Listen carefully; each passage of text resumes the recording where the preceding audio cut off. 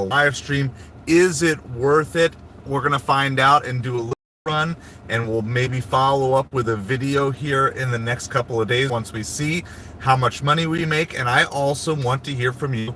How frustrating or annoying is it? How often are you receiving ads? Because there's a lot that I'm just trying to learn about running AdSense. So please come on in, hit that like and that subscribe, especially if you're watching on replay. That way, the next time we go live, we will have that notification ready for you. We're going to just give us a little bit of a test run today. So let me know if you're seeing ads as you come in the room, if you're seeing ads after you come in. So we're just trying this out. Hey, Kaylee, how's it going? So we're out here to see what sort of lunch orders maybe there are out here. I have no idea, but we're just trying out. This is a monetized vertical live stream. So I want to just find out what is good, bad, ugly about this. How many ads are you guys getting hit with? There's so many different settings, and we'll probably try other test runs as well to see which format works the best, because obviously as a creator who is monetized, I do want to figure out the best ways to make money without being intrusive or overly crazy. So that's what I want to know. So no ads yet from Kaylee. So we can talk about anything and everything here. This is not like only talking YouTube, but I do want to do some live research here while we're doing this, while at the same time we are doing some food and gig delivery work. I've been out for like a little bit driving around, and I have not seen any orders that I've been excited to take. And so it seems like the hangover from supper last night has carried over into today. But we're going to just move around, because right now my goal is to just see where there are orders, because they really haven't been anywhere yet.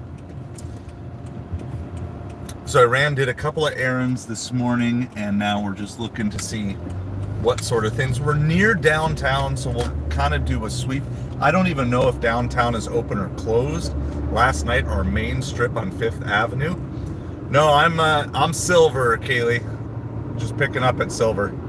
So, but I have DoorDash stuff scheduled for today. I've got half-hour breaks set in between. So I saw one Silver, but it was like $8 for 3 miles, and that was about a minute before I went live, and I really wasn't even close. It was from Chipotle, which is usually slow. So hello everybody, we are testing out AdSense on vertical live stream today.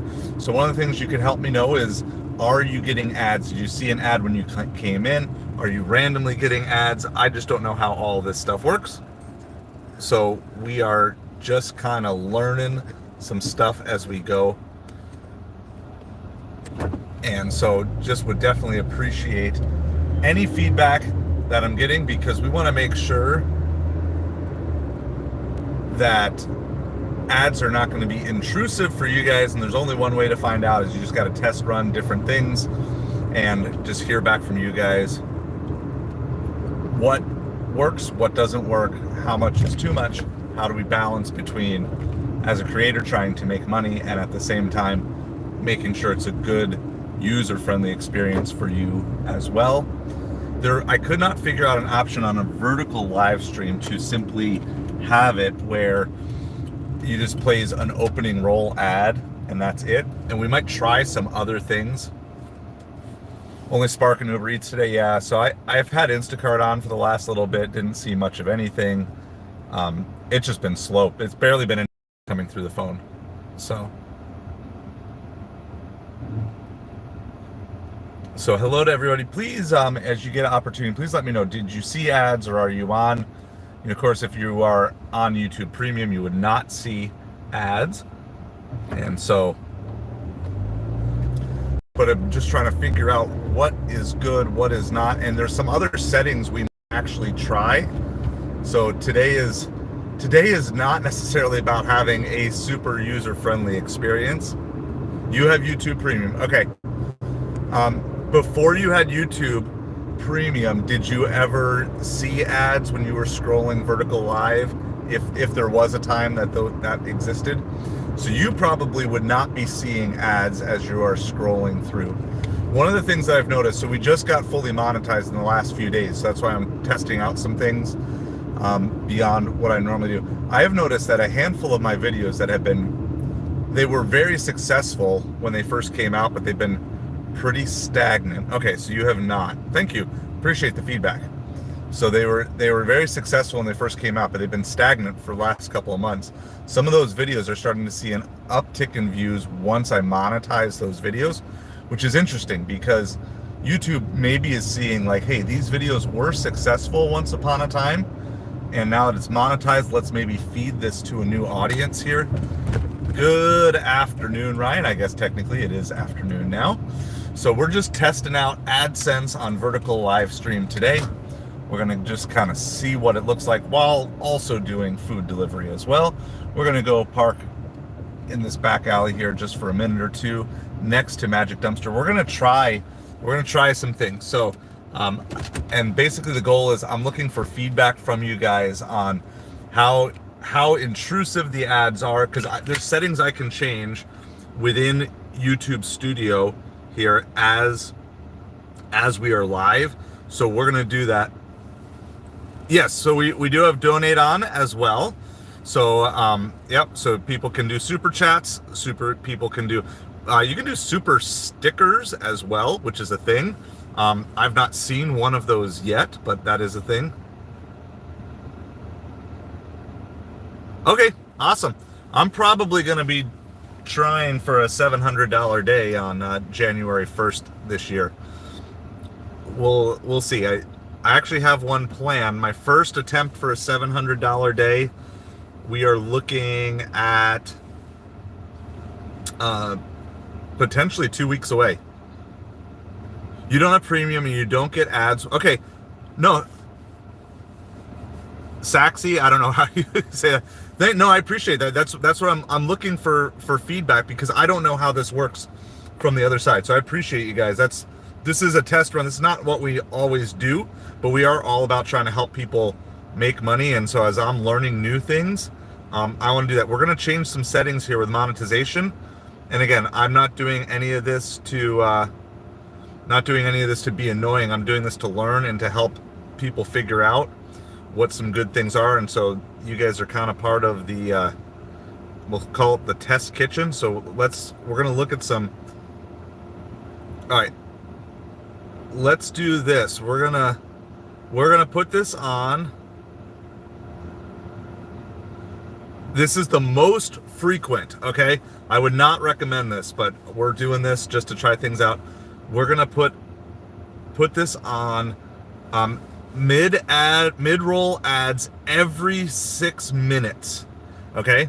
Every 6 minutes. So I would not recommend this, but we're switching this mid-live stream. So this is, what's interesting about this is YouTube does not make you lock in to a particular way of doing things.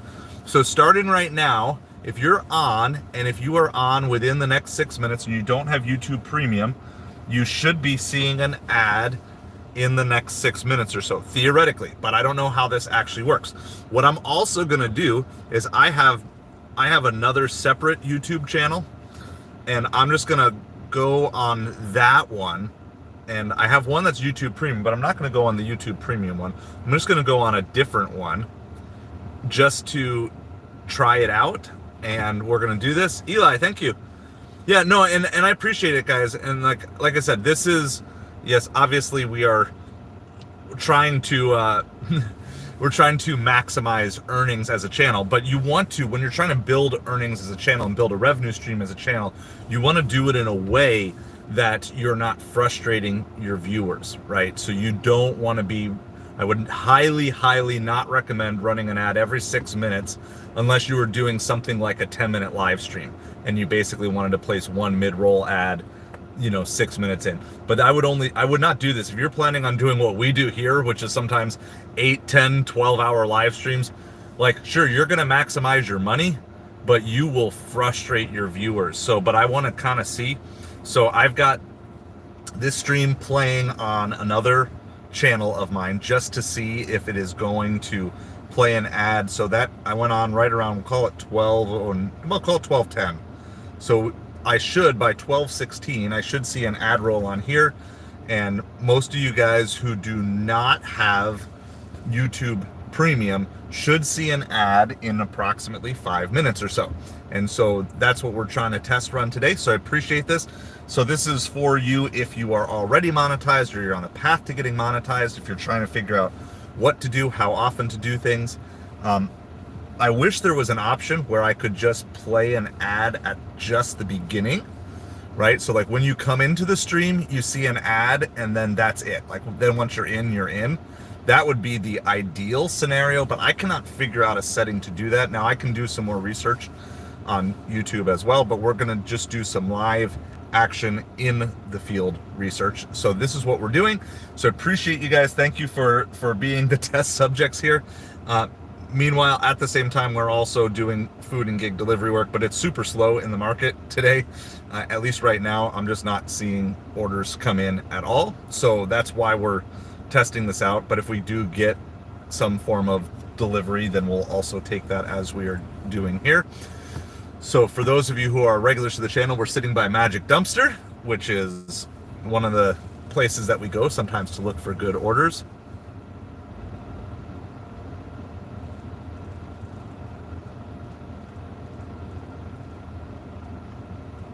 Yeah, no, I know that, Kaylee. So the good thing is that my watch hours, you know, if you're doing regular live streams, like even like yesterday's live stream was like 25 watch hours, and there was no way January 1st, 2nd, 3rd last year I was putting up 25 plus watch hours, but that is really good.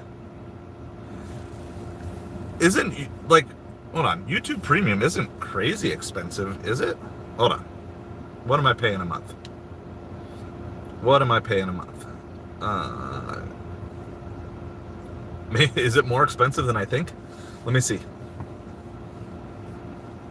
Let's go here. Let's go subscriptions. Because I have it through the App Store. Let me see what I'm paying a month. Oh, for the family. Gotcha. So I don't... Gotcha. Okay, so it's 18 for a single account. It's $18.99. For family, it's $29.99. At least that's what it's showing here.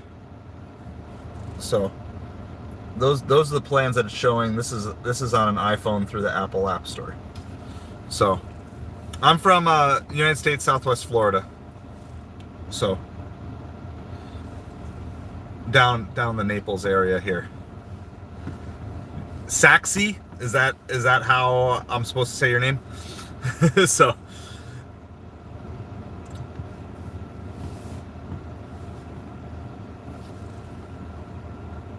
all right, that's kind of what I figured. But I like to try to get people's names right to the best of my ability. So we're coming up here on about 4 minutes since we turned it on. Ah, gotcha.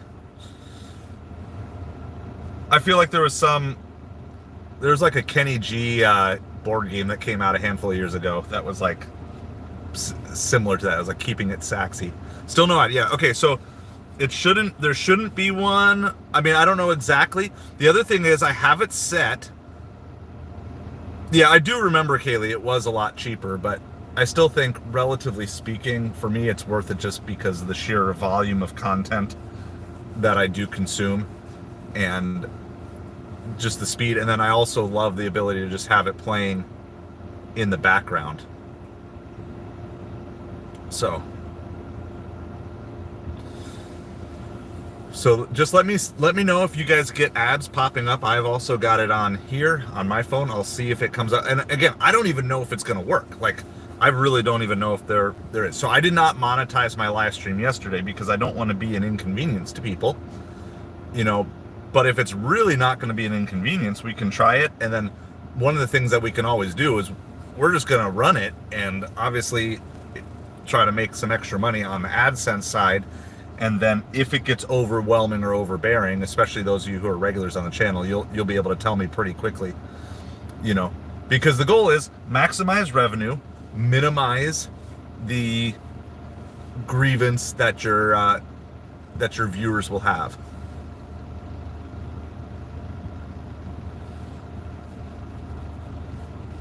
Okay, so So I can have it in the background, but I can't have it minimized.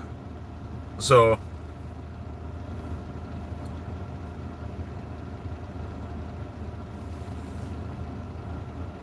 but again, I'm not sure how this works. I'm not sure how the every 6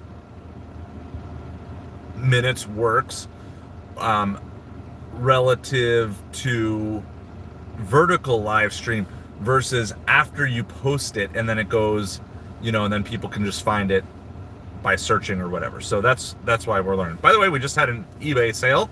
Sold a little Thomas the Tank Engine train for $13. So another nice little sale here. I'm actually going to be shutting down the eBay store here in the next couple of days while we're moving, so I don't have to worry about shipping while we move. We still don't know exactly if we could get into the place that we're trying to get into. So it's coming right up against the wire, but it's kind of crazy. So yeah, it's interesting. So we should be there. The other thing I wanted, so there's other things we can try here for sure. I saw this and I wanted to pin to live stream. Pin to live stream. Let's see. Oh, okay. So we can pin. Okay, so we do have. We're sitting at Magic Dumpster right now. I would love to know why certain logoed items. All right. Well, let's do this. We're gonna pin a product to the live stream. I just want to see how this looks from my end.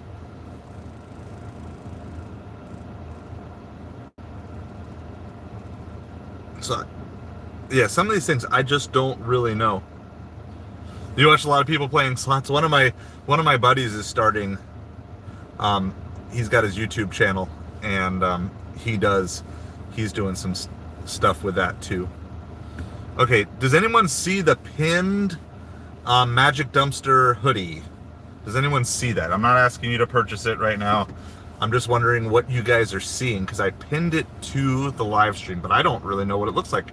And nothing is showing up from my end here. Sly, how's it going? Appreciate you being here. We are, and if I, yeah, so.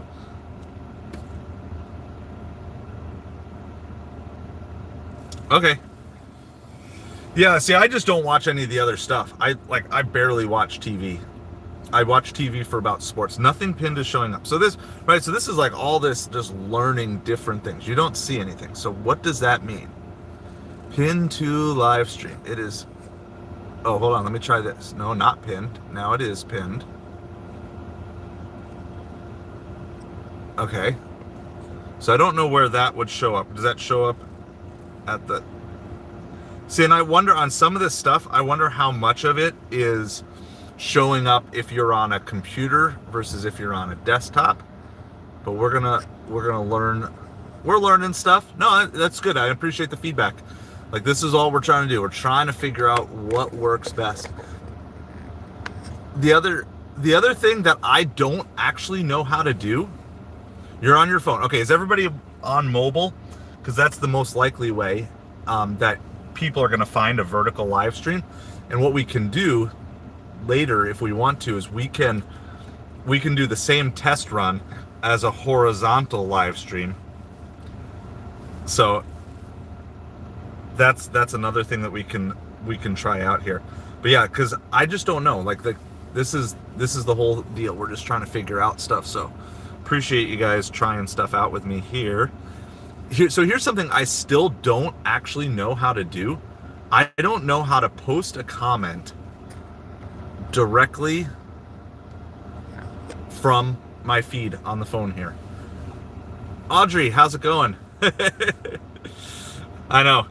See, like, I still do from home sometimes. Sometimes from home I will have it. Wow, that's really choppy showing from my end here. So when I'm at home, sometimes I'll still throw it on the laptop. But the viewing experience still might be different, even if you're on a phone, if it's a horizontal live stream versus a vertical. So this is the vertical test run here, and then we'll kind of see other things. No ads, still no ads for anybody. Okay, well, so then I guess at this point, I don't feel too bad about turning them on. I do wonder if they're going to show up in the replay side of things. That's I guess what remains to be seen. Let's see, what are some of my Oh, I don't want to save a highlight. That's not what we're trying to do. Retouch on, retouch off. That's muting. That's the camera. If I go here, that's just sharing. Don't have the Dolphins jersey on right now, Josh. I honestly was running out the door. I thought I might actually make it back home before the game, and that just didn't happen. American Walmarts, how's it going? Made 7. Hey, I haven't made a penny yet today on any of this. So we're trying to figure out how. Let's see, do we got something else? That's $18 for 19 miles on Uber Eats, so we're gonna pass on that.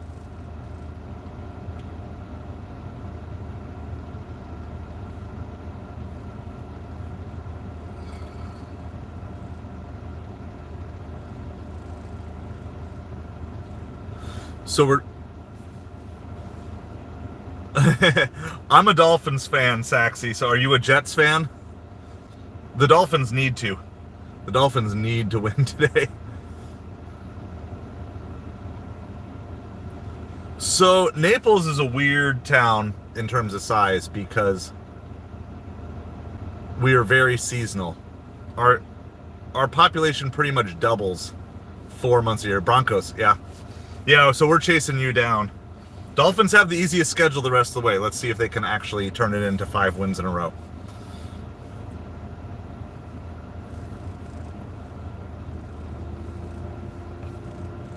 So we're just going to kind of leave this running for now. Let me know if any of you. I have the ads on the most aggressive setting, I believe. Let me refresh to make sure I have my settings right. So this stream, well, the Cowboys play tomorrow. Have you guys seen that tomorrow? They're doing the Cowboys game. They're doing like a Simpsons overlay on the Cowboys game tomorrow. So I think that's kind of funny.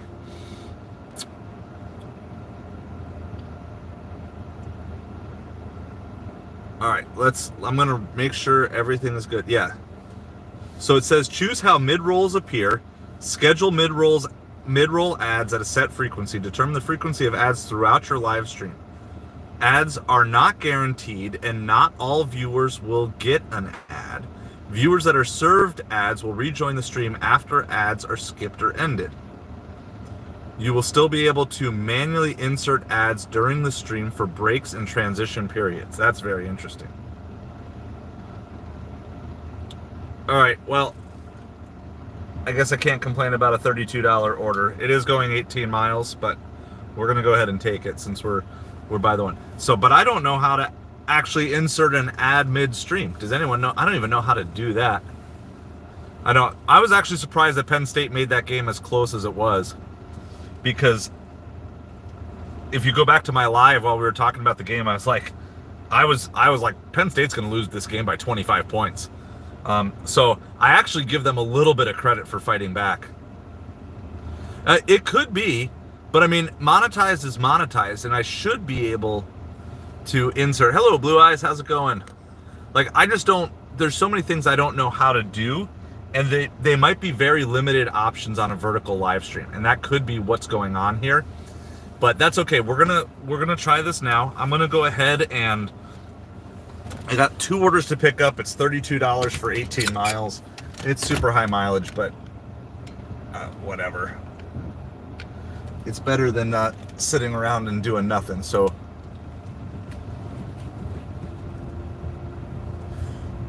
Well, yeah, I also, Saxy, I like to just try stuff out too. Sometimes I like trying things out before I watch videos and stuff because I want to know. The problem with running, like watching all the videos ahead of time is, yeah, but the problem is then I want to know what it's like as someone who's experiencing this for the first time. Because if you experience something for the first time, then it's like, okay, now if I'm going to make a video on it, I can say, look, this was really frustrating to me, or this was something that I didn't know how to do. And so these are all, I like to have that kind of new user experience. I do that with a lot of things. So like when is this guy crossing the street? No, not crossing the street. like a lot of these apps, you know, these gig delivery apps, I like to just try them out as well, like first, before I watch how someone else says to use them, because I want to know how user friendly they actually are in the first place. All right, so with that in mind, we will talk some football and stuff today too, but I want to do this. We're going to throw the BRB sign up. Hopefully everything is ready here. I don't even know. I have 2 pickups from 2 different restaurants, and I don't even know where the second restaurant is. This one is a big order, so let's go. I don't even know if there'll be a hidden tip on this one or anything like that.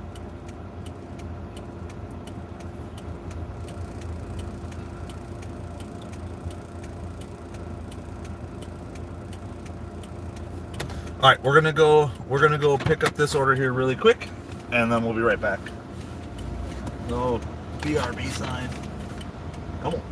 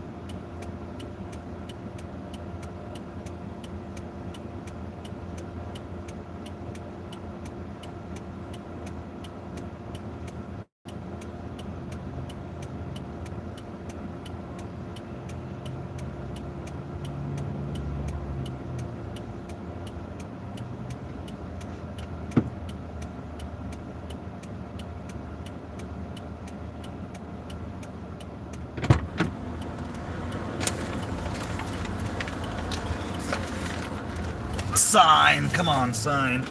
I gotta get this in here because I'm like blocking traffic with my door.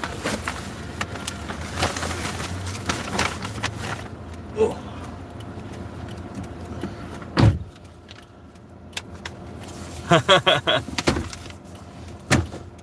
I am parked on a street where my car is worth probably $20,000 to $30,000 less than everybody else's car.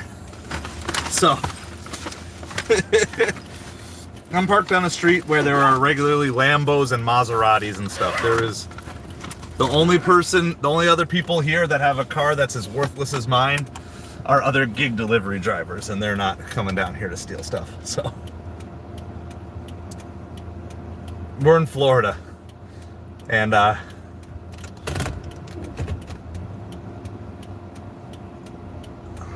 right, next. Okay, come on. No, I don't need that.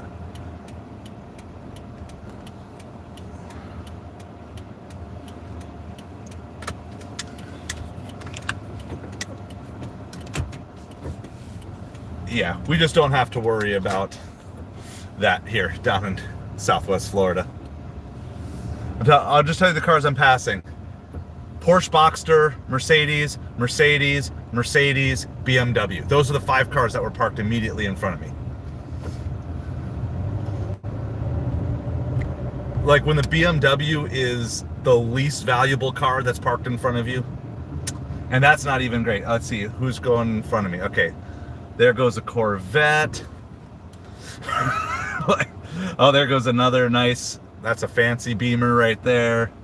Yeah, like you just don't have to worry about your car being stolen down here when you're running an 04 Pontiac Vibe.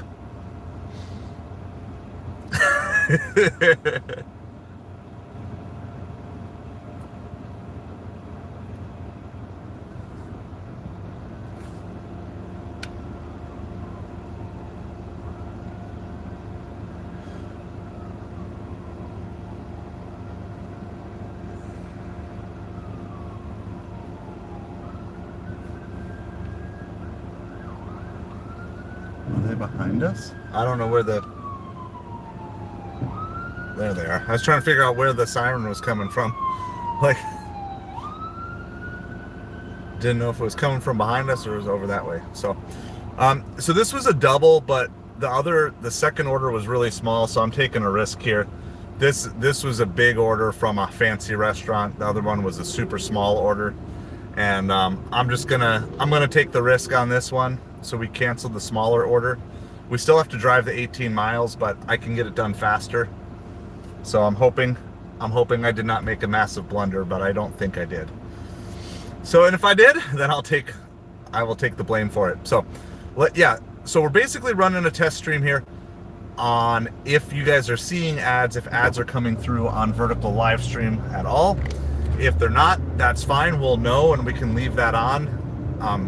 They're set to be popping up like every 6 minutes, but not guaranteed to pop up either. So some of it is just going to have to do with things that are, you know, maybe. But if you do receive an ad at any point in time, please let me know. If not, I'm just inclined to go on the most aggressive setting, and just see what happens, and we'll get some information as we go. So, but we'll do that, and yeah. So I'm gonna go. We still have to do the full 18 miles, sadly, but at least we can go directly there. Should help us get this order done quicker, and hopefully there's still at least $25 on this.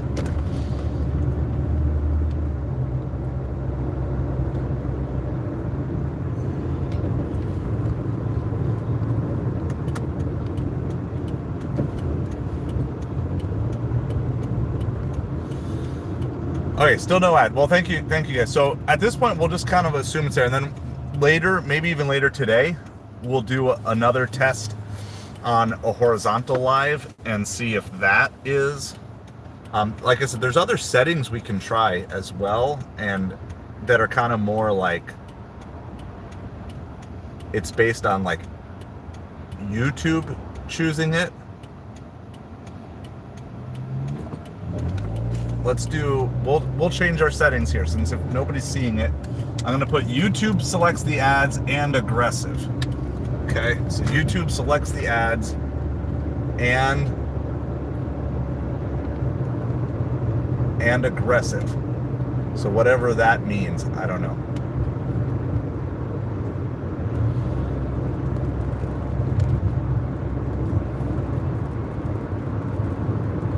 So Walmart's, I don't have an airport around me that I've ever been around. So maybe somebody else. No, Jaeger, I have not heard about that. So you have to fill me in. You will have to fill me in. But I don't know, anybody who lives around an airport, do you guys find that that's a good place? I would assume not. But I would assume rideshare would be good around an airport. People need to be picked up and taken to various places. But I would assume, I don't know, maybe to hotels. Maybe there'd be like lots of hotel runs to people.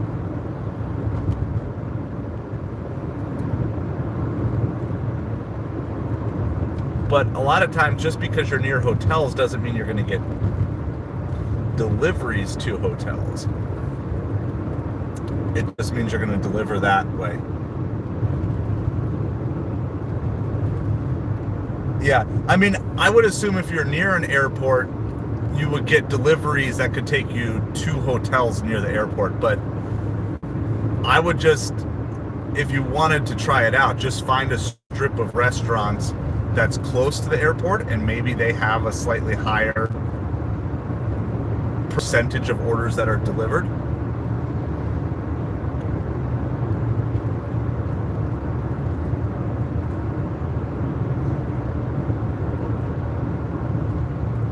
That would be my best guess, but I've never really done anything specifically.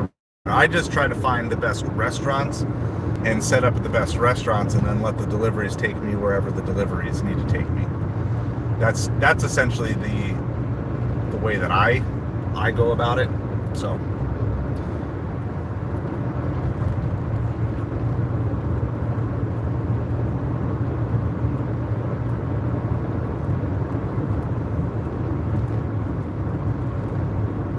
Gotcha. So for me, I can talk about malls. I know that. So what I like about my mall is if you're looking for orders, there's usually orders coming out of the mall.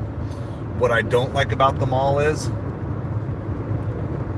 it can be difficult to park, and it's not always the highest paying orders that come out of my mall.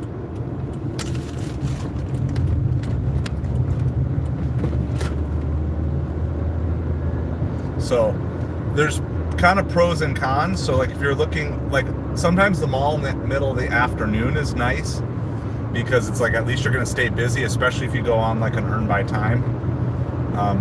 Sometimes the mall is the best place to go to just find orders.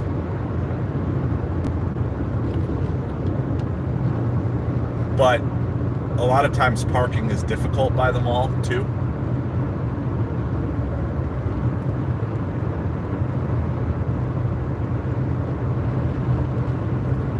Yeah, well, I mean that's certainly an option too. You got to kind of learn your mall security and to what level they care about stuff. So, yeah, that's one option. And the problem with my mall is like they have cops patrolling the mall a lot, and I'm always nervous about getting stuck with a ticket or something like that. So, it's not horrible. It's just in general, they're just bad orders that come out of my mall. So, because it's Popeyes, Chick-fil-A, a couple of Asian food places, like a Chinese, Japanese food. There's a couple other ones. They're just usually not high quality orders. So, that's why I generally avoid the mall.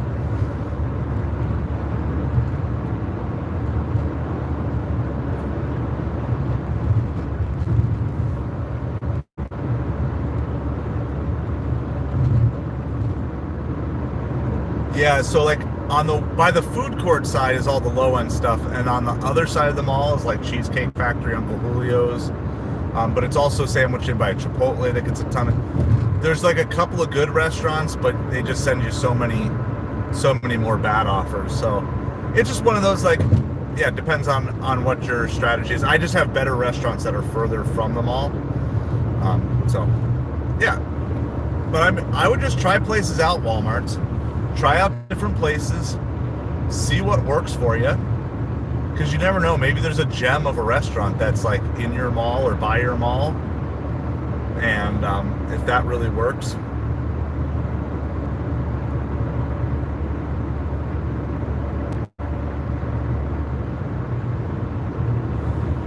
And then colleges. So again, I've never delivered near colleges, so you'd have to do. I would imagine it would be helpful for later night stuff, but I don't know if anybody's got experience delivering for colleges and delivering to college campuses.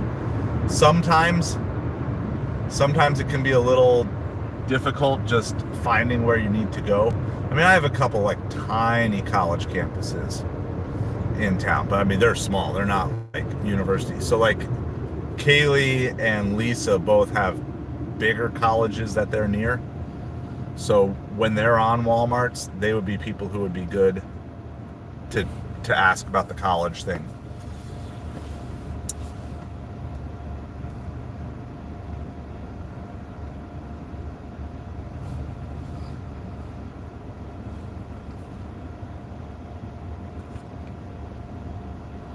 So we're on our way.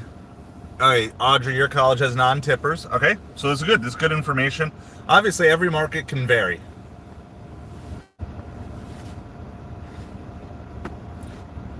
So there you go. You're getting some. Now again, if you're just looking for like late night orders or something, I would imagine that would be good, but maybe not the best tipping. Remember, the people who are most against tipping culture are younger people, right? It's not everybody. It's not a set rule in stone, but the younger the person, and the person most likely on a narrow budget is going to be the person less likely to be the most generous, right? People who are most likely to be generous are people who are financially stable, not necessarily rich, right? But they're just people who are grateful, financially stable, which tends to be older adults. And so older adults tend to be more financially stable. They tend to be appreciative of things much more so than younger people do. Doesn't mean younger people can't tip. Doesn't mean every older person will tip. Okay, but just as a general principle. Yeah, so there you kind of see both sides of the same coin. You know, in Josh's market, the college kids are wealthy and tip. In Audrey's market, they don't tip, but both of them still avoid it just because of the hassles of delivering to a college campus. So that just kind of in a couple of different perspectives. But what I recommend Walmart's is just try something out. Like, just be like, okay, today I'm going to set up at the mall. Like, just say, I'm just going to keep going back to the mall. After every delivery, I'm going to head back to the mall unless I get another order that takes me somewhere else. But even after that, I'm just going to do that. So I don't know if I have the exact numbers, but we double, Kaylee. We basically double in size in the winter. So and then there's like the city limits of Naples, and then there's like the mailing address of Naples. The city limits are actually really small. You know, I would probably say under 100,000 within the city limits, but I think the full metro is like 300,000, but I don't know what percentage of that is people who are only here part-time versus full-time, because it probably just depends on if they're down here for more than 6 months a year or less than 6 months a year. And then there's tons of people who just don't own a home down here, but they just rent a home for 4, 5, 6 months of the year.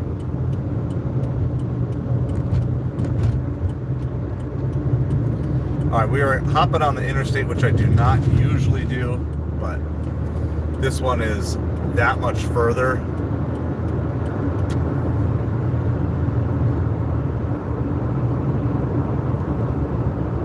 This is just so much further away. We're actually gonna save about 5 or 10 minutes by doing the interstate versus the back roads. And I don't have drinks.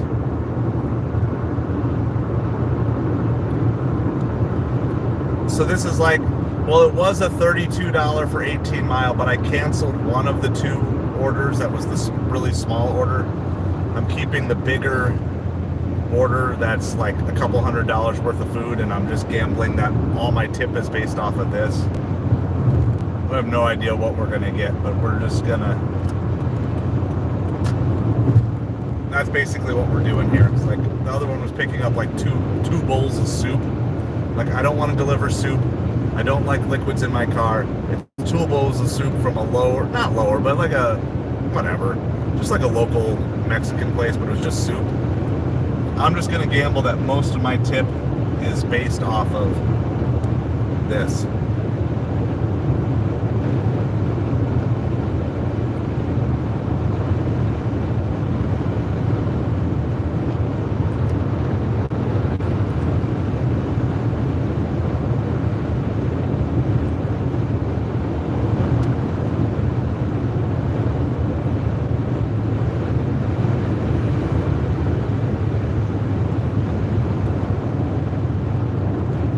People are flying on the interstate today. That's crazy. It's fast out here. I'm like 5 over in the right lane and everybody's passing me.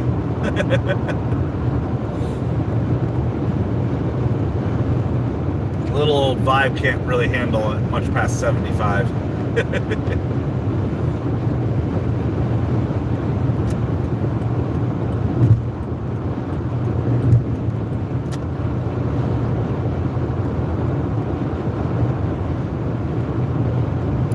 Alright, so we're mainly doing a test stream here to see if ads are coming through or at what frequency. I'll also probably rewatch the stream later to see if the ads are just coming through fast on the replay but not on the live. I really don't know what to expect, and we're just trying to learn what works best. So if you guys are getting ads at any point in time, please let me know. That is the primary purpose of the stream. I don't even know if they're gonna play ads. No ads for anybody yet, for what we've seen. So that's interesting. And I wonder if it's an option, but it's really only an option on the horizontal because it might just treat it. Everyone's gonna slow down. There's police ahead. Everybody's gonna slow down in a second here.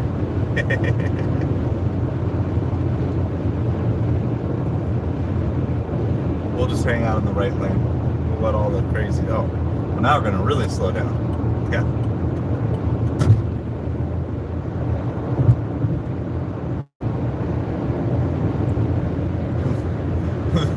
The cop being there literally just parked there, just slowed speeds from 80 to 60 in a 70. Like, y'all don't have to slow down like 10 miles an hour below the speed limit just because there's cops sitting there.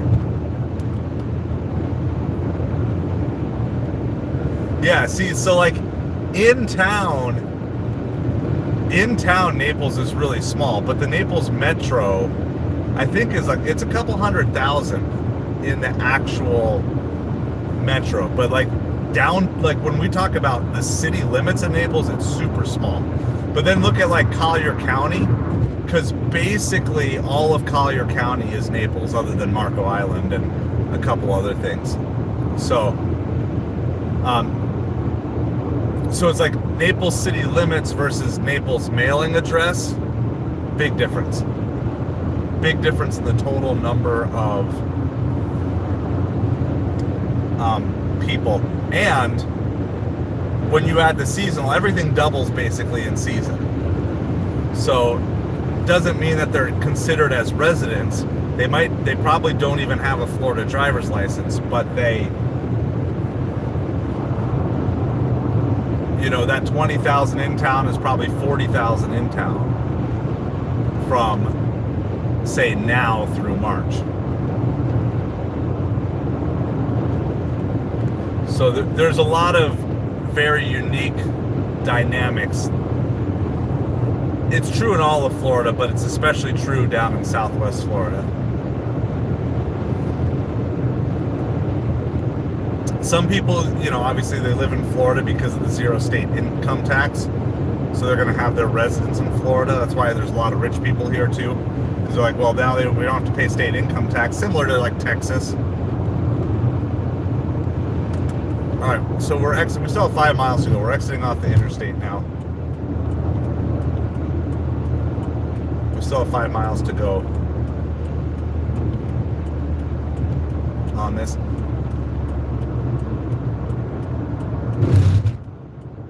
So what we might do, here's what I'm gonna, after this delivery, so we have 5 real Walmarts and then 1 Walmart market.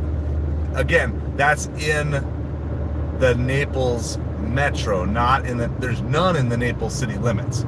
So the Naples city limits is really small. It's like 5th Avenue is like the center of Naples city limits. And by the time you get to like Cheesecake Factory, that's like the end of Naples city limits. So in actual Naples city limits, I don't know if we actually have a single Walmart, but what I would consider Walmarts in Naples, there's 5. So there's just, again, Collier County, that's the county we're in. There's 5 Walmarts plus 1 Walmart neighborhood market. There's 2 Targets, you know, and then there's one of most of all the other major chain stores. So like, I don't know what else you can think of. Best Buy, Kohl's, Hobby Lobby, you know, there's like one of each of the big ones. 1 Costco in the Naples city limits. 1 Sam's, not in the city limits, in the Collier County. So it's really hard to explain other than looking on a map to see. So what I call downtown Naples, like downtown, that's basically what I mean is Naples city limits. That's where most of the rich, super high-end restaurants are and stuff like that. So, though there are some more further north on 41 as well.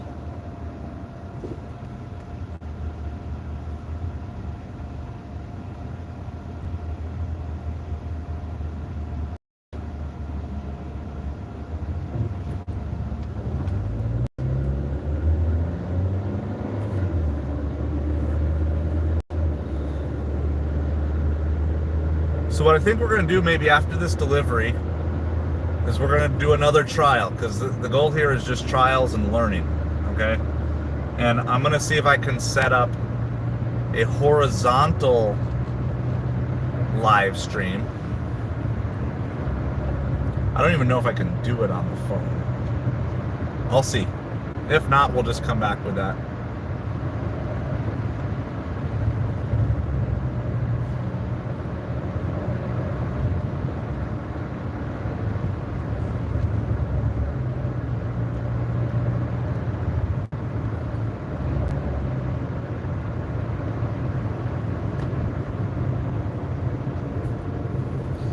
All right, so we are about 3 miles away from the drop-off. I think there's going to be like it's either going to be a gated or a guarded community here.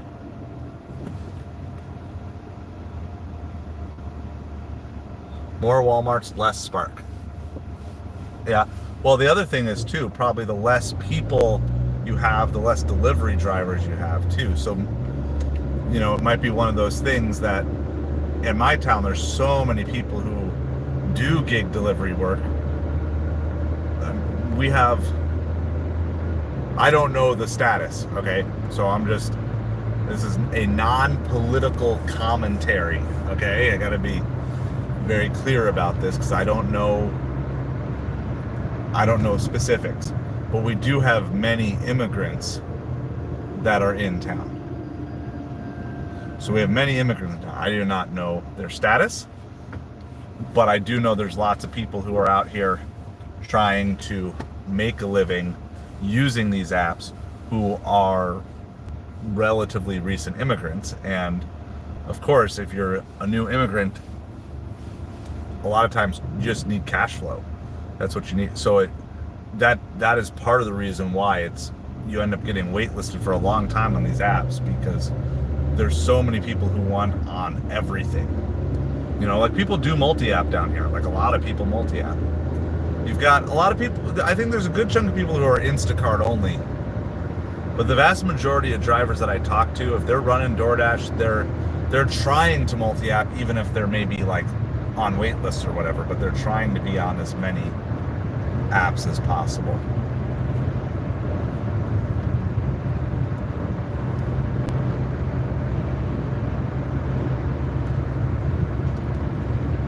Yeah, so what I would suggest Walmart's is I wouldn't sit anywhere more than about 15 minutes. I don't really like to sit anywhere more than 5 minutes, but I have enough places to drive to. But if you have like a limited number of options, I wouldn't sit more than about 15 minutes. Even just driving around a parking lot is not the worst option. Having the possibility to at least move the car around, it does seem like if you sit much longer than 15 minutes, the apps tend to not send you anything. They tend to think that you're stuck. Are you DoorDash only still, Walmart's? Instacart has just become absolutely lousy. I mean, in the last year, I was so excited, you know, because I'm a diamond shopper on Instacart. I worked really hard to be diamond for fourth quarter. It's just nothing, like, because everything gets grabbed and everybody, you can just slowly see how people are just tipping less and less and less because they realize that I'm going to get my food delivered. And honestly, I'm probably going to get it delivered with only decent customer service. So if I'm only going to get decent customer service, I'm only going to tip for decent customer service. So if I can find a good person, I probably won't be diamond come January, Kaylee. I mean, it's just, I need 110 deliveries by the end of December. Like, I think I took like 5 Instacarts the week of Thanksgiving. It was just bad. So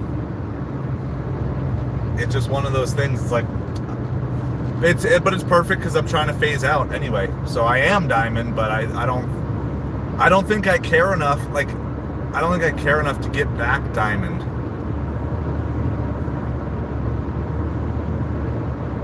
it's just like, well, it's honestly, it's kind of like DoorDash Platinum. Like, to get Diamond, I'd have to take so many low-paying offers. Like, I used to get lots of the $10 to $12 offers for 1 to 3 items. I don't even see those anymore.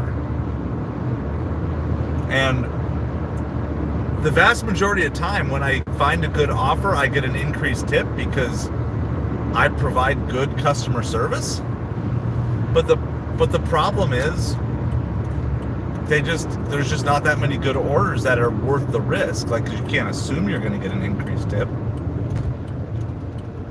So like I saw this morning at the Costco drop, there was a $60 for 40 miles.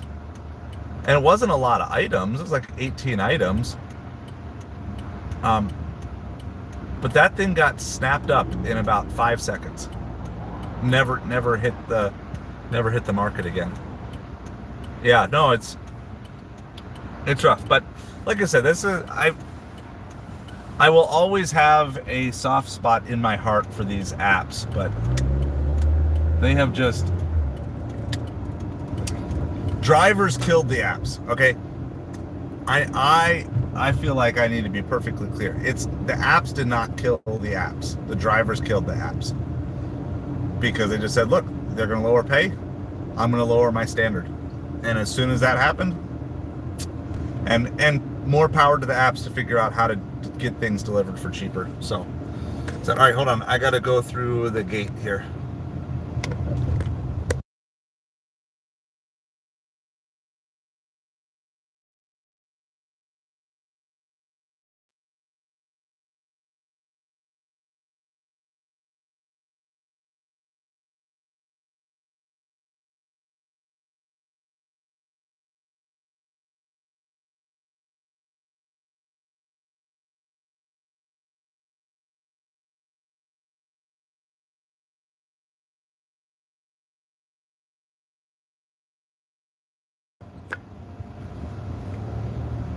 The lady at the gate looked at me like I had 3 heads when I opened up the door. Like,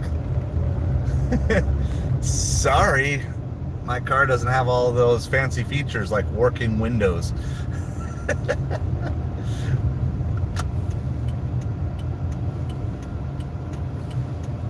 Well, yeah, no, I mean, but that's the thing is, even if you camp at the store and you refresh all the time, Instacart doesn't send the same batches to everybody. So it's not even a fair fight. Instacart picks who they like the best among all the things, and you could probably spend all your. It's just, and so there's other issues too, which is the best grocery stores in my town are not near the best restaurants in my town. So it's like, are you going to sit at a grocery store and you're going to try to do the Instacart thing, or are you going to sit at the best restaurants and try to do the DoorDash thing? But you probably aren't going to be top priority for both at the same time. So there's just a lot of issues with how they have these orders get assigned. So hang tight really quick. I'm going to go get these 2 orders dropped off. We got our 18 miles.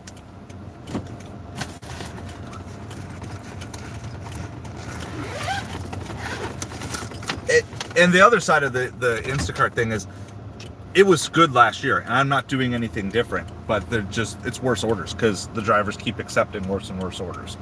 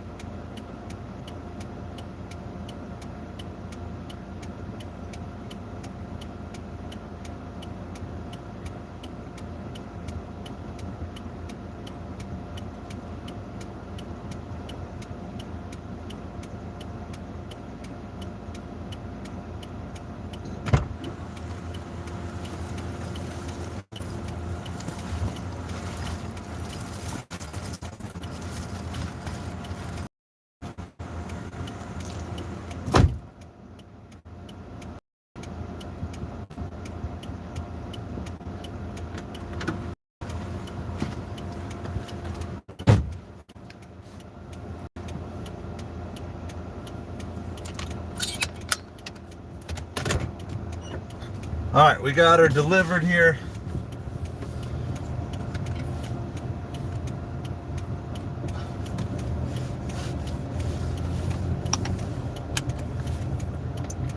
Everything is dropped off. We're gonna have to wait. I have no idea what we're gonna end up getting for that delivery, because we did cancel a smaller order that was paired with it because Uber Eats wanted the person who tipped really high to have to wait longer to get their order, because I was gonna have to pick up and drop off that smaller order before I could drop off the larger order. Not a big fan of that. Well, so catering orders are usually during the week, Kaylee, and I'm still working my way up the ladder. I had 3 Zifty orders this week.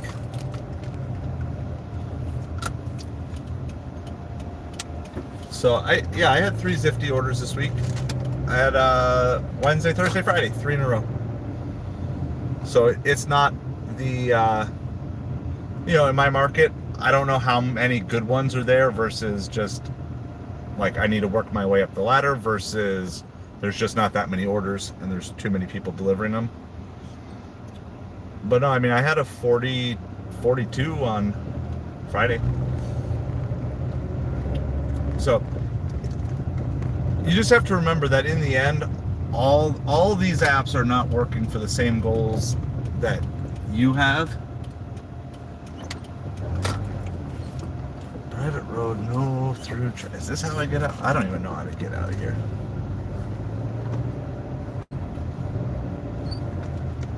Is that right? No, this is not right. I don't even know how to get out of here.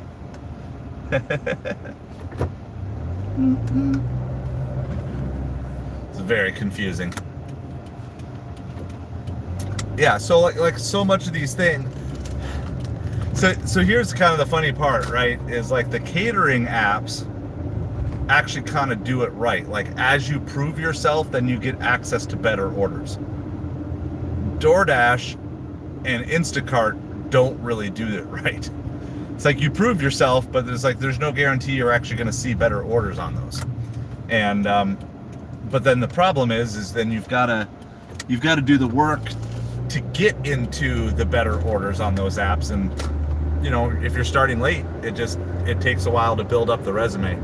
So, Supreme, how's it going?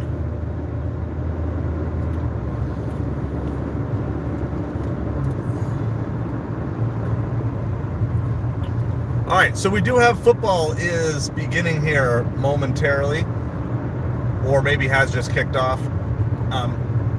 This is not a specific football stream today. $17 for 24 miles on Grubhub.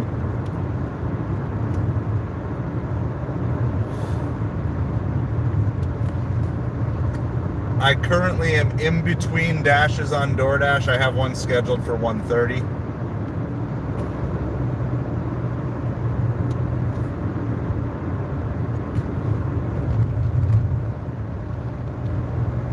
Right.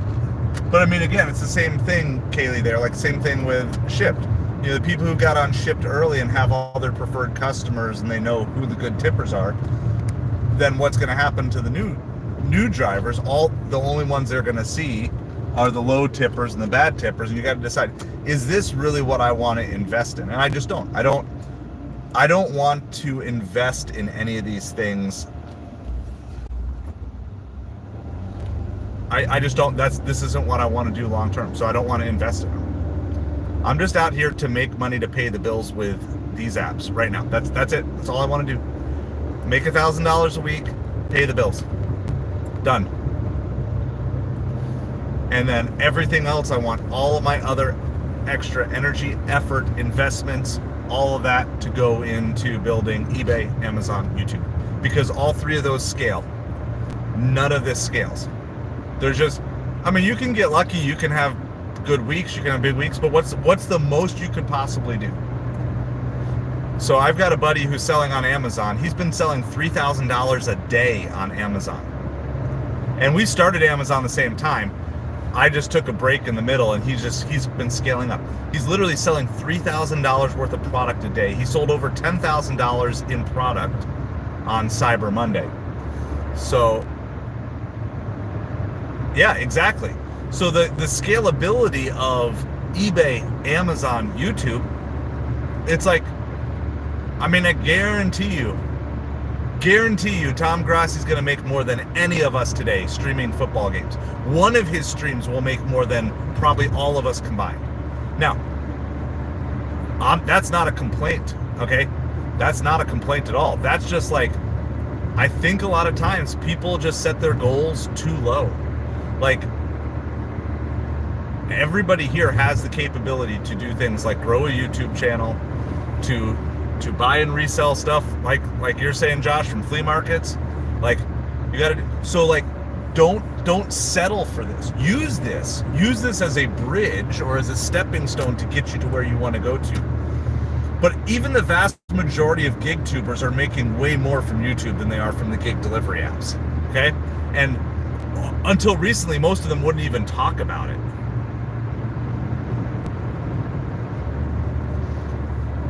Right? But that's exactly what's going on. That's why they make controversial posts and stuff like that, because that's where their money is coming from. Their money is coming from clicks and from Adsense and advertising and all those things. But I mean, I haven't seen financials to know, but I mean, if you just do some of the basic click-through stuff and what the payouts are, and then you combine that with like super chats and other things like that, it's like, there's no limit. There's no limit to what you can scale to. I mean, and again, we talk about Grassi a lot here because he's helped the channel, but just look at the basic numbers. You know, he's going to have thousands of people on his live streams, a good chunk of them super chatting, plus all of the AdSense revenue, plus whatever merch he's selling. Like, that's a way better scalable model long-term than any of these gig delivery apps. Because you're defining in your own brand and what you want to make of it. And you know, I never would have gone to these gig delivery apps if I hadn't gotten into the financial predicament that I was in. But I needed to be able to make some money without spending money. Well, Kaylee, that's true, but not if you, I think if you're upfront with your audience right from the beginning, you don't even have to do it about gig delivery. That's the whole thing, is you can build it on the side. You can do, so for example, okay, so first of all, like with you guys, I've always been honest. Like, yeah, this is the goal. Like, I'm doing this now, but this isn't what I want to be doing. So I'm like, first of all, I'm honest with you guys up front. Okay. Secondly, to go along with that, you can just start your channel about whatever, okay? You know, Kaylee makes money, right? Kaylee makes money doesn't mean that you're positioning yourself in the gig tuber thing. And this is the problem that some of the gig tubers had, is that they pigeonholed themselves right from the start as gig tubers. And so then that's who they are. So now you're kind of stuck doing something that you're probably not actively doing. And that becomes one of the problems is, and some of the frustrations that I had was like, well, look, they'll be like, our channel goal is $25 an hour. I'm going to go see if I can make $25 in a 2-hour shift. Like, okay, but that doesn't really help anyone who's trying to do this full time. Like, pretty much anyone, if you go out enough, you're going to be able to pull off a $50 and 2-hour shift sometime, somewhere. And you just record until you actually get that shift so you can say, look, I can do it. But the authenticity of saying, like, I'm going to show you what this is like, good, bad, and ugly. These are the goals, but we don't always hit the goals, you know, and you guys get to see it. Like, you've seen shifts where I make 30 an hour, and you've seen shifts where I make 18 an hour. And, you know, in general, hopefully we're doing it, but the issue with all of this is mere scalability. And so, like, if you did Kaylee delivers Spark, right? Now you've pigeonholed yourself. So you're going to bring all these people on, and that's what you have to be known for the rest of your life. Now, if you want to do that and you want to become the master expert in Spark and teach everybody in the world about how to deliver on Spark, that's great. But instead, with your positioning, and like Josh is saying here too, like, Kaylee makes money. Okay, well, now everything here is good. And that's when I decided and settled on the Aside of Hustle name. Like, I want the channel to be as much about the hustle like working hard, you know, being aggressive, learning new things, and continuing to push yourself to be better in every area of your life. And so that's where I think how you position yourself as a YouTube channel, you know, and just make sure you, and here's the thing, you can build an audience too, and then what you can do, if you really wanted to, you can always, once you have like one channel monetized and going and have it sustainable, you can then start your side project if you want to do it. But I think you can do both as long as you're just open with your audience right from the front. And you're just, okay, look, here's the deal. This is what I'm doing right now. This is not what I want to do in the long run, or I want to transition out like I've done with you guys. And it's like, but then I still care about you guys. And I know as we move away from some of this stuff, move into other things, some people won't want to see all of that or whatever. And that's okay. But as long as you're constantly building into your crowd and being real, then it's good. Ty Guy, yes, how's it going? Happy Sunday to you. All right, American Walmart, 4 miles from the nearest mall. Corey, how's it going? It is going well. Yeah, of course I remember you, Ty Guy. So we're out here. We just got DoorDash back for our scheduled dash. So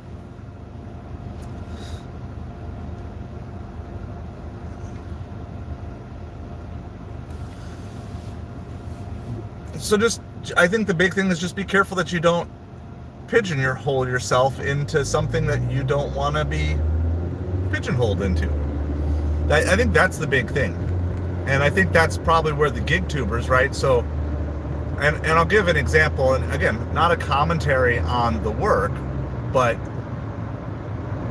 if you put DoorDash in your YouTuber name or Dasher in your YouTube name, it's certainly, yes, it gives you a niche, but at the same time, sometimes your niche can be too small.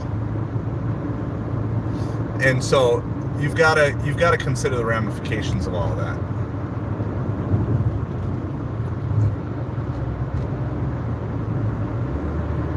Well, I'm not down on gig work as a stepping stone, but the whole issue is scalability.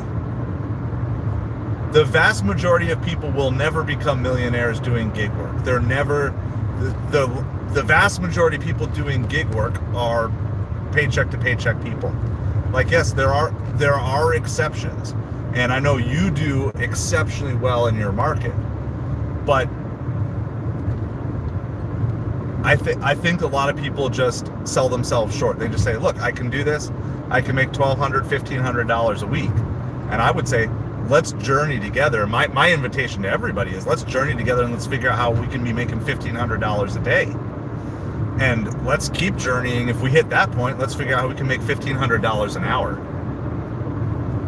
You did your church plate? What role did you have, Ty Guy? So I'm not down on gig delivery work as a stepping stone. I'm down on gig delivery work as a goal. Like, I wouldn't be here. I mean, I'm out doing gig delivery work right now to pay the bills.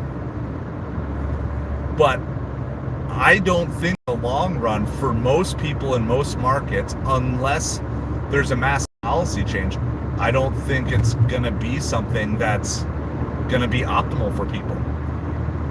I think in a lot of markets, the Uber, the Lyft is going to be phased out over the next 5 to 10 years. I think it's coming. And I think as soon as they can replace us as drivers, they will do it. I mean, just if you... So that's just kind of my take on it. I don't know. And I'm always open to disagreement. And I think there's always going to be some people who will excel and be at the absolute top of the top earners and the best earners.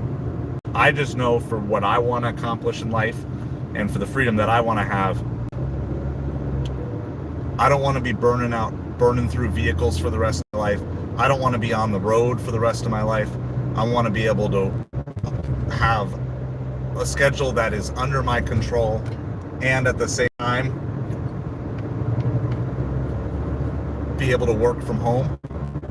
Like, I value that. I value being able to work from home. I value being able to take my family on a vacation and also do some work while we're doing it, but not being intrusive work. Just being like, hey, we're going to take a vacation, we're going to do work so we can write off the miles, but we're also going to be able to enjoy other things. So, right, exactly. I mean, I just feel like there's always going to be certain markets where it's going to work. There's always going to be new gig delivery apps, but I just don't, and again, I come to you from me, the sense of, I don't want to be constantly jumping, and I don't want to be delivering on 15 apps for the rest of my life. I want to build something for my future, my family's future.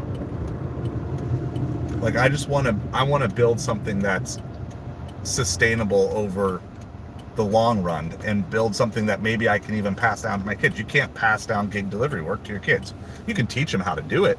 And I would encourage anybody, like, I would still say, if you need an extra $50 a day, get on these apps and get out here and deliver. Even, like, you don't have to become an expert at it, but I just think a lot of people are selling themselves short of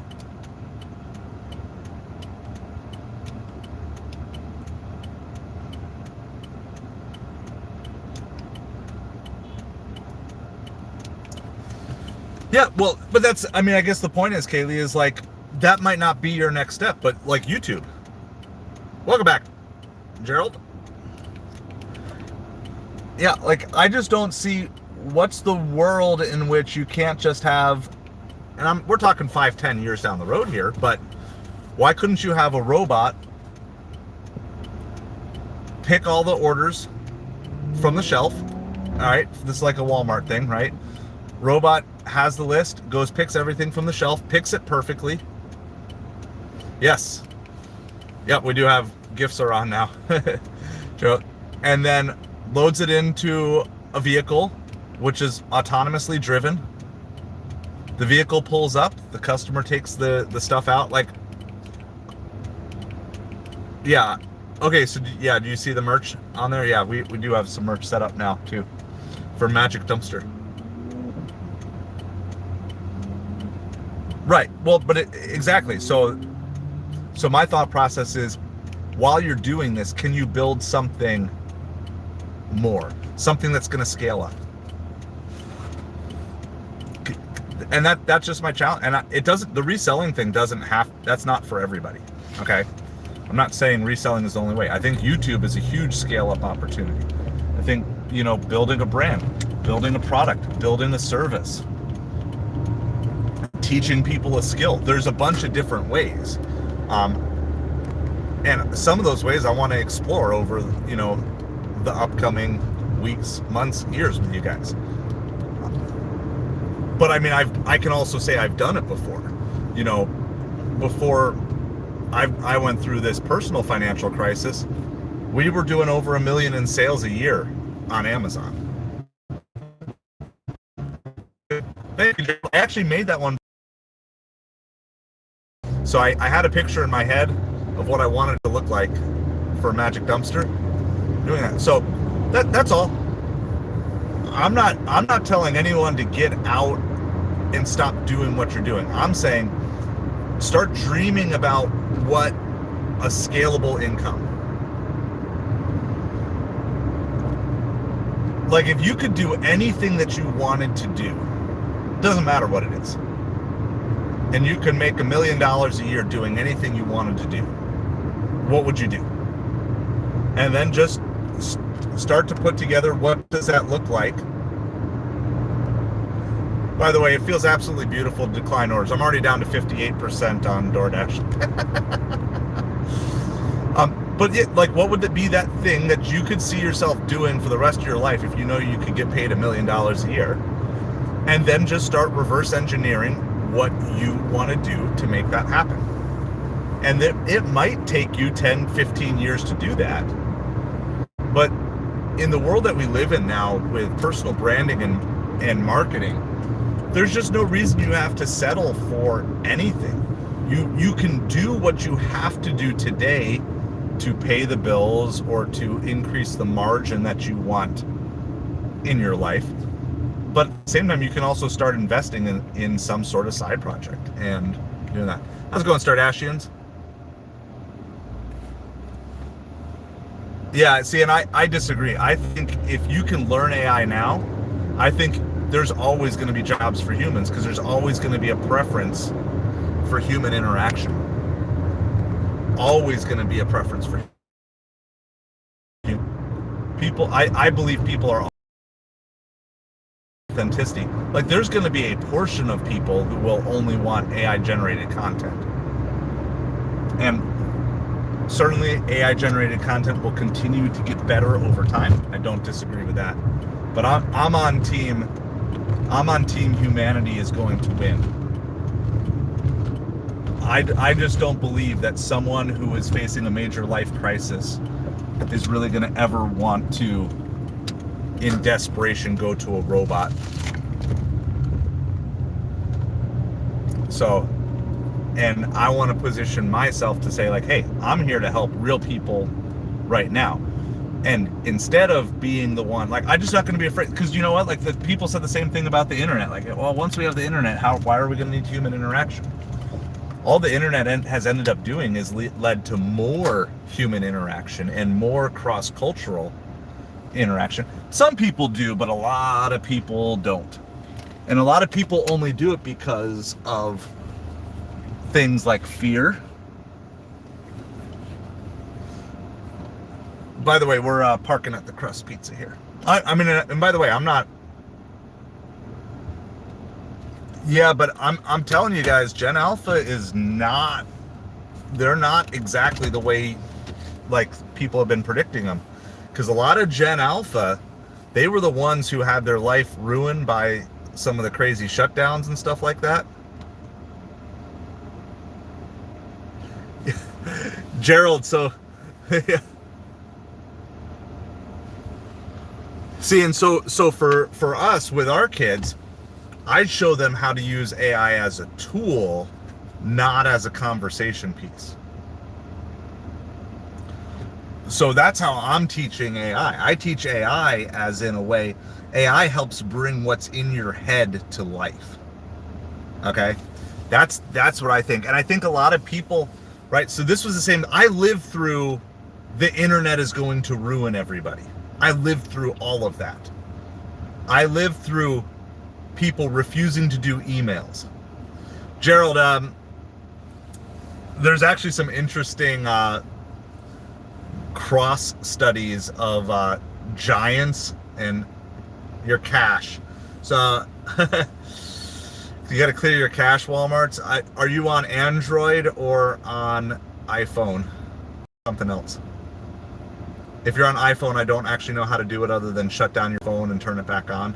But there's some interesting studies. So if you want to know, the channel is called Understanding Conspiracy. So sorry, the iPhone was for American Walmarts, Gerald. So Understanding Conspiracy, he's done a whole thing. The giants or the Nephilim look like clowns, and he's exploring why people have fear of clowns and everything. So if you actually want to understand maybe where your fears could be coming from, look it up.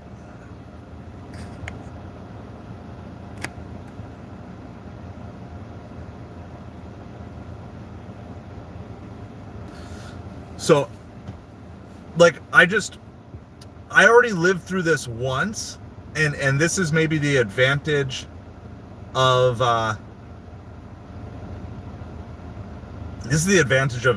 age, is I remember going through all of the, I mean, we literally went from no internet to then dial-up internet, America Online, you only have so many minutes a month. And did internet ruin some people? Absolutely it did. But you know what? A lot of the people ruined by internet would have been ruined by something else as well. And so I just think this is my guess. Like, I can understand maybe the argument against robotics. The robotic side of things actually makes me a little more nervous than the AI sort of things. I think it's just going to be a tool. How we use the internet is going to be how, like, I already just use, I would say ChatGPT is my primary search engine. Well, of course it did. But guess what? Target's still around. Walmart's still around. And the stores that adjusted. And the stores that didn't. And that's going to, but that's constantly the cycle of business, which is the interesting thing. So a lot of times people complain about rich people, but the top 10% of people, the top 10% richest people, it's a revolving door. It's not the same ones. Like, just look at, you can go back 20 years. Look at the top companies 10 years ago. Just, yeah, I'm using your internet. Look at the top companies 20 years ago. They're not the same top companies. Money is constantly being moved around, and just getting lots of high mileage orders on DoorDash. I'm streaming on a Samsung Galaxy, and then this phone here is an iPhone 11 Plus Max or whatever it is. I don't know which Samsung it is. I just got it. It was whatever one was free. So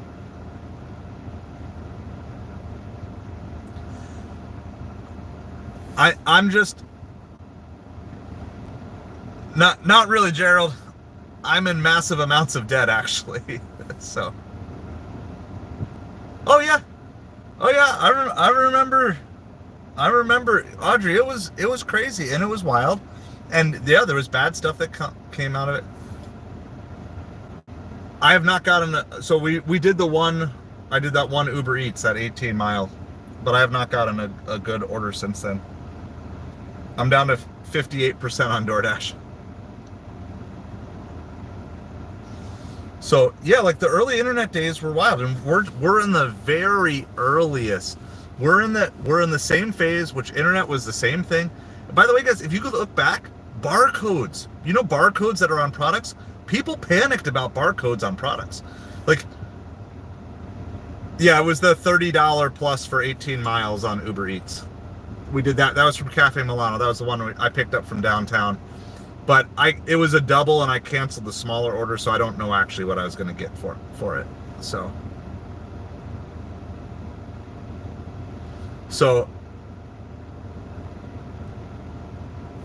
yeah, I mean, it's crazy. Like, I mean, I remember I didn't get my first cell phone till I graduated college. Okay, so just in the relative perspective of thing, no. I graduated college without a cell phone.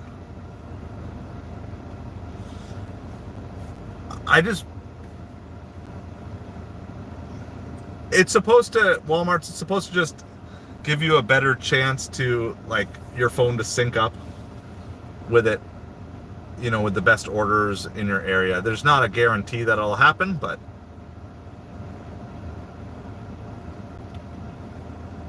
you just kind of have to see if they send anything good your way. So I'm just a firm believer. All right, so the college football selection is in. Alabama misses. We knew Miami was going to be out, so they put in SMU over Alabama. Yeah, so I mean, it's crazy. Like, well, and I mean, I'm old school though too. Like, my kids aren't going to have a cell phone. There's no way they're going to have a cell phone before 9th grade. And it probably later than that. Or if they do, they're going to get a really simple cell phone. All right. We got the full breakdown of the college football bracket just to turn things. It's a good conversation. I'm just a believer in Team Human. Team Human always wins. And the reason I believe that has a lot to do with my faith. You know, my faith as humans created in the image and likeness of God, that no matter what we do, God will ultimately protect us from the stupid things that we do as a society, even if it means, like, there's rough things that go on. Yeah, it's kind of interesting, right? Like, I mean, I see there's lots of middle schoolers I see with cell phones, but all right, here's the full reveal of the college football bracket here. All right, in the first round, 12 seed Clemson is going to face 5 seed Texas. 9 seed Tennessee is going to face 8 seed Ohio State. 11 seed SMU is going to face 6 seed Penn State, and 10 seed Indiana is going to face number 7 Notre Dame. Okay, the winner of Clemson, Texas is going to play at Arizona State. The winner of Tennessee, Ohio State will face Oregon, and then the winner of those two matchups play each other in the semifinals. The winner of SMU, Penn State plays at Boise State, and then the winner of Indiana, Notre Dame plays at Georgia. So that is the reveal of the college football playoff.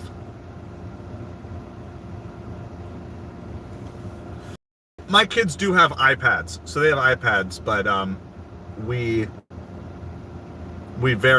don't have them do any sort of online chat or anything like that. All right, and we'll do a full football score for Riz line. We'll do a full football score update. This is for the NFL now. Saints are up 7-0 on the Giants. Browns are up 7-3 on the Steelers. Falcons and Vikings are tied at 7. Buccaneers up 14-0 on the Raiders. Panthers and Eagles are still scoreless. Where's midnight when you need them? Titans are up 3-0 on the Jaguars, and Dolphins are up 6-3 on the Jets. So that is that. Gerald. So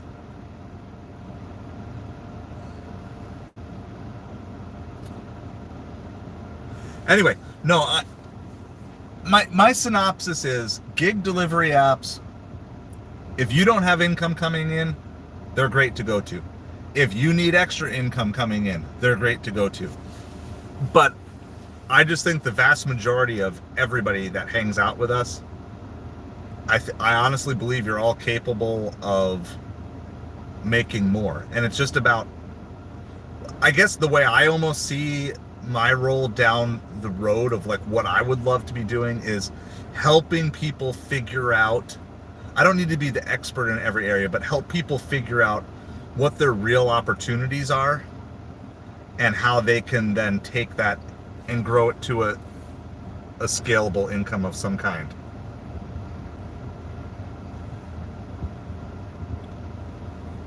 That's a weird combo. Chipotle and Target shopping, going to the same customer, and they have me pick up the Chipotle first and then go shopping for Target. We're gonna pass on that.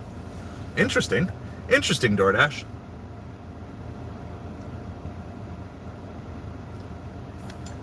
Oh no, like 95% of their YouTube consumption, Audrey, 95% is listening to either Christian music or Christmas music. And I mean, like, they listen to Christmas music in May and June. They love Christmas music. And so that's 90% of their consumption. The other 10% is basically whatever skill stuff they want to learn. We don't do, and then in terms of the like the TV stuff that they watch, cartoons, they watch some old school cartoons. They really like Scooby-Doo and Tom and Jerry. Mighty Mike is a modern one that they like, but they even haven't been watching that much. And then they all grew up on Paw Patrol.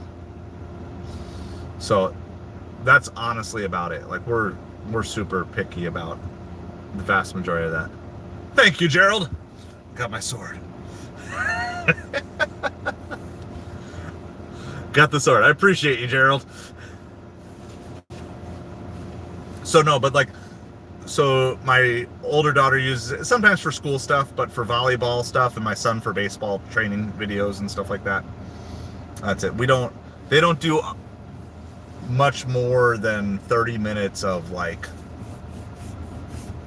YouTube for entertainment purposes. Mostly it's just music playing in the background.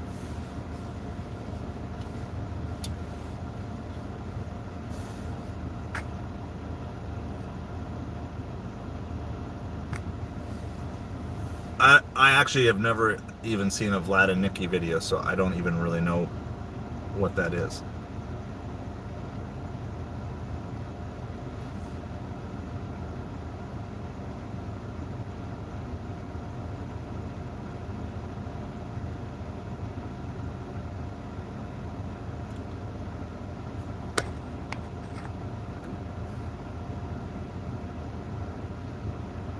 All right, so now I probably shouldn't do this, but I just want to see what it is, just so I know.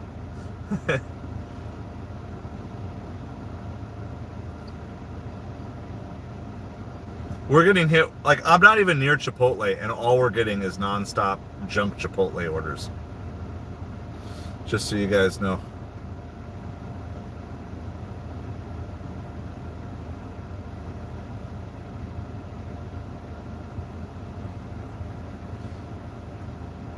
So, okay, so I'm not going to watch the video. I just looked up the channel. So, are they the ones that, like, start with kid videos and then switch it over to other stuff? There's, like, 'cause there's weird stuff.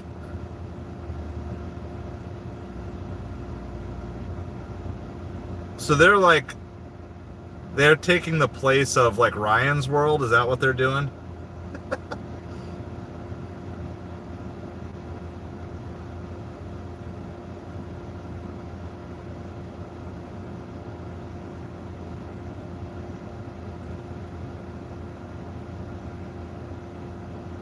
See, the thing is, because we were doing Amazon, okay, it's kind of funny. I was just telling you guys, like, so what, because we have just a shared YouTube account. So what were the most recent things I looked up?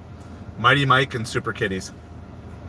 That's about it. And then before that, it's a bunch of Christmas music and Christian music.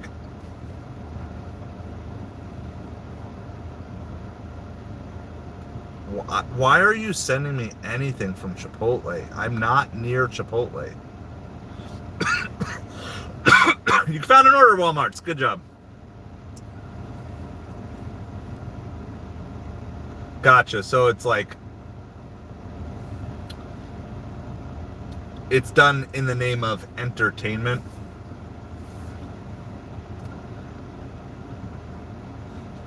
The other thing, though, is like my kids grew up around toys being just things that you buy and resell, because that's what we did on Amazon. So my kids are really not impressed by toys. It's kind of weird. But like, my kids like things that, when they want stuff that they can buy to resell, reinvest. So like my daughter's working on like her art stuff. Like my daughter has art for sale on eBay. Like literally, like paintings that she's made. Now they haven't sold yet, but like that's the stuff she wants to do. She, you know, and she's still figuring it out. Obviously, she's 11. You know, it's not like she's picking her career choice, but that's where my kids all kind of think in that way of like, okay, they're all savers, and of course part of it comes out of the fact that they know that finances are tight for us, and so they just tend to be savers, and they've really learned patience. Like my son has a gift card from 2 birthdays ago that he hasn't spent yet because he's just waiting for a time that he really wants to use it. So, well, they've learned the hard way, but it's like, okay, hey, guess what? They're going to be set up. They're going to, like, that's the thing, is like, I'm not going to let my mistakes ruin me. I'm going to let my mistakes help other people. And obviously helping my kids is the most important thing. So, you know, help them get to where they want to be in life. So, no, I mean, if I could have it my way, I want to figure out a way. I want all of my kids to be buying their first home when they turn 18. That's the goal. Obviously, and not through like money I give them, through money that they've earned. I want them all to be homeowners by, we'll say by 21. We'll give a little flexibility there depending on who's wanting to do college and not, but. And that's what they're actively working to do. So they're all learning at their different levels. So, you know, some of the stuff I have to still do for them, like I'm still selling their products on eBay for them, creating the listings and stuff, but they create the artwork. You know, they create or they make the decisions on what they want to sell and different things. So I'm a big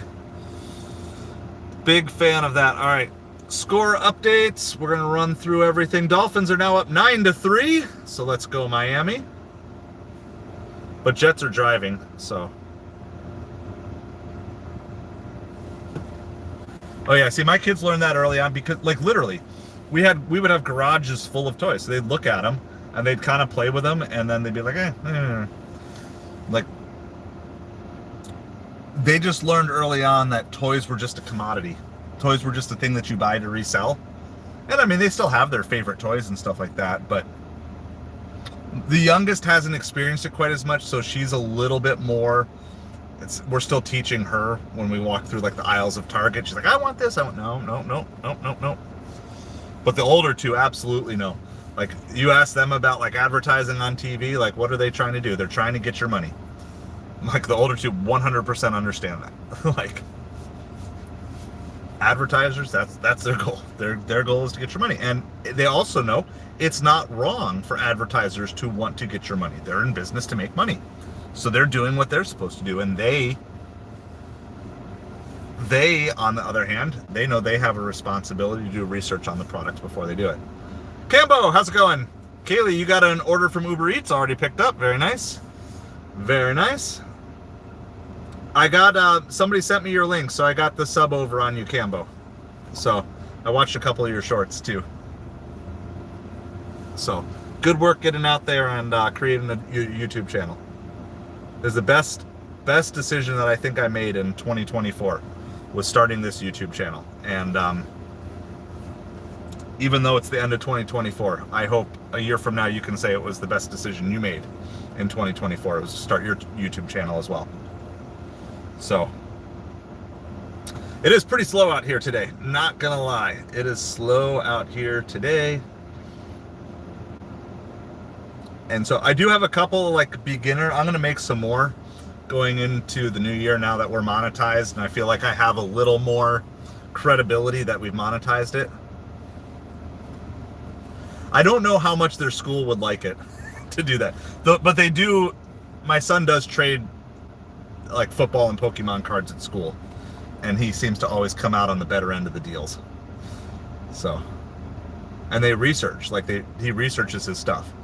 So he scans his Pokemon cards and he knows like, okay, this is worth this, but it has this much damage on it. So on DoorDash, I'm down to like 58, 56, something like that right now. But there's not orders coming through on anything. There's not orders coming through on YouTube. The only orders that are coming through are a bunch of Chipotle orders.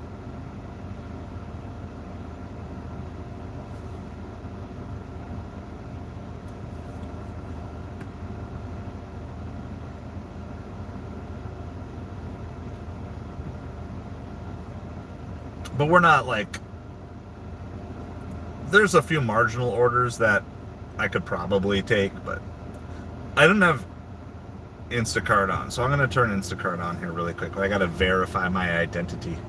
Take my pictures here. Look slightly left. Look slightly right.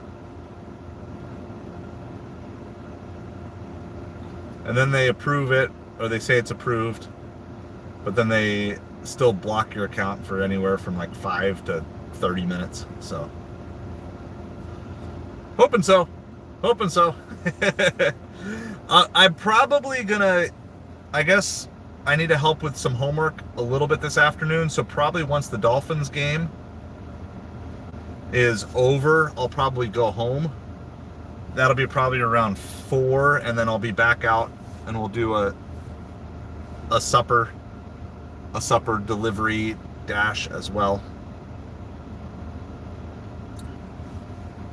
So full scoreboard update here for all of you NFL fans. Saints up 7-0 on the Giants. Browns up 7-3 on the Steelers.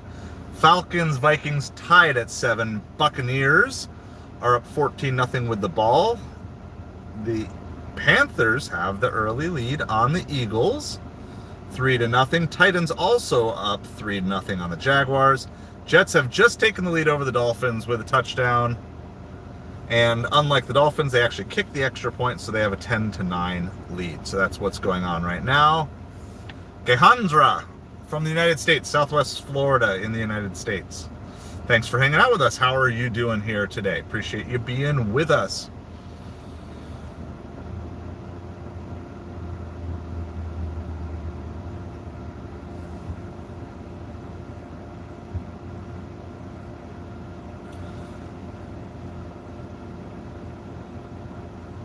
But it is definitely slow out here for a Sunday. I mean, lunch was slow. We're still waiting for that pending tip on that big Uber Eats order. We'll see what that comes through as. I have no idea what it's going to be, but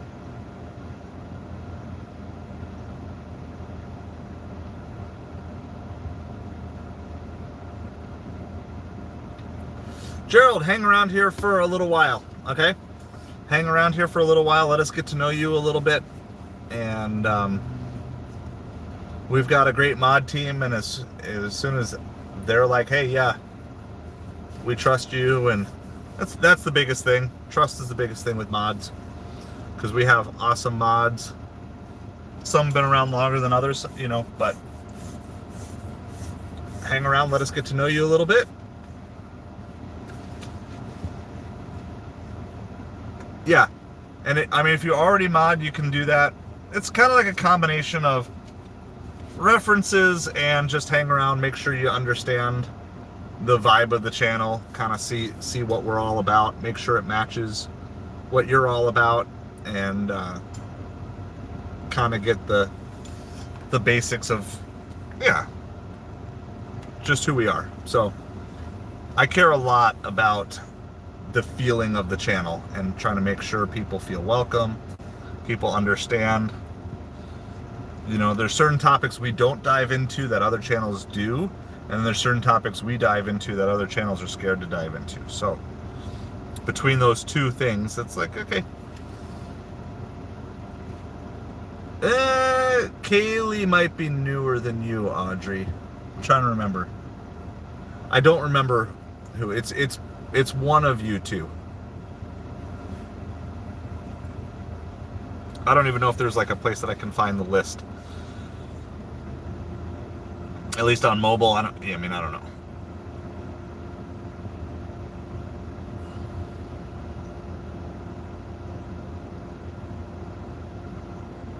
By the way, we haven't really talked about channel goals for the day, so let's talk about that.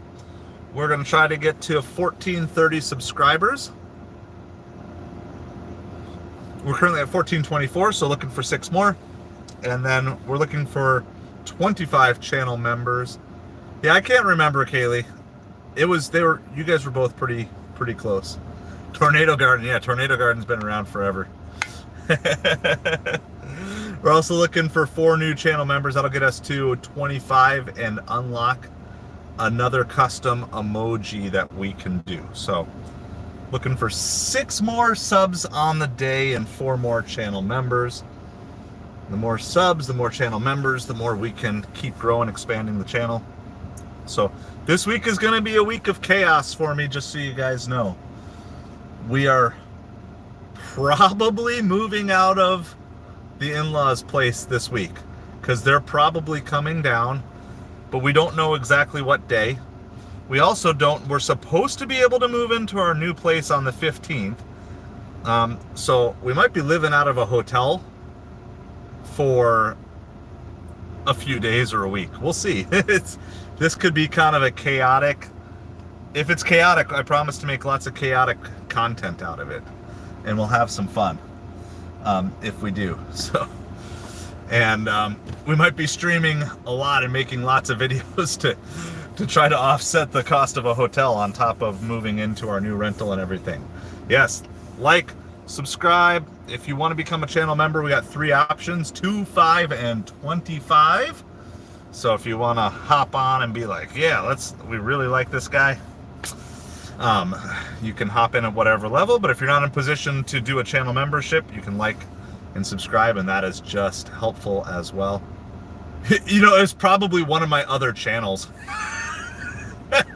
You know, like early on, I did have a pretty good, okay, and I'm not talking like in YouTube channels, just talking for me. So if I go back, I'm gonna go to my videos, view all, and then we're gonna go to sort by.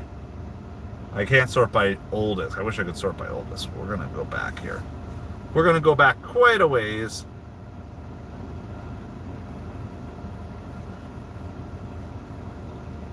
So the first video I posted was, all right, good work, Walmarts. Thank you, Gerald. Thank you for the like and the subscribe. Appreciate it. Appreciate it so much. I actually did $500 on January 1st last year. I published it on January 4th, so I did it, and then that was the first video. Now I had some old subscribers from old eBay videos that I had up on this channel. So this is the first Aside of Hustle video I did, and it gained 14 subscribers. But I bet you the first 4 or 5 of them were just my channels. So, but if I go back, yeah, so the oldest video on here is from 11 years old. It's an old music box that I had for sale on eBay. So this is the oldest one on this channel. Now I made some older videos that were like stupid music videos that my friends made, and but they all got copyright taken down a long time ago.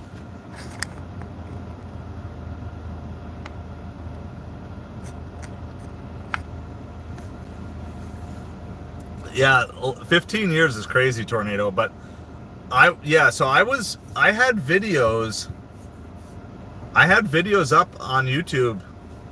Like there was early on in YouTube, we had videos that had like over 1,000 views, and this was like before Justin Bieber time. Okay, like this is like very early in YouTube, and I remember the stats at the time. Like we were in the top 1% of all viewed videos on YouTube with like 1,000 views at the time.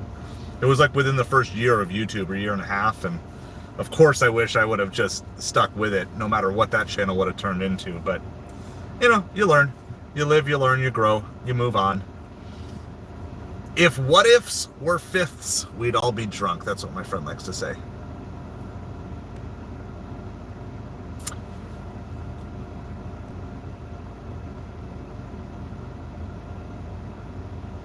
It's so slow out here right now. Like literally no orders coming through. I think I need to move on from the crust to somewhere else. All right, let's do a quick scoreboard update, and then it's just time to move, because like, I mean, we're doing this to stream YouTube, but we don't, Audrey, but that's because we're waiting until we get into our new place. So if all goes well, if all goes as planned, my Christmas tree up will be a week from today. But normally I'd have it up September 1st if I had my choice. September 1 is the right day to put the Christmas tree up. We are a Christmas-loving family. All right, we got really not major score changes. They're all basically the same, I think, from what we... Oh, Eagles just scored. So 7-3 Eagles over the Panthers.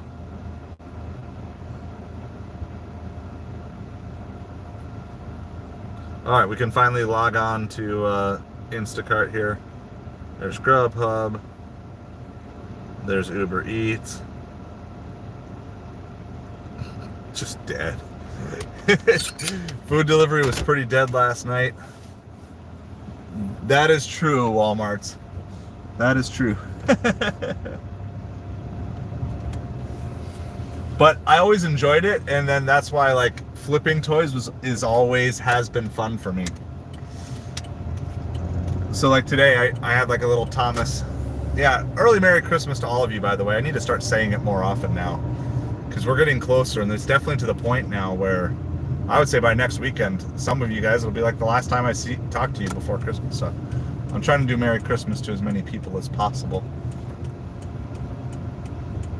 We're going to just head downtown in the direction of Magic Dumpster. Like, we just sat at the crust forever, and there was just Nothing. No orders anywhere.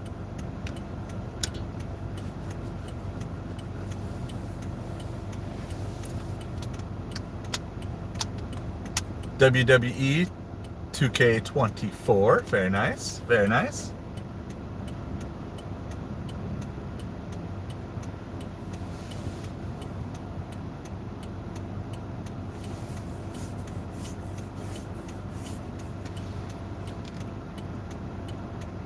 Audrey, so I'm gonna start with the eBay videos first in 2025. That's been the most requested one.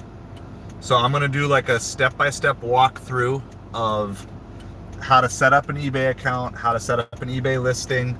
I'm gonna make like, actually the plan is I'm gonna make a whole series of videos and probably just put them all up in the same day. But I'm gonna make them as individual videos and put them straight through in a playlist. So that way people who want to see the whole process from start to finish can do it, but those who just need to like pick up at a certain point in time, they can do it as well. Well, that is true. That is true. You gotta milk the holidays for all they're worth. You gotta find those tips somewhere. So you gotta get those Christmas tips. Oh, there is a promo going on in town, $5 per batch on Instacart. I don't know if we'll find any batches, but that might make a few Instacart shopping trips a little bit better. We don't get many promos, so it's on the south end of town anyway, so we'll go ahead that way. Well, it says south end of town, but oh, now it says north end of town. It's both.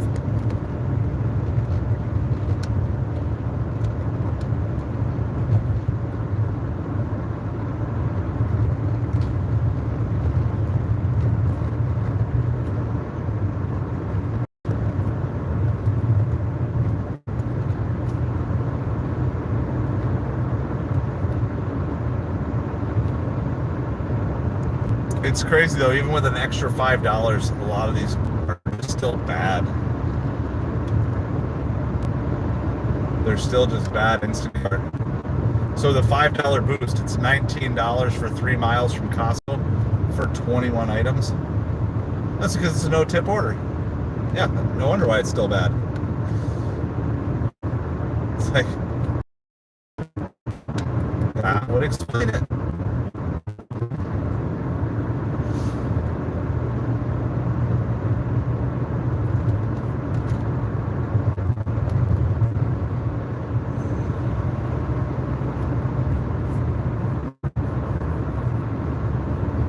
You had snow there, Cambo. Yeah, no snow.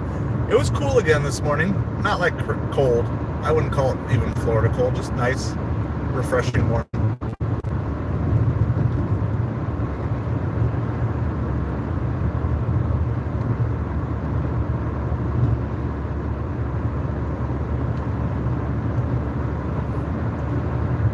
October 1, Audrey. Yeah.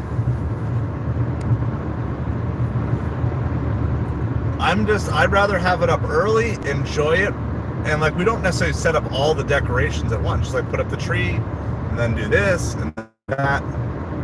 You know, kind of like one step at a time. Sometimes life gets in the way of our plan, though. That's kind of where we are right now. Like we were trying to be in our new place December 1st, and just nothing worked. So we're just hoping and praying that December 15th works. It's like I hate that we're moving this close to Christmas, but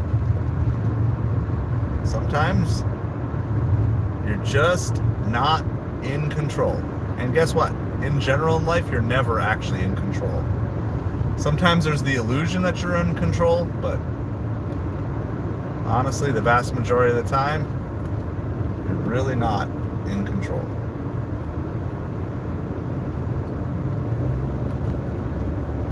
$41 Costco order going 31 miles. And it's 3 customers. 3 customers.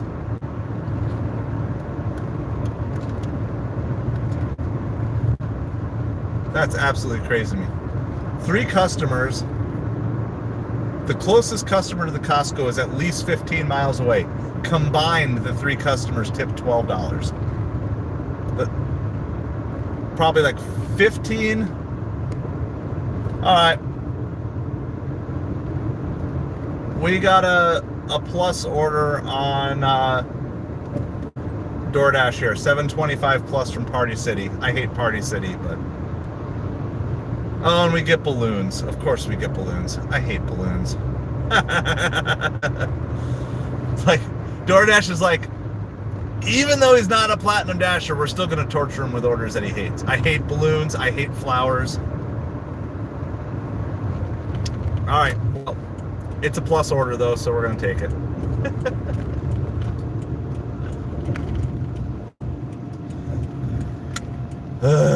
Balloons. But at least it's the plus. Well, it's going to look very festive in the car with all the balloons. And it's low mileage, so that's good.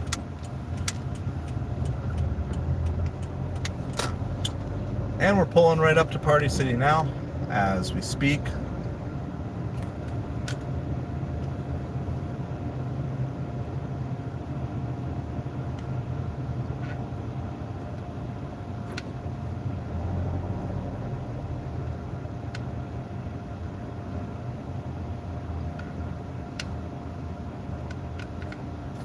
Alright, we're gonna throw on those flashers here right in front.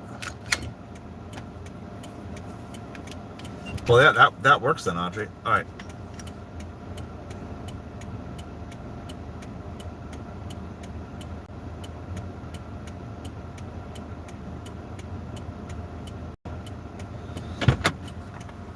Alright. We are here. I don't even know. It's like 1 balloon and 1 NA. So I have no idea what this is going to be. We'll be back shortly.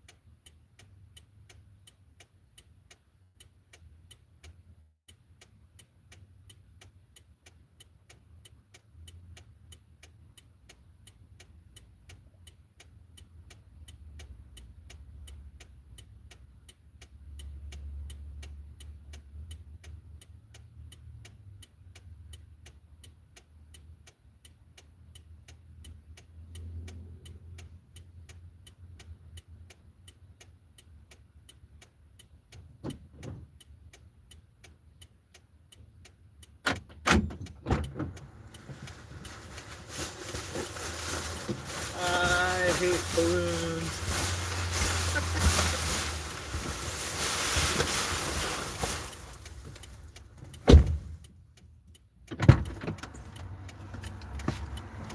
The good news, we only have to go a half mile. It is true. Purple would work for a lot of holidays. I think you could even tie it in with Valentine's Day, honestly, if you cared to decorate for that. I can't see anything. Where do I need to go? I need to go. I'm gonna let this car get past me.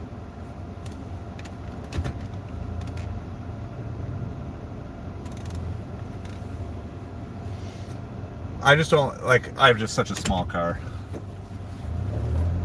I hate flowers because I'm always worried I'm going to kill them. I hate balloons. Well, before I had air conditioning in here, I would just refuse to take balloons. But, like I said, the good news here is we're only taking these a half a mile.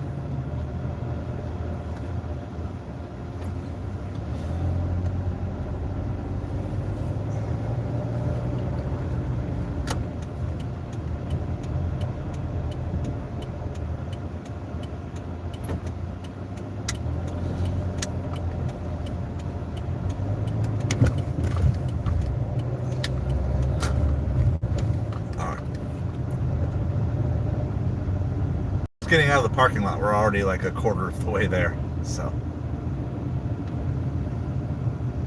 I'm gonna go straight through this light. You're allergic to latex? Yeah, well that would be a good reason. What about Mylar?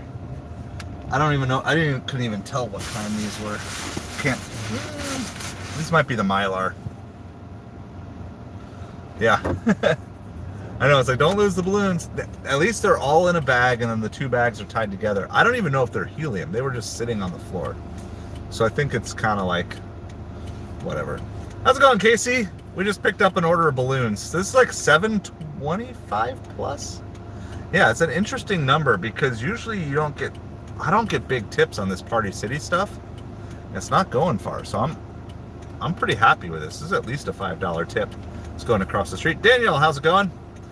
So, by the way, we're doing a test stream here too. Nobody has reported seeing any ads, even though ads are supposedly on this stream. So, yeah, they're like giant bags. It's actually 2 giant bags, and I don't know if you guys can see.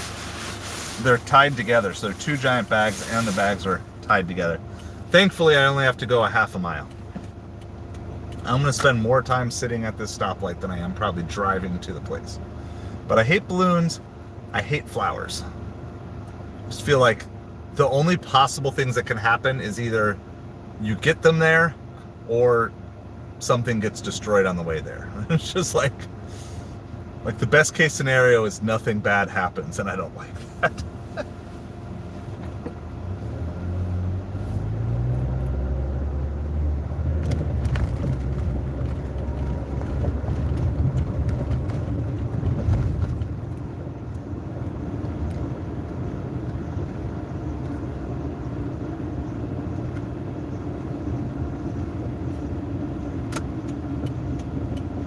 Alright, so we're gonna take a left here.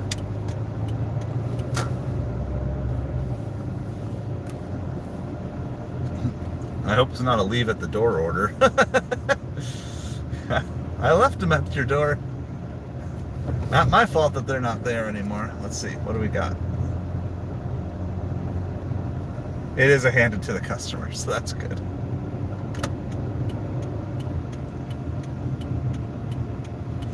Alright, let's see. I think there's going to be an actual party already going on. Because they're so close, I would imagine that they must just be swamped with whatever their prep is.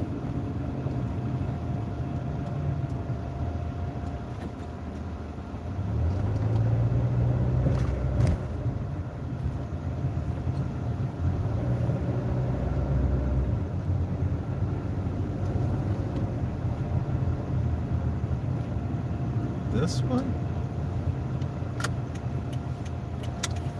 This one. Here it is. Nope, no crazy party prep going. 38? That's not bad. It's been slow in my market today. So, I mean, you're doing better than me. By the way, our tip for that one Uber Eats came through. It's like $22, $18 tip. So, I'm going to go drop these balloons off.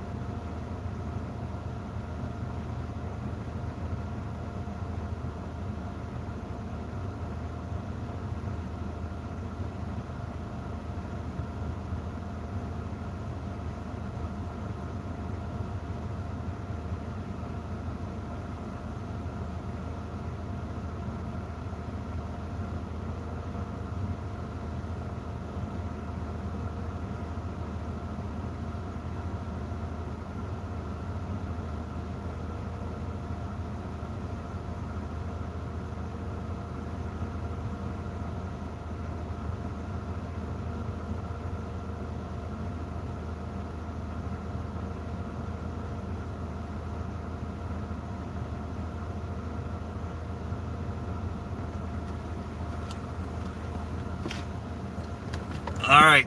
Well, we just delivered that. It was a $5 tip, $3.25 base pay. There's another driver there. Thank you, Batman, for liking and sharing.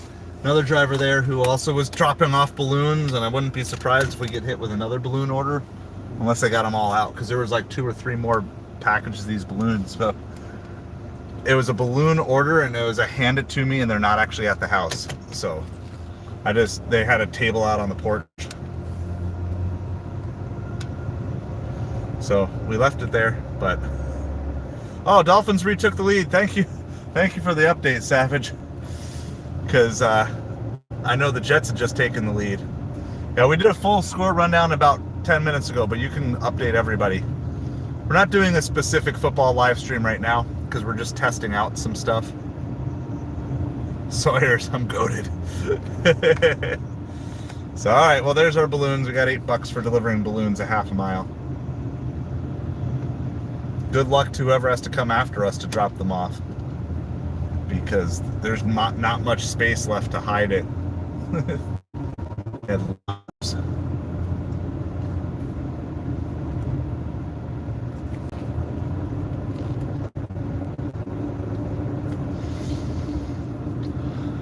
All right.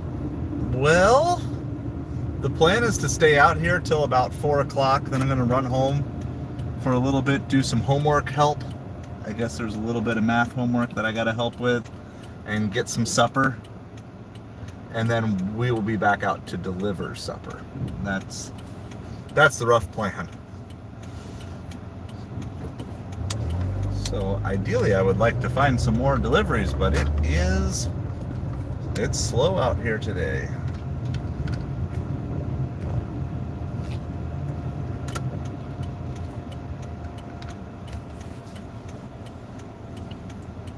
All right, Savage Batman coming through with all the score updates for all you football fans, so you can keep up with what's going on in the game. We already ran through everybody who made. So Alabama and Miami both missed out on the college football playoff. That's 100% Miami's fault. I'm glad that the committee gave the spot to SMU and not Alabama. I'm actually kind of surprised. Not gonna lie, I'm kind of surprised that they did that.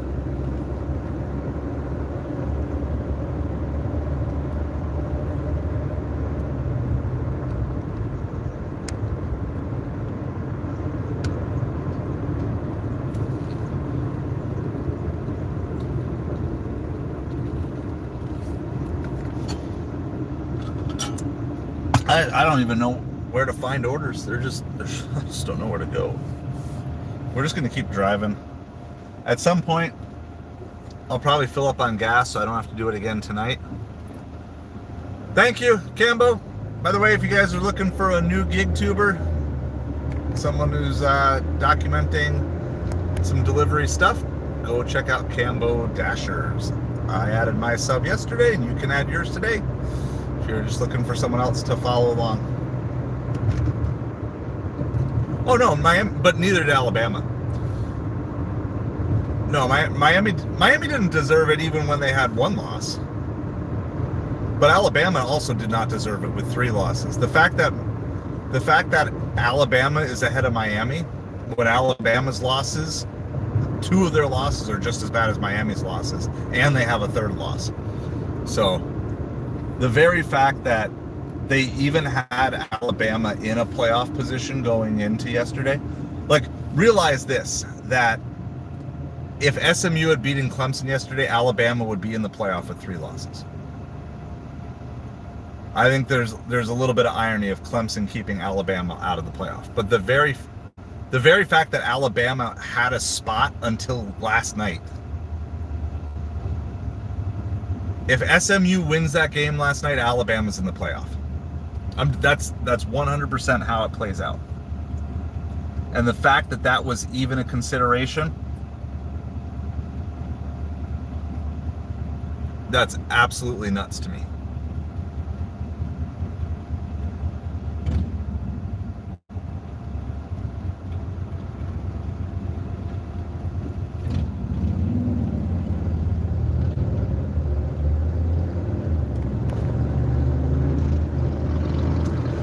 By the way, I am now on After seeing this play out this year, I am now on a top 8. They'll never go to it. They're never going to unexpand. But I would say after having seen, I did not like what we had. I never liked the BCS. Top 4 was not enough. Top 12 was too many. Top 8. You should have the top 6 conference champions and 2 at-large bids. That's all you need.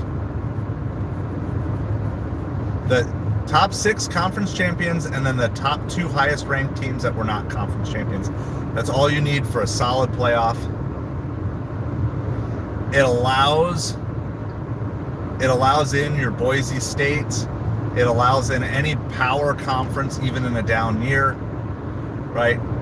So your top 6 conference champions plus the top 2 teams that were not conference champions.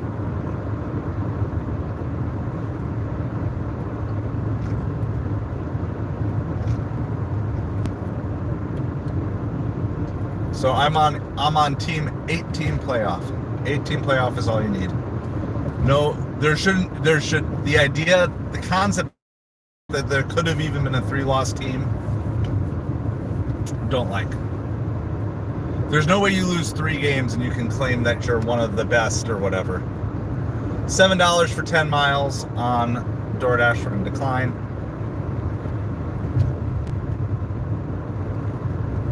Oh, I mean, who doesn't hate Alabama? But Alabama's 3 losses. If you're talking a 1-loss Alabama, that's different. Even 2-loss, that's a debate. But 3 losses, 2 of them to unranked teams, I believe. No.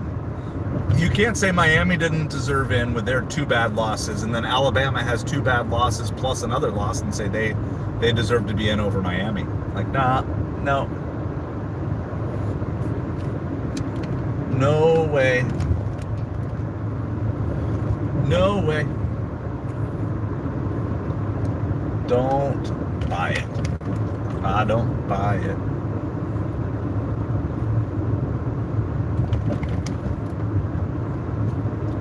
Wow, just utter trash orders being sent by DoorDash right now. Just utter trash. $3 for 6 miles. $4 for 8 miles.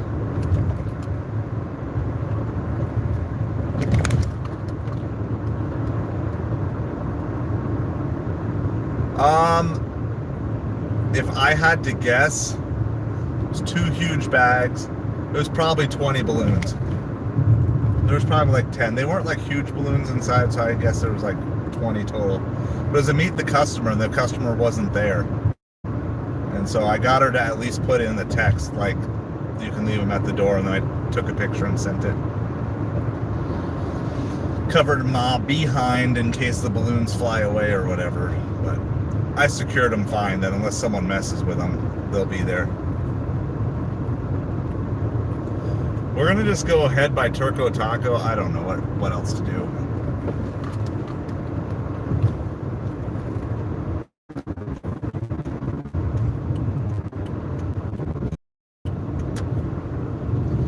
Don't know what else to do. I don't know what else to do.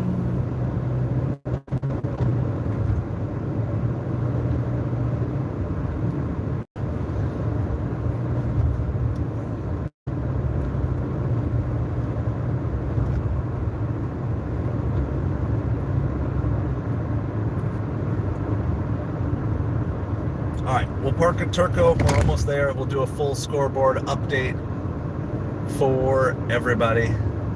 Everybody. Everybody.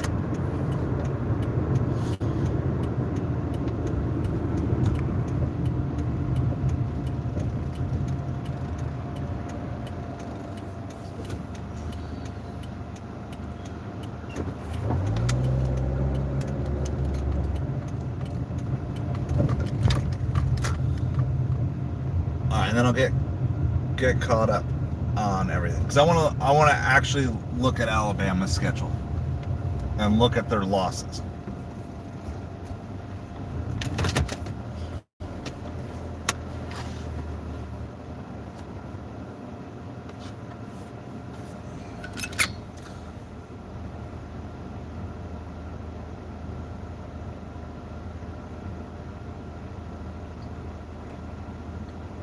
It's just non-stop DoorDash trash. $3 for 4 miles. And this is how your acceptance rate just goes down, down, down.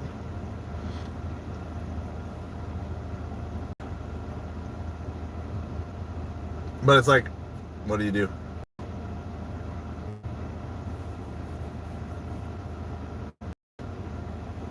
Yeah, exactly. The Tennessee loss is fine. The Vanderbilt loss is horrible. And Oklahoma destroyed them. No. Alright, I guess we're going to do this one. It's a shopping order. It's $16. It's only 5 items from Walgreens. And it's on Uber Eats. So we're going to do that. That's better.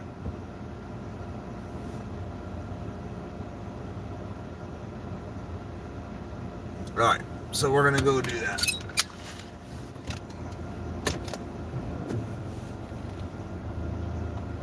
Meanwhile, the Amazon truck just like parks in the middle of the road. I'm constantly worried about getting like pulled over and ticketed, and then you just see like these other trucks and they're just like, whatever, we want to park here, so we're going to park here.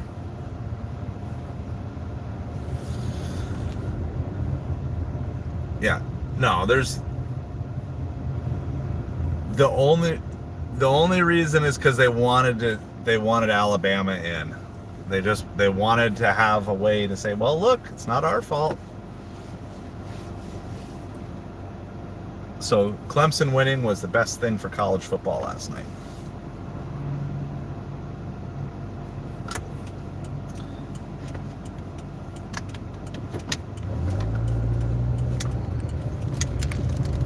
Got a double back here. We're going to Walgreens. I'm gonna go all the way back, just where we are like 2 miles back this way. Alas, that's how it is. We got DoorDash paused for right now. I'm gonna go do that. I was gonna do a full score update, but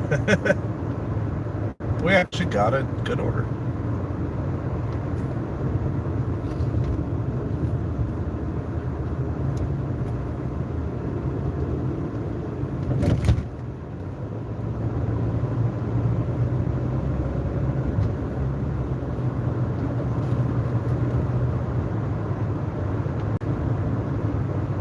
Yep. No, I agree. I now have a 13. Is not really making the Dolphins. They should be a playoff team. The fact that they're struggling at home against the Jets makes me more of a believer that they're a fraud.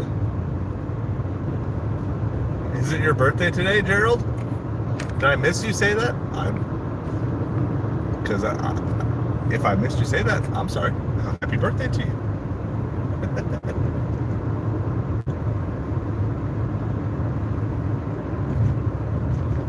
There are three games right now that have a 14-10 score. That's kind of funny.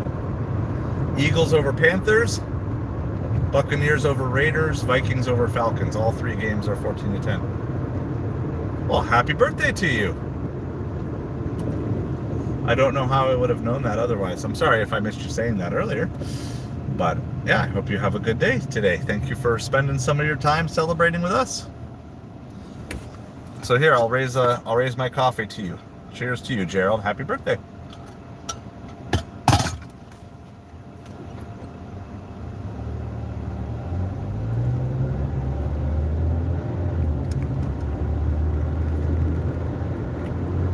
We're almost to the Walgreens.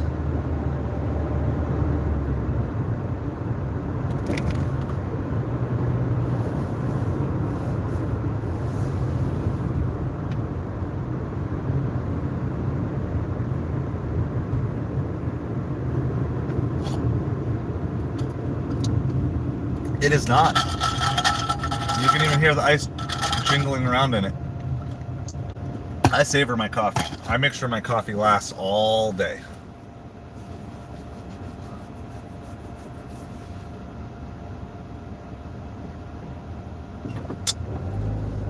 In fact, then I just usually add more coffee to it the next morning because I rarely finish the whole thing. It's just there as like a little mini caffeine boosts when I need them. Happy juice. All right, Dolphins took the lead again, 15-13.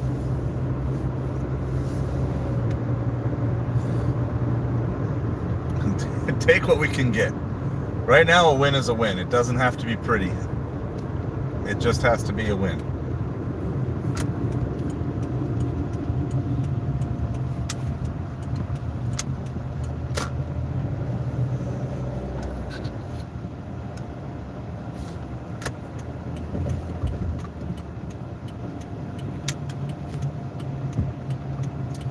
All right, that is halftime, by the way. That Dolphins game just went to halftime, so field goal, I'm assuming, with like, yeah, with 2 seconds left in the half. All right, well, I'm not going to leave the car running. I'm not going to bring you guys in with me here, so make sure you guys are nice and friendly to each other. Put the BRB sign up. I'm going to save some gas here because there's rough signal in there. We'll put the BRB sign up. So if you are one of our channel members, you can throw the BRBs in the chat. Hopefully I can get this done in less than 10 minutes. But I got to go shop this, and I just want to shop it as quick as possible. So we're going to do this. This is an Uber Eats order. Even with no fan blowing, the BRB sign doesn't want to go. So, all right, we'll be back in a little bit. Be good to y'all.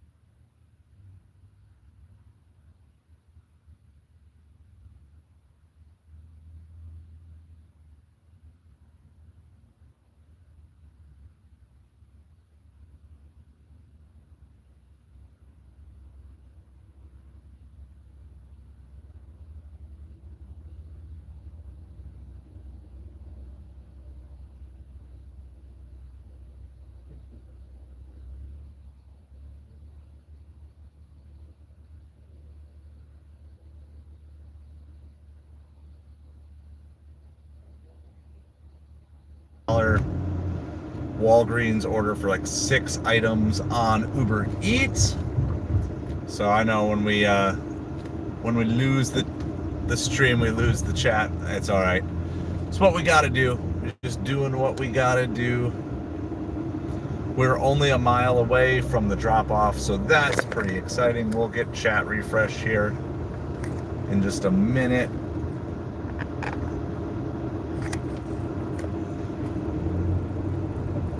As far as we know, in terms of the test run of the stream, we have not had anyone report seeing any ads whatsoever. So that's an interesting discovery for the day on that. As soon as we get this dropped off and get parked somewhere, we'll try to do a full scoreboard update. Lots of games are halftime or right around halftime, coming out of the half, that sort of thing. I know Miami just went into halftime with a lead right before we were shopping, so that game is probably about to restart. Miami desperately needs 5 wins in a row to have any shot at keeping playoff dreams alive.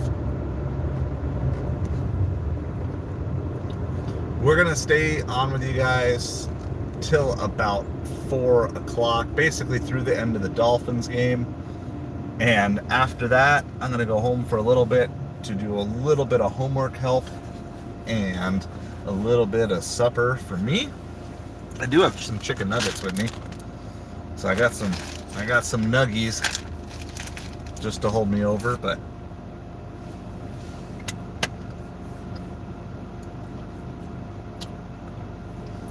I'll have some real supper while I'm home. And then we'll be back out for evening supper deliveries here.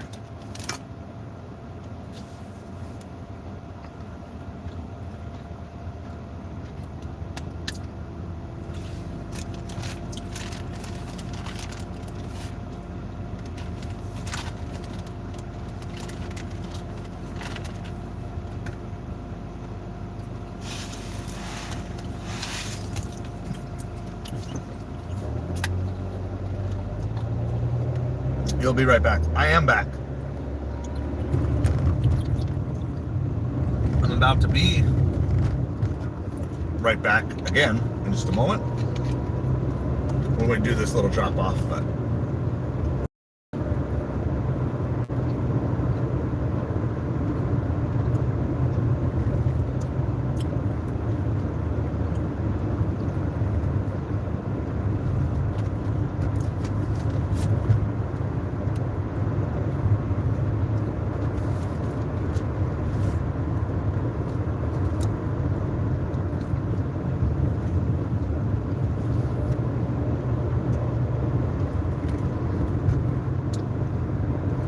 welcome back, Haley. I'm also back. Our stream timed out while I was shopping, so I'm dropping off a $15 Uber Eats Walgreens shop and deliver. There's only 6 items, so it's my type of shopping trip. 10 items or less is what I prefer.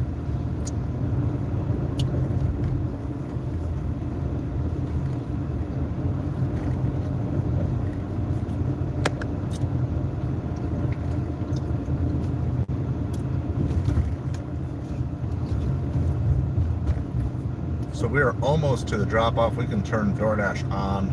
Drop-off is right here.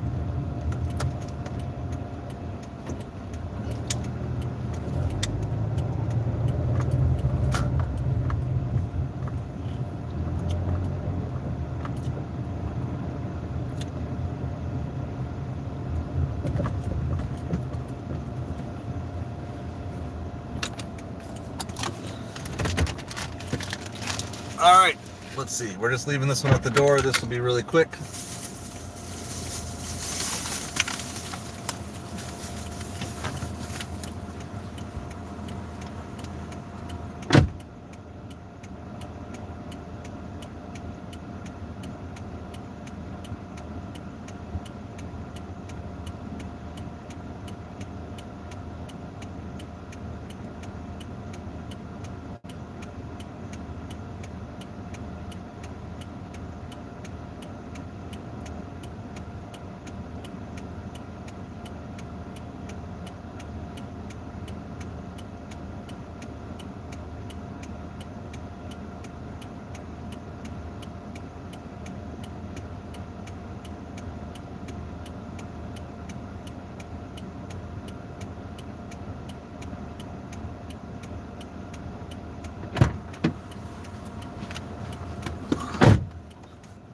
Happy Halloween, Gerald. Only done Spark. No catering orders today then yet, Kaylee, huh? No catering orders today. We're just gonna go back to Turco Taco. It's in range of stuff, but it's where we got the Walgreens order from, so I think that's just our best play. If you don't know where to go, head back to where you got your last order. I always recommend that. And then we can sit there, run through all the football scores. Yeah. Well, that's good. That means you're staying busy. Means you are staying busy.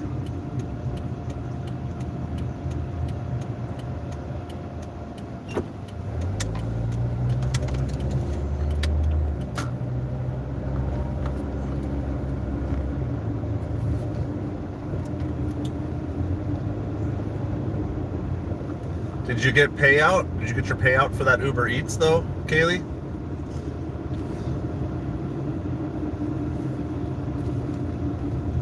Even if someone already picked it up, you should be able to call, talk to a supervisor, and then get the payout.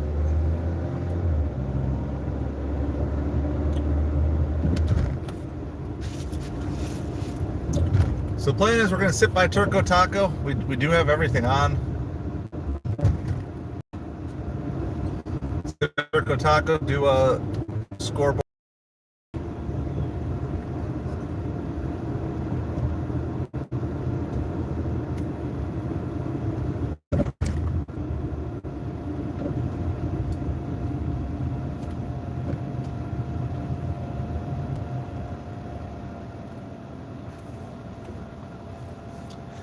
Catch you up on.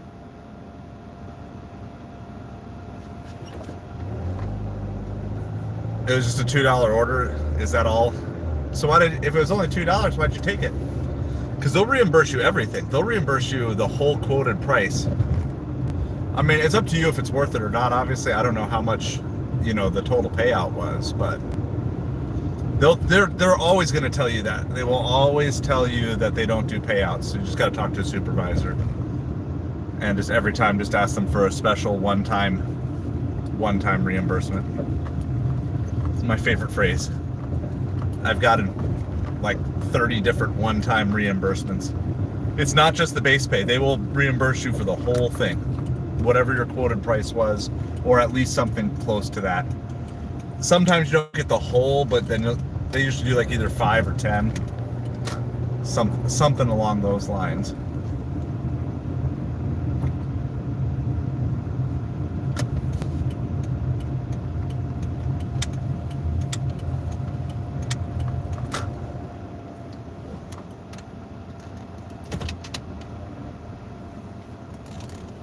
Fair enough. I understand that. I understand that.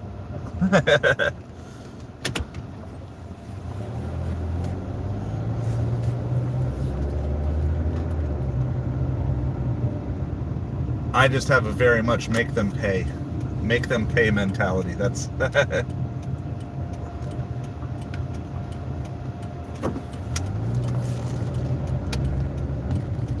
Oh, I just missed a $60 Instacart. That's what I get for driving around. Got Instacart open right in front of me. Still couldn't get it because, yeah. Instacart being Instacart.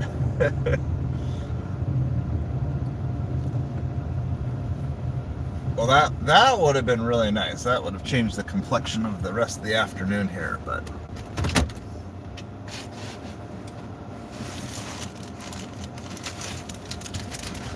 Sometimes I get too vindictive, so it's like, it's, you know, like I probably shouldn't. I probably waste more time than it's worth, but I don't care. I want him to pay.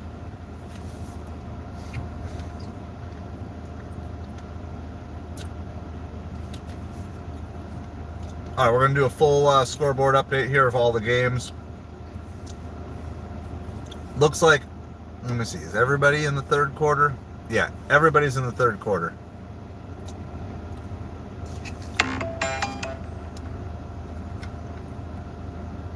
Hold on, 3 o'clock. Does that mean...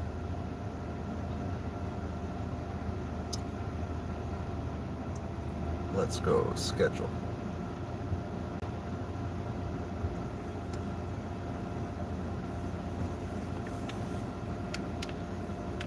All right, and schedule out all next Saturday here. Let's go 5 to 9 p.m. Get that one first.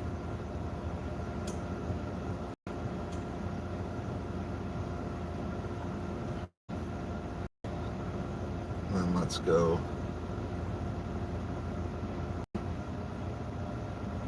10:30. 1:30 p.m. Get that.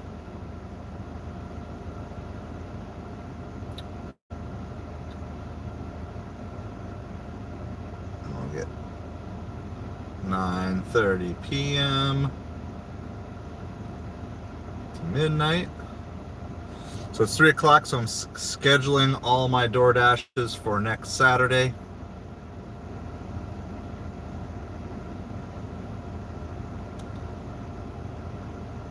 To 9 a.m.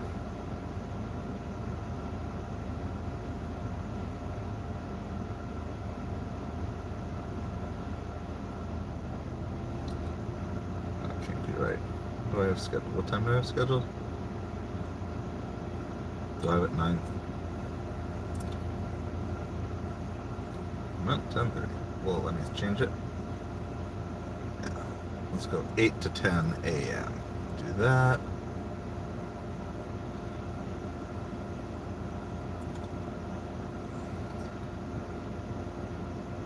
So for whatever reason in my market, you can start scheduling DoorDash at 3 p.m. So 2 to 4:30 p.m.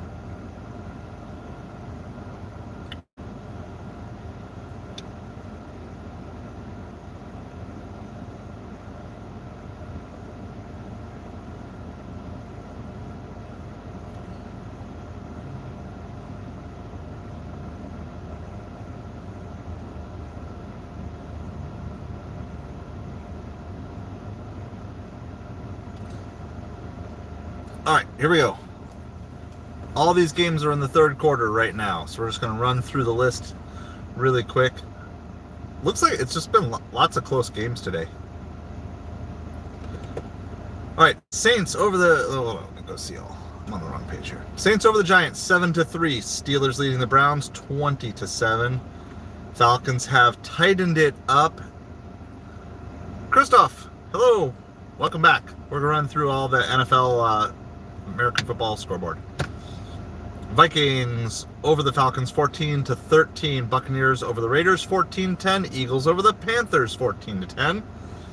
Titans lead the Jaguars 6-0, and the Jets lead the Dolphins 20-15, and they have the ball. Once again, the Dolphins doing Dolphin things. So that is the current scoreboard update. We're also going to check, because we're following the Juan Soto sweepstakes in baseball as well. Just seeing if there's any news. Nope, no news.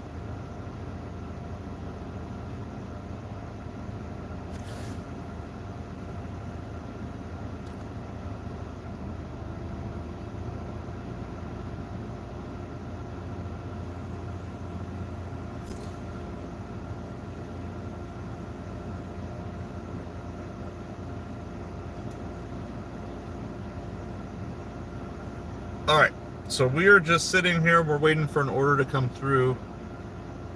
We got all the apps on: Uber, DoorDash, Grubhub, Instacart, Shipped, Deliver That, and Zifty.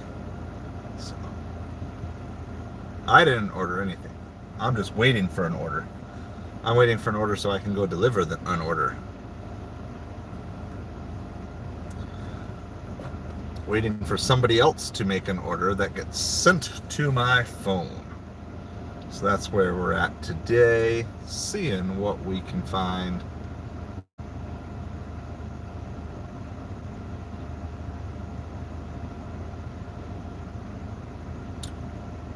So we're hanging out here. We're going to kind of keep an eye on all of the games.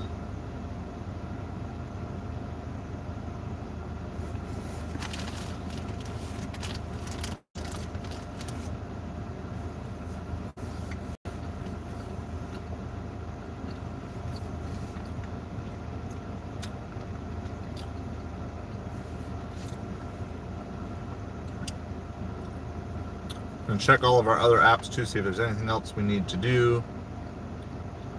Nothing we have to do on Amazon. Check eBay. Nothing we need to do on eBay except ship some stuff out later.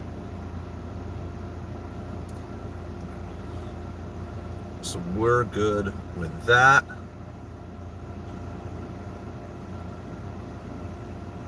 My number has 4. I don't even know what that means, Christoph. But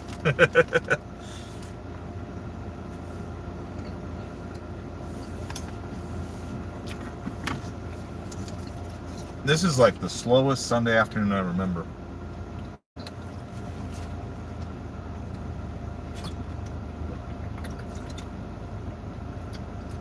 $7 for 4 miles on Uber. Don't really care about that.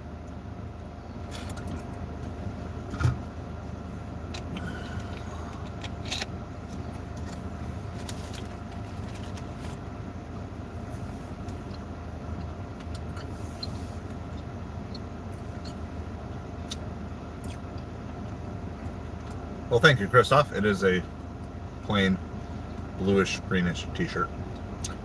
I wore it because I usually wear my Dolphins jersey over it, and I was thinking I was gonna run my errands, get home, and get the jersey back on, but I never made it back home.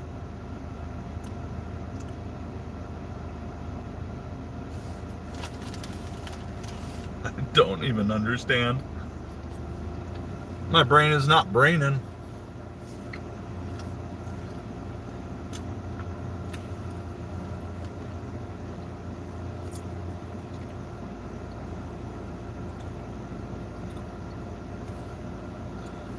Dolphins just can't stop the Jets. Dolphins can't stop the Jets.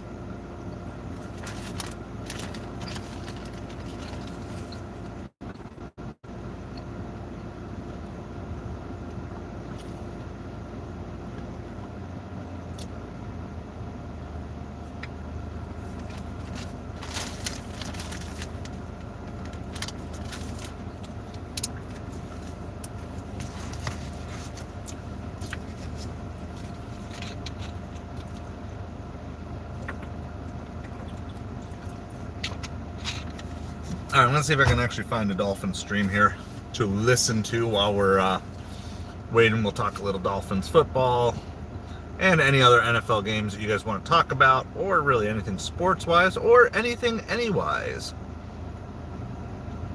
Let's see if we can find a stream.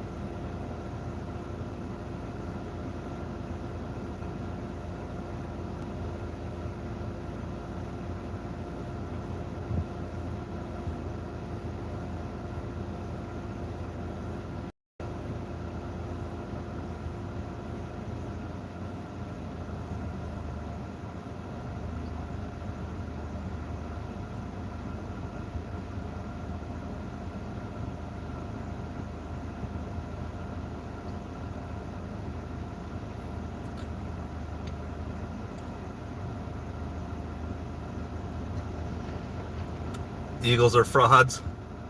I don't think you can say that. I don't think you can say that unless you're going to call. Chiefs struggled with the Panthers too. I think the Panthers are better than their record. Remember, this Carolina team's been a lot better the last month. Not saying that the Eagles are Super Bowl bound, but it's the NFL. If you don't bring your A game, you're going to lose. Doesn't matter how much better you supposedly are than the other team, but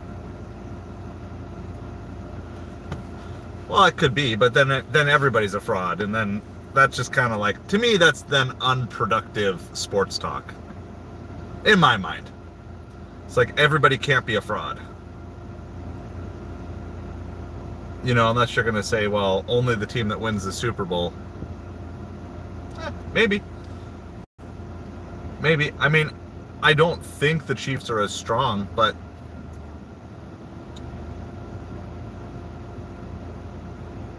we come to expect a certain level of excellence in the NFL that is just simply not reasonable or sustainable. Brady kind of ruined what the standard was for a good season. Like, if you go back to the 90s, a good season was a 13-win season. Like a very good season. So, I don't know. I think a lot of that talk just ends up being, I mean, I think the Chiefs are probably the most beatable they've been in years, but on the other hand, teams also just, they're not beating them. So, you can say it comes down to the last possession or whatever, but still.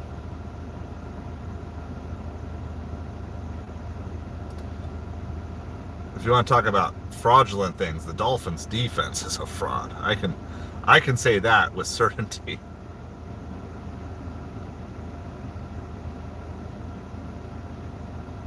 I can say that with certainty.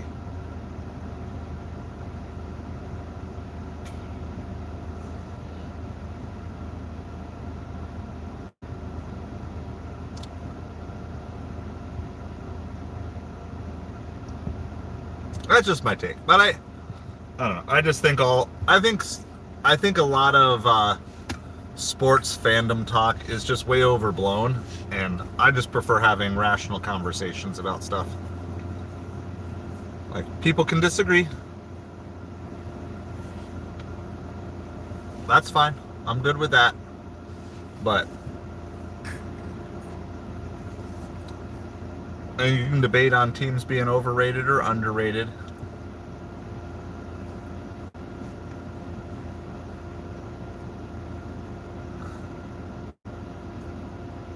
Well, yeah, for sure. But that's, you know, my thing with that is that's also last year. So you can say, like, last year, maybe. But, you know, I always come down to, let's just look at who they played.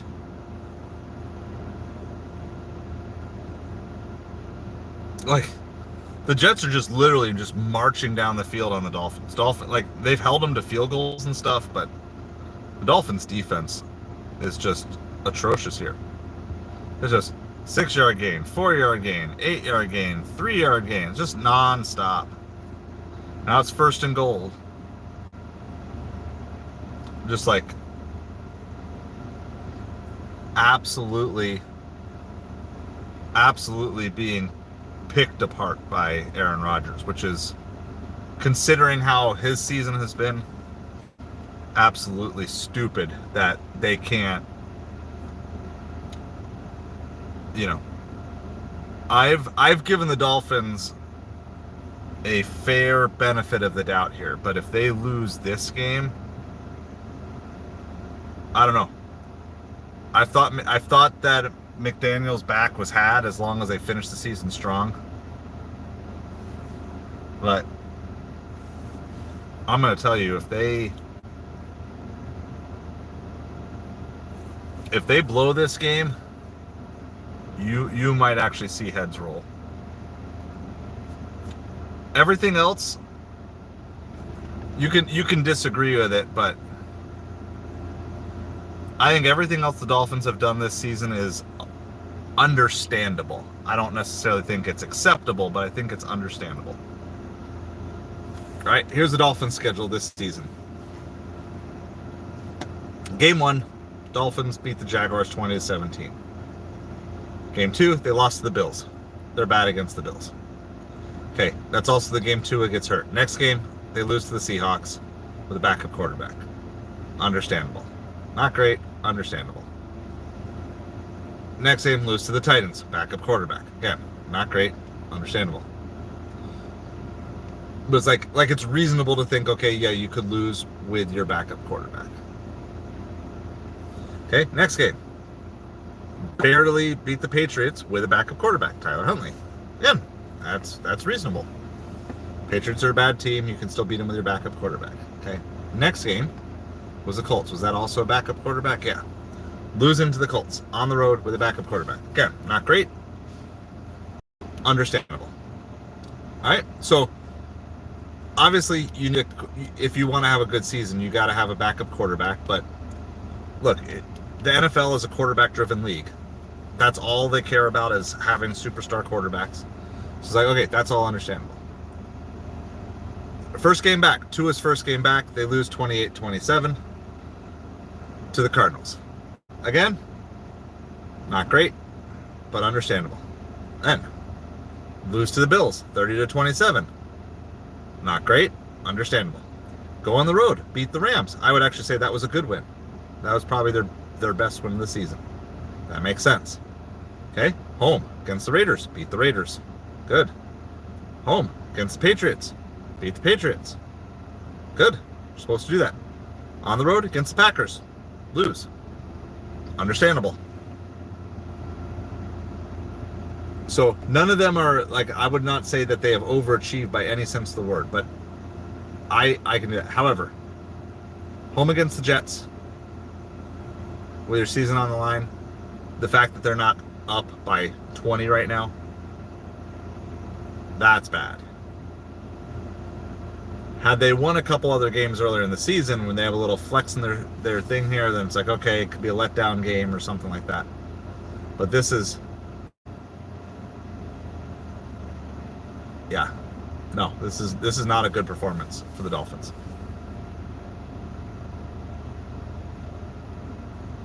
And then now the fact is, now you're struggling hard against the Jets, which should be an easy win before you go on the road against the Texans, which is not going to be an easy win. Texans are not as scary now. The Strouds are not as scary now as they were at the beginning of the season, but it's still a good team in your conference on the road. So now you're going to be even more beat up. You're not going to be rested up like you should be with an easy win against the Jets. And I get it. It's division rivals and different things like that. I mean, I know what you're saying, Savage, but people are like they're shocked. They're shocked when the Chiefs lose a game. See, it proves, like, no, you're going to lose. A good team is going to lose 3 games in a season.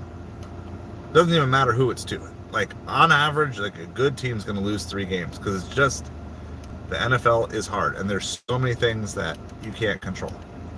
Okay.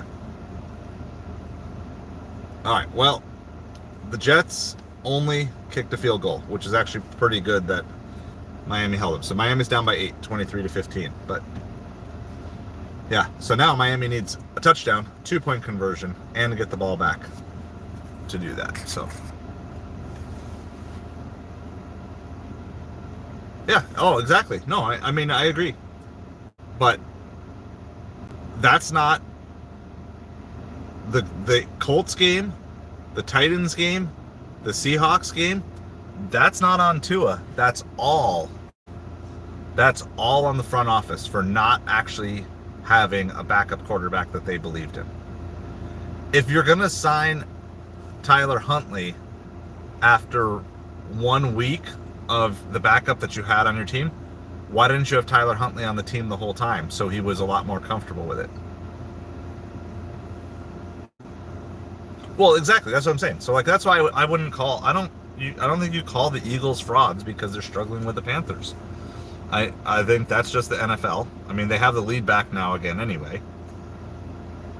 But I think this narrative of, oh, this team struggled with that team, this great team struggled with this bad team, it just doesn't mean anything. I've seen enough things over the year, like teams have a bad loss, or they have a loss to a bad team, and that doesn't ruin a season. It's the NFL. Gerald, no, I'm not ignoring you. I'm not ignoring you. I'm talking through the Dolphins right now. And we've got multiple conversations at once. Not ignoring you. So.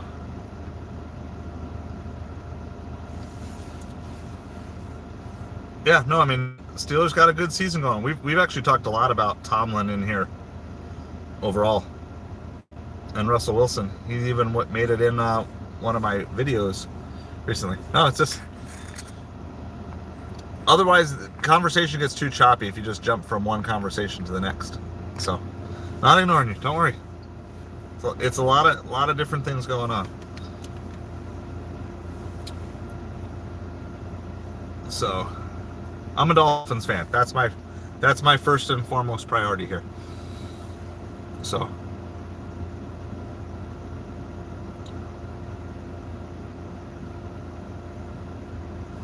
I just think in general, Savage, I feel like a lot of sports fans are just lazy, and they just want to pick a fight. I'm like, I don't like doing that. That's just not my type of sports talk.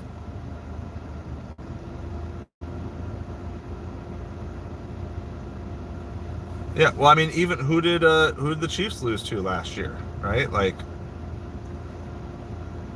look at the Super Bowl winners, and like, there were so many years that Brady wins the Super Bowl, but they had losses to like the Dolphins or the Jets or all these random teams.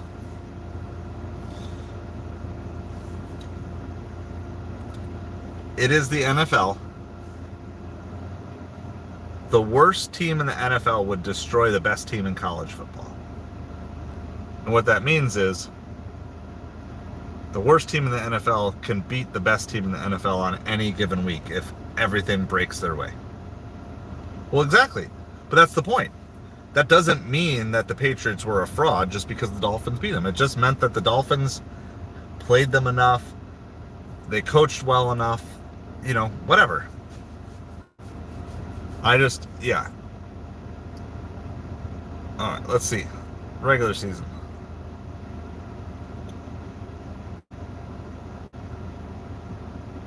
All right. These are their losses. This is Chiefs' losses last year. All right. Week 1, they lost at home to the Lions. Now, again, we know now that that Lions team was pretty good, but no. I mean, Week 1, losing at home.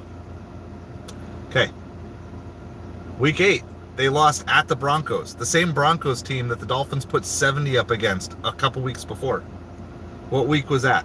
All right, what week did the Dolphins put up 70 on the Dolphins? That was Week 3. So, in Week 3, the Dolphins beat the Broncos 70-20. In Week 8, the Broncos beat the Chiefs 24-9 last year. Okay, then, in addition, look at these losses. Look at these losses the rest of the way. Chiefs had 6 losses last season.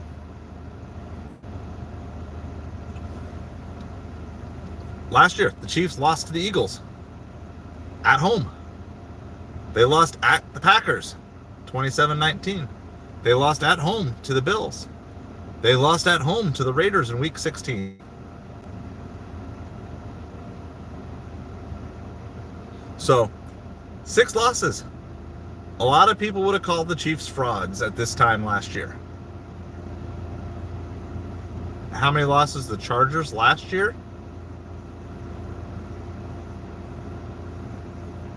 Let's see.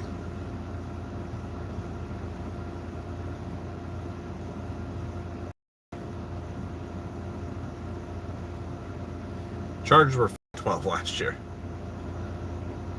5-12 were the Chargers last year. So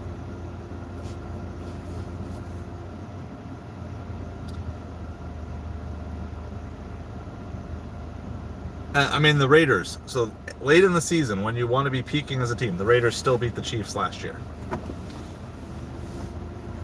So it's interesting because people are like, well, the Chiefs are a fraud because they've won all these games by one score.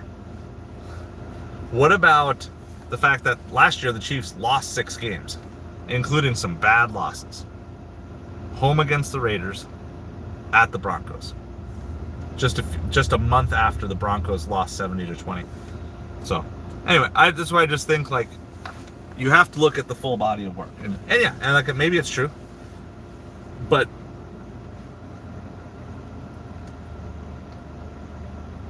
this has always been my struggle with, like, sports fandom in recent years, is that so many sports fans are kind of go, like, nuts on they're a fraud, they're a fraud, they're a fraud. I'm like, well, look, maybe, but are you really gonna say, like, it's one thing to say, of the teams, I think this team is the most overrated. So for example, I think at the top of the NFC, the team most likely to be eliminated first is the Vikings.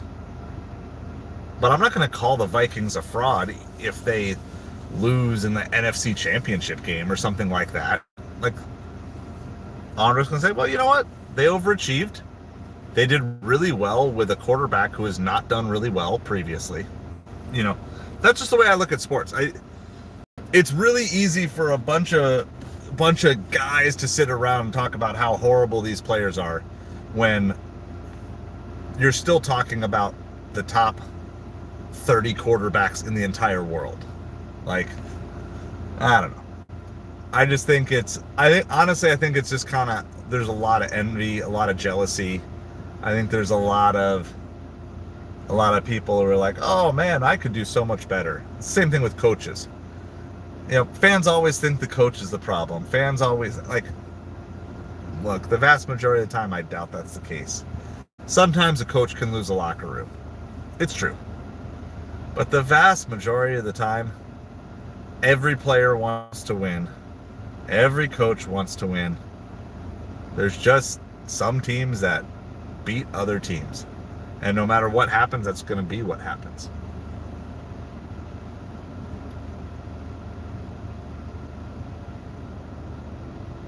All right, end of the third quarter. Jets are up 23-15 on the Dolphins. And they have the ball back because the Dolphins cannot do anything.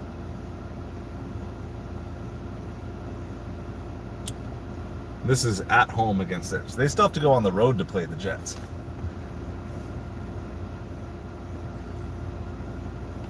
Ugh.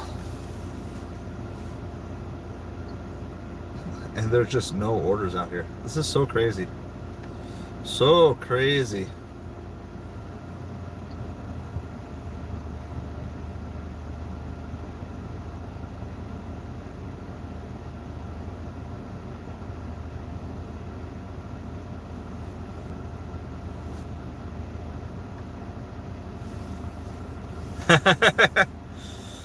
How's it going, Lisa?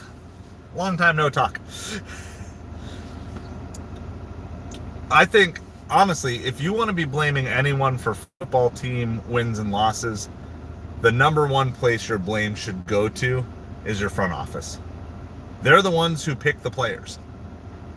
You know, if the coach has a say in the roster, then you can add that in a little bit more if they're doing player personnel decisions. Like, that was Bill Belichick's big issue after Brady. He didn't really know how to help construct the roster. But like I've said, that there's a lot of Dolphins fans who don't like Tua. I'm like, your issue's not really with Tua. Tua's exactly who everybody thought he was going to be. Yeah. Well, exactly. But here's the problem. Why didn't you just do it before the season? You have a brand new quarterback. If you already were that close, if you're that close to firing a coach with a brand new quarterback, because, like, if you have a rookie quarterback, your expectation should be lose every game. And then anything else is there. So again, the front office made the mistake, because now you ruined your first season of your quarterback. Absolutely gone. And now next year's a loss too. Like, next year's toast, because now he's got to learn a whole new system with a whole new coach. So you have to throw away year one. So if you're going to throw away year one, then why didn't you just bring in the new coach in the first place? And this front offices, I know they're dealing with a lot of stuff. They're dealing with trying to maximize their money and doing these things. But front offices are what ruin and build sports franchises. Occasionally, you get the Tom Brady situation where you just got lucky and you drafted a superstar and you just got lucky and you're starting quarterback out. But that's like a once in a generation type of thing. And you know, Lamar Jackson was like, I wanted Lamar Jackson as a Dolphins fan back before he was drafted. Like, yeah, I liked what I saw, and they didn't draft him. And it's like, okay, well, whatever. I like Dan Campbell because Dan Campbell was Dolphins' temporary head coach, and I saw enough to know that I liked the grit. I liked the fact that his team didn't quit on him when he took over in a bad season. Right. Well, exactly. Savage, that's exactly it. Mike McCarthy is exactly who you thought he would be. He is obviously this is a down year, but Mike McCarthy is the coach that will take your team to the playoffs if you haven't gotten there. But he's never going to get you over the hump. And that everybody knew that's what it was. So if that's what you want, then you hire Mike McCarthy. If you don't want that, then don't hire Mike McCarthy. That's why the Packers got rid of him, because he got them to the playoffs, but he couldn't help them win anything. So there's so much of sports in general is like, occasionally do players quit on their teams? Yes, it happens. Players are human. They occasionally quit on your team. But most of the time, the players are out there playing the best they can, and they're just not good enough. Like, I don't understand why that's so hard for sports fans to just say, like, look, they're not good enough. And we're stuck in this because of our contract situation. We're stuck in this because of our drafting situation. It's just what it is. But like, that's the thing, like Dolphins fans who get fed up with Tua, like, you shouldn't be fed up with Tua. Tua is exactly who he was. Like, you can say the head injuries were unpredictable. That's fine. So now that changes how he has to play. But Tua didn't get shorter after he was drafted. He's the same height he was when he was drafted. So if you don't like Tua, it's not that you don't like Tua. It's that you don't like that your front office drafted Tua. If you don't like Caleb Williams, it's not that you don't like Caleb Williams. Like, it's that you don't like that they drafted Caleb Williams, which is a front office issue, not a Caleb Williams issue. And I don't know. I look at it. It's just easy to pile on people who are doing things that none of us could ever do. I mean, over all the years, I was always frustrated that Marino could never win the championship. Why? Because the front office never gave him a defense. The front office never gave him good running backs when he was in his prime. Right, exactly. No, I agree with that. But you know what they haven't done? In all the years Tua has been with us, like, whether you like Tua or not, they've never given him an offensive line. They've never given him a defense. So now, every game, Tua has to be on. So any game where Tua's off just a little bit, the game's over. They just can't, unless he can somehow offensively storm back. But that's so much pressure to have as a quarterback. It's just so much pressure to have as a quarterback to know that you have to be perfect all the time because your defense can't do it. There's the same problem in the Penn State game last night. Like, Penn State can score, but their defense had no chance of stopping Oregon pretty much that whole game. And so even though they kept fighting and kept battling, there's just nothing they could do. Like, it was too many possessions where Oregon just marched down the field. Your offense doesn't get the breather that it needs. They don't get the time to reset, refocus, and everything. So I'm seeing this from a whole new level. Now that my son is doing competitive baseball, it's so hard. It's like competitive sports are so hard because both teams are trying to win. And if you just have a mental hiccup, if you just can't focus, and obviously it's easier to see with kids, right? Because we know our kids. And when you see your kids participating in sports and struggling with something, it's like, it's really easy to see. Like, oh my goodness, that's it. But, right, the greatest quarterback, how many losses does Tom Brady have? You know, I wonder, what's Tom Brady's record? Let's look that up. Tom Brady record. The greatest, what some people will say is the greatest quarterback of all time. Right?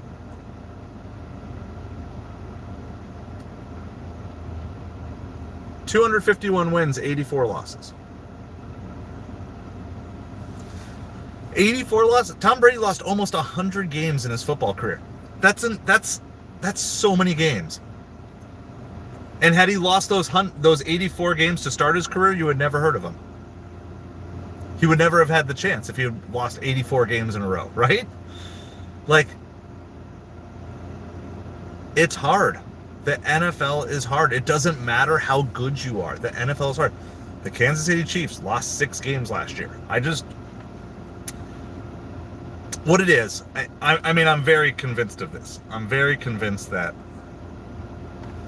it's a lot of guys who are living in their glory days, who are like, I was a quarterback for my high school team. I could make that throw. Like, no, you couldn't.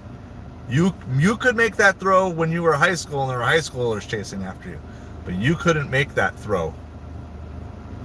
Oh, yeah, for sure.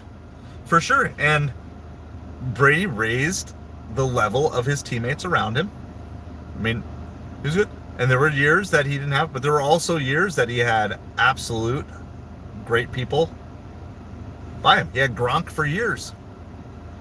I think he had Wes Welker for years at the beginning of his career. Like, they built a good team around him, and he made them better, and then they made the team better. But I don't know. I think honestly, it's just kind of in my journey to humility. That's why I'm so much at, like, people just get jealous of other people, and they just come up with reasons that they don't like what other people do. It's like, it's okay to be disappointed with your team, but to think that your team is going out there and not actually trying to win, to think that your team's not trying to play, yeah. And they do. Like, are there exceptions? Always, right? There's always exceptions. But, you know, like this whole idea, like the Panthers are just going to, well, the Panthers know they're a worse team than the Eagles, so they're not going to go out and try today. Like, why? Is that what you would do if you were in their situation? Look, if you're on the Panthers right now, are you wanting to lose to get a better draft pick for next year? No. You want to fight so you have a spot on the team for next year. Like, maybe the management wants you to lose. Maybe there's even situations where the coach might prefer you to lose or set you up, but no player is going out there unless they have, you know, some backroom deal or whatever. These players, they're still the best players in the world. Like, they're the best in the world at their job. They're going to go out there and they're going to do their best to win. And sometimes it's just not going to be good enough. And that doesn't mean a team is a fraud. It doesn't, you know, even in the playoffs. Like, oh, they lost in the playoffs. Yeah. So they proved they're one of the top 14 football teams in the entire world. That's really not that bad, right? Like, it's not that bad. I was drawing this parallel this summer. It's kind of interesting, right? When you watch the Olympics, people celebrate third place in the Olympics. People celebrate making it to the Olympics. Right? Like, people celebrate making to the Olympics and finishing in last place because of what human achievement it is. And we celebrate all these stories, all these things. Why is football, baseball, all these other sports, why are they any different? By the way, Miami is driving. They are first and goal after a pass interference penalty here. The reason that it's like this is, I believe, there's a lot of sports fans that just, their hope is built on their team and their sporting team, and they find satisfaction when other teams lose, and they find satisfaction when their team wins. All right, second and goal. Second and goal for Miami here. I don't know. I just have a very different view on the world. But it's come through a lot of trial and strife and learning and everything. It's like, you can pick your favorite football player to make fun of, and 95% of football fans would trade places with them in a day.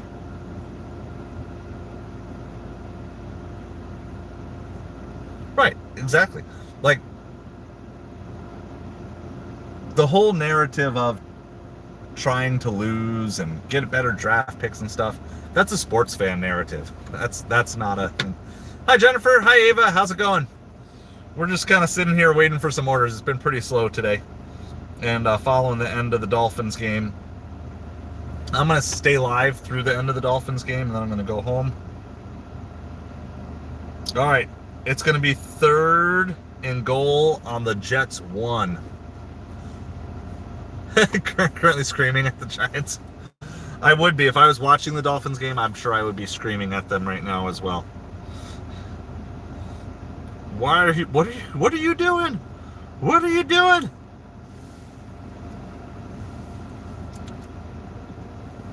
I don't know. What do you guys think? Why do you think people celebrate third place at the Olympics or making it to the Olympics? Why do you think that is such a celebratory thing? But if you finish, say, third place or fourth place in the NFL or Major League Baseball, which is arguably a harder accomplishment to do,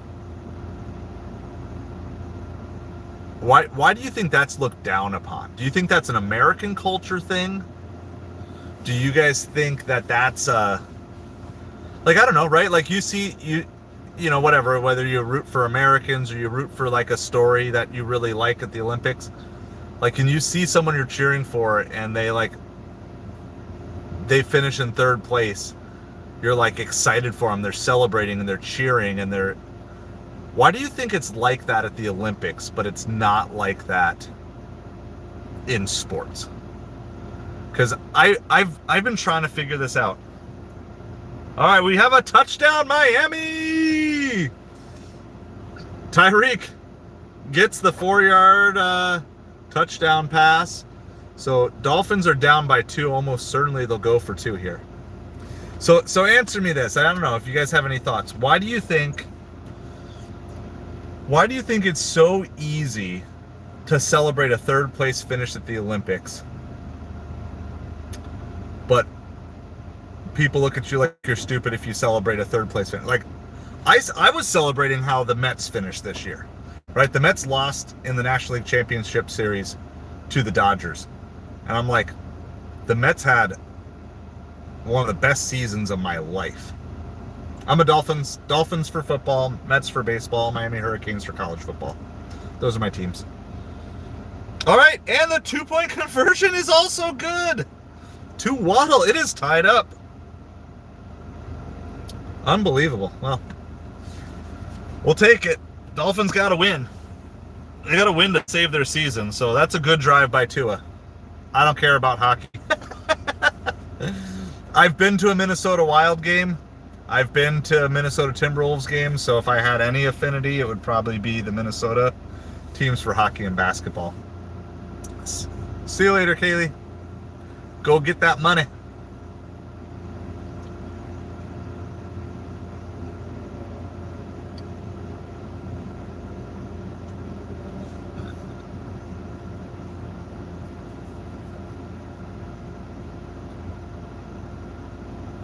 Yeah, no, it's interesting. Like, you would never have a ceremony in baseball or football where you celebrate the top 3 teams. I mean, you barely even hear about the losing team in the Super Bowl or the losing team in the World Series once they lose. Right? That's the second place team. It's the second best team in the world at whatever that sport is. And it's like, oh, they failed. They're horrible. You know, I'm not saying like you should, as an athlete, you would be satisfied with that. But to be like, oh my goodness, you're such a failure. You lost in the World Series. Gerald, did you hear me? Dolphins for football, Mets for baseball, Miami Hurricanes for college football. Those are my 3 teams. Beyond that, I have preferences, but nobody else that I seriously cheer for.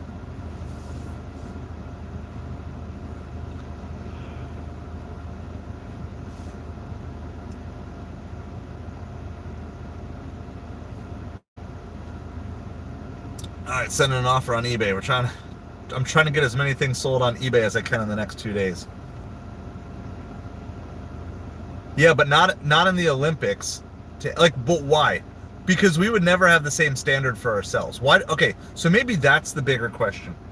Why do we hold sports teams to this standard that we can't even imagine for ourselves? What did you order, Gerald? I'll go for it. I don't know how far I got to drive to go get it for you, but I'll go get it. I mean, that's the bigger thing, right? I'm just trying to think through the psychology of all this. And I feel like the psychology of this is we essentially demand perfection from our sports teams. That is a standard far and above anything that we would hold for ourselves. You ordered in Ohio. All right, I'll be right there.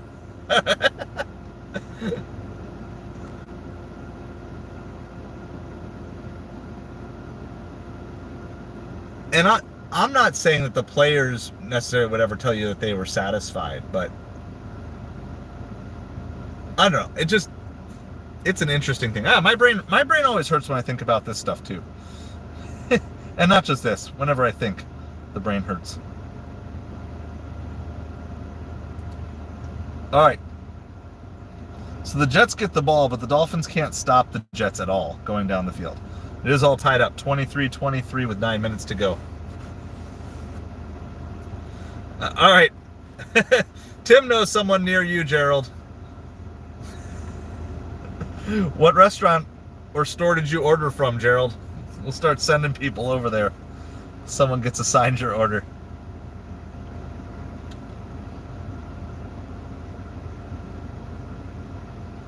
There you go. All right. Go. So.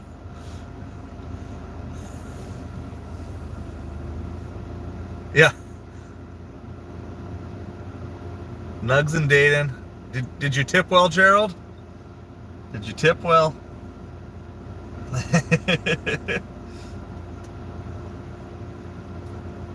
Wow, it is now 4th and 4 already. The Dolphins actually held the Jets to a 3 and out here. They gave up 6 yards on first down. They stopped them on 2nd and 3rd. It's 4th and 4 Jets, and imagine the Dolphins coming right back out. Good. We got a bunch of gig delivery drivers in here, so we'll. I won't make you state what you tipped. I'll let your conscience be the guide on that. But so if the Jets actually punt here, they go 3 and out, and the Dolphins get back. The Giants doing giant things. Oh yeah, Giants are 4th and 10 here. I think you're in trouble, Ava. I think you're in trouble.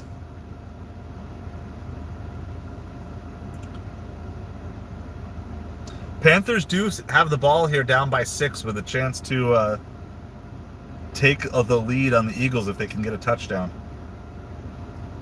Jaguars beat the Titans 10-6. That was the battle of teams that are now both 3 and 10.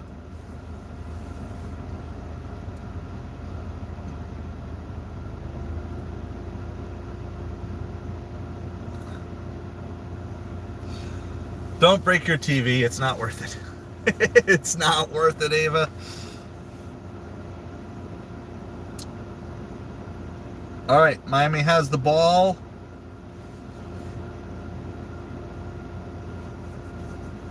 starting at their own 22-yard line. That's with 7:33 to go. Miami has a chance to take the lead back.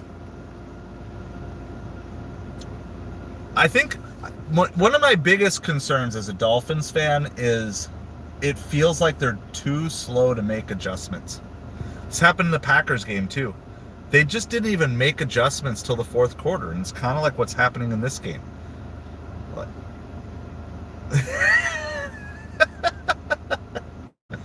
Yeah. That'll do it. That'll do it.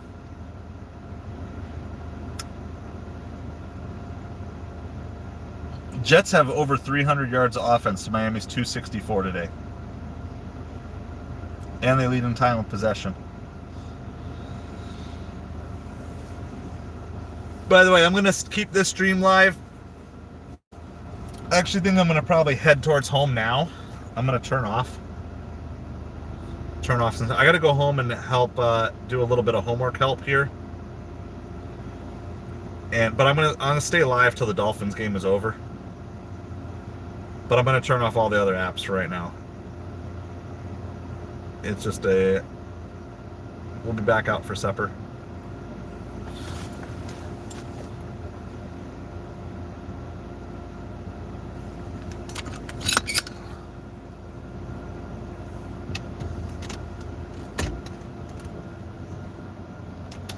So, yeah, we'll hang out. We'll try to. I'll do a full score update as of the end of the Dolphins game too. We can run through all the other scores when we get parked. But I'm gonna head home. That way, as soon as the Dolphins game is done, I can do the homework help, have supper. Hey, touchdown Giants! There you go, Ava. There you go.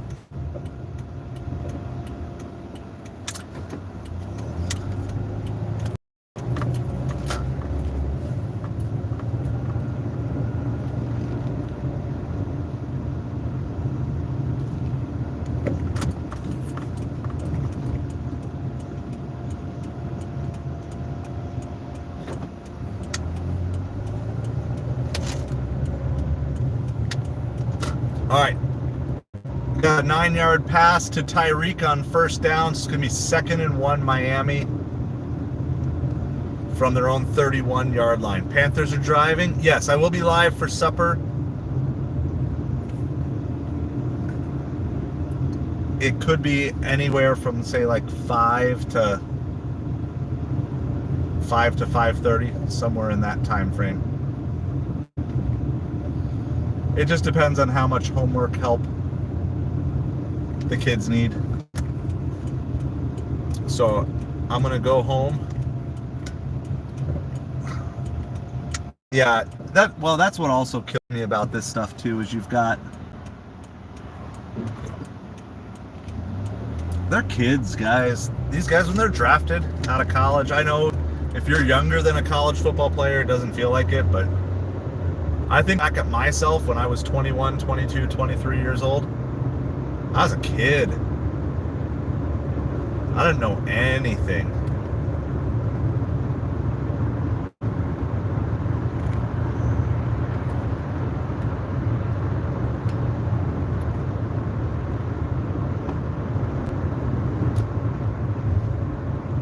False start on Miami. It's now going to be 2nd and 6. It was 2nd and 1. Now it's 2nd and 6. Because what better to stall a drive out than a false start when you actually have the momentum going for you?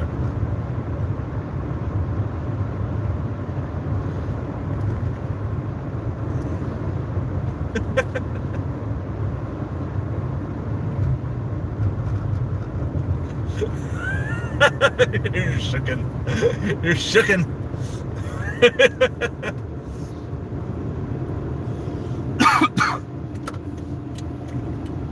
All right, I'm still waiting for a play here on Miami.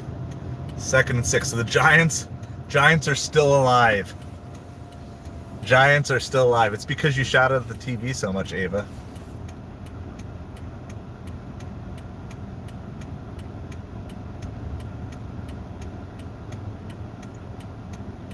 Our tip for that shopping order came through.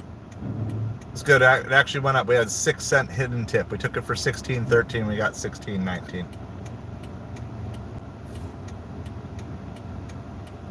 All right, Tua's got a 7-yard pass. That was a first down, and then Achane, the 3-yard run. It's now going to be 2nd and 7 at the just over in Jets territory. Jets 49-yard line. 2nd and 7 here.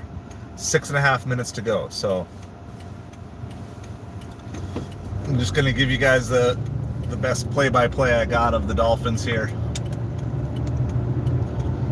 Just driving home. We will be live later. We're gonna try maybe a horizontal live stream. We shall see. I'm not exactly sure. We might try horizontal live stream with Adsense running on it and see. So as far as I've heard from everyone, no one saw any ads on the vertical live stream today, even though I have vertical live stream ads on. So I'm very curious. I'll be curious to see like what that payout turns out to be. I got a holding penalty in Miami. It's now going to be 2nd and 17. My goodness, Miami, just killing yourselves. Killing yourselves here, Miami.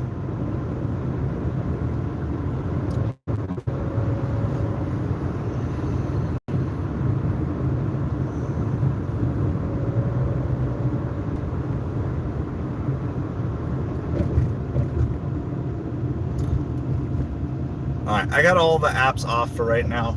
I'm headed home. We'll be back out for supper somewhere between 5 and 5:30, I would guess. As soon as feasible. That's what we're going to go here. Alright, and then on 2nd and 17, the Dolphins complete a 2-yard pass.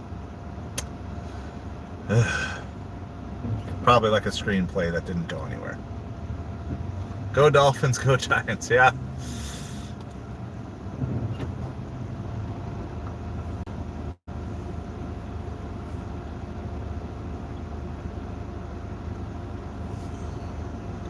And on 3rd and 15, incomplete pass. So, there goes that drive. They had a nice drive going and they just absolutely killed themselves with that holding penalty. What are you doing, Dolphins? What are you doing? Alright, we'll take a little break from that because there's going to be a punt there. So Saints have the ball. They're up 14-11 on the Giants. The Giants need to stop, get the ball back here, try to tie it up for Ava.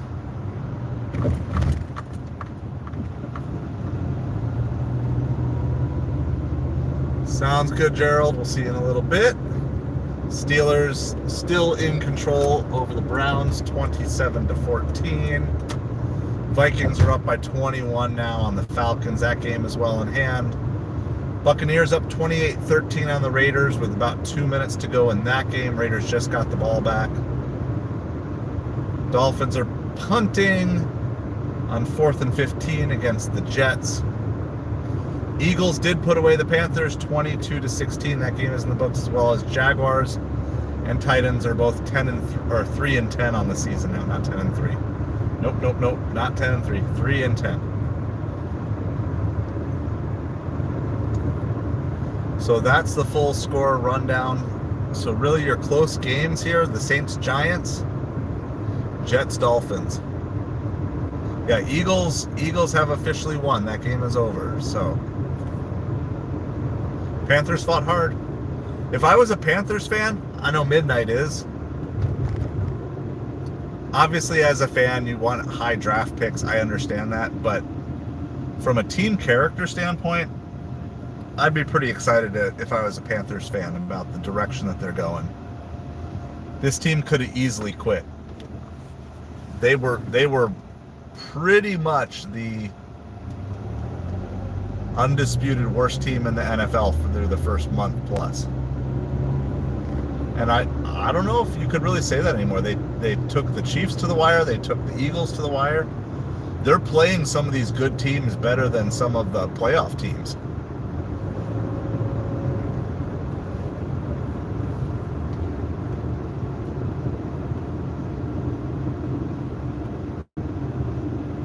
All right.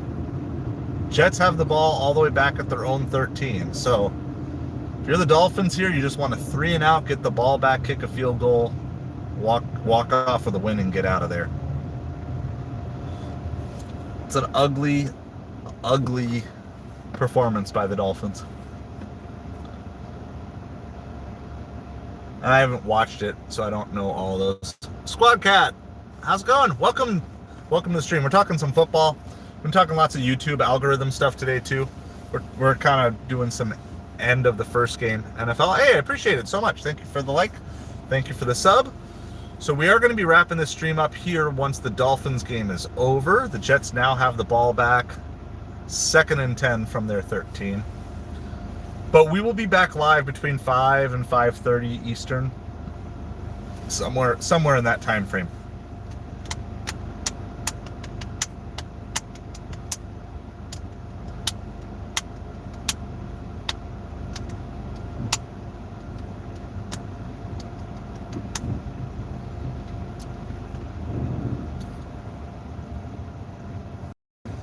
Looks like it's a 4th and 2 for the Saints. So if the Giants can hold, they're going to get the ball back with a chance to tie or take the lead. That'll make Ava really happy.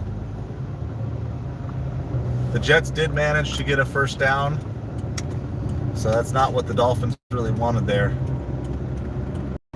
Their defense has had a pretty good rest here after the long drive and a quick 3 and out. So defense needs to step up and make a play.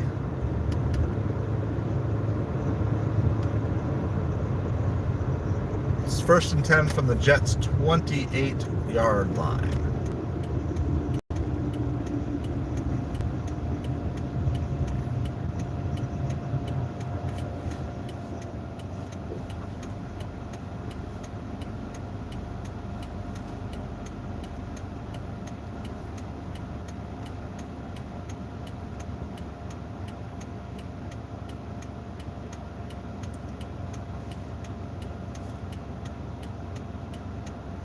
All right, doing some sport. Yeah, we'll do a full scoreboard update for you guys here in just a second.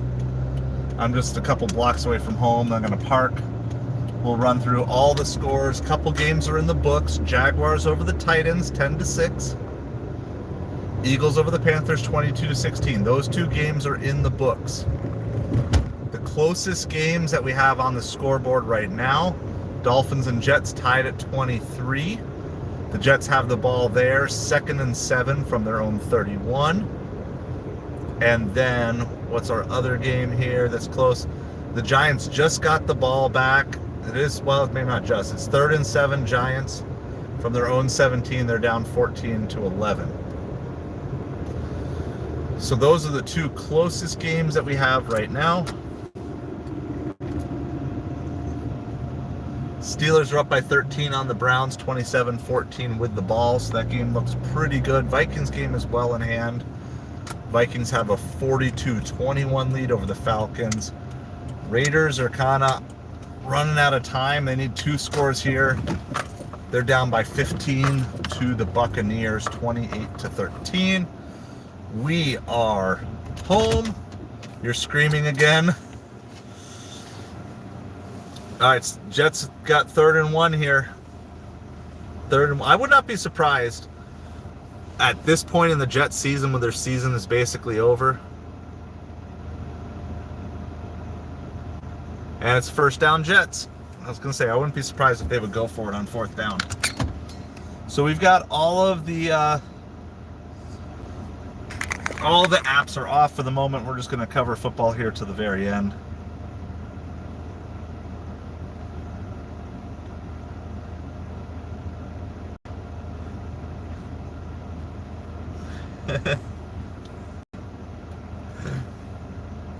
Squad, who's your team? Who are you cheering for or against? Yep. It is now the 2-minute warning. The Jets have the ball in Miami territory with a 1st and 10. Dolphins defense is just lousy. It's just lousy. It's a bad defense. It doesn't matter how good your offense is. If your defense just gives up chunks of yardage nonstop, it is hard to win. Doesn't matter who you're playing against.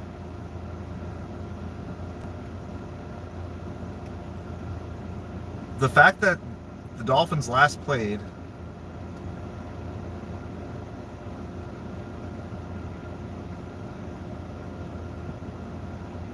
let's see, the 28th.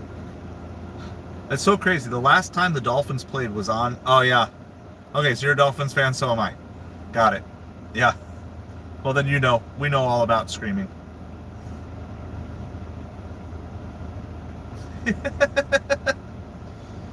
Yeah. There hits a point in the season where it's like, okay, I'm kind of just done. Well, it looks like they got at least one first down here.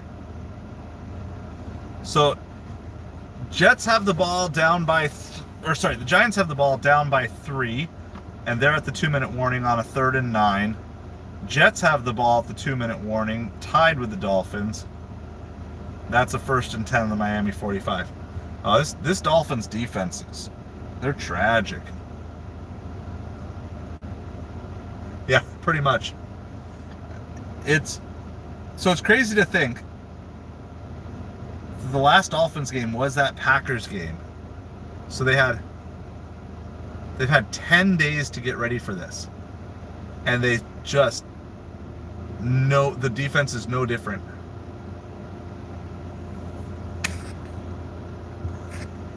Audrey, yes, thank you. Please make sure you like, subscribe. By the way, we do have some custom emojis in the chat. I can throw the fins up emoji here. Let me get on my other phone here. Hop on the chat in just a second here.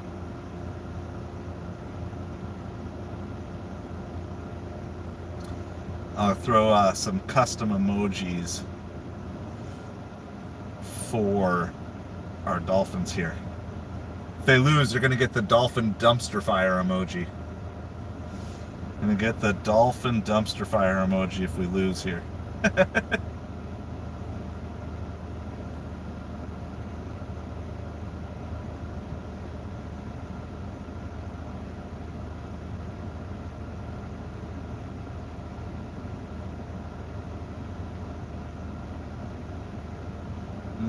Why is that not working? Switch account. Let's try it again.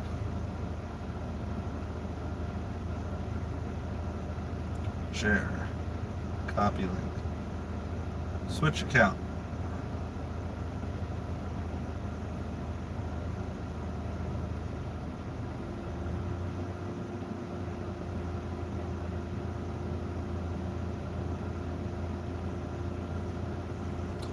I don't know why that's not working.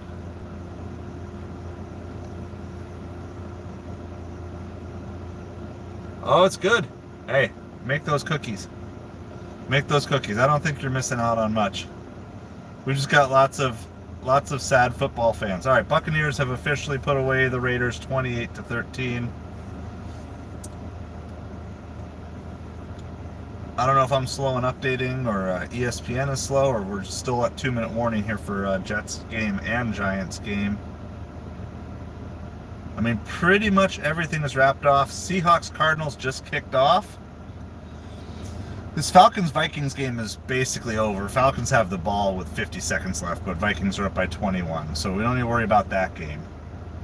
Steelers-Browns. I mean, Steelers have the ball up by 13. It's basically 2 games. Comes down to Jets and Giants. Squad is ordering some cookies, Ryan.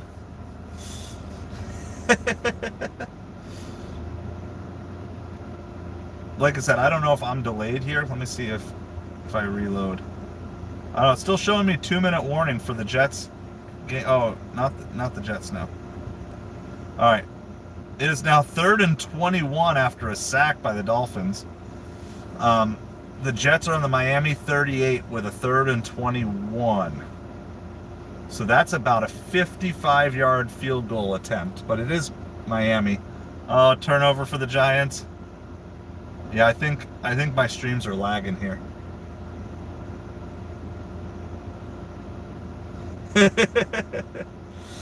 You got delivery drivers galore here. Options, oatmeal raisin, raspberry cheesecake from Subway. Ooh, interesting. All right. 3rd and 21 for the Dolphins. There's a minute 2 left. Dolphins are out of timeouts here, by the way. So if the Jets do kick this field goal, they're in a world of trouble. Tua is not a good, like, comeback quarterback or whatever.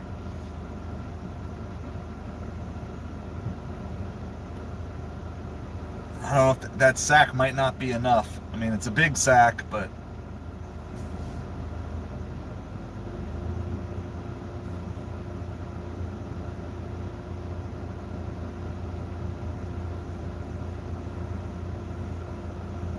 well, on 3rd and 21, the Dolphins give up a 14-yard play.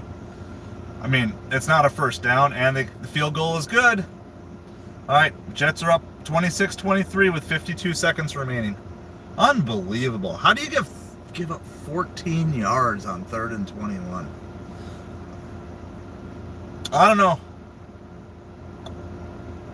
I thought McDaniel was safe, but this game, after the Packers game, it looks like that little win streak they had is more fool's gold than anything else, so I don't know. Well, Dolphins are going to get the ball back with like under 50 seconds to go, but I don't know. Tua's 25 for 35, 244 yards and a touchdown on the day. Like, no, you got to be better than that. You got to be better than that.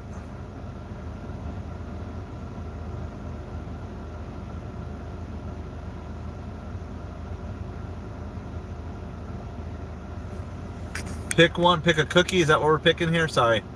I'm like so diving in. Actually, the cookies will be delivered to the neighbors.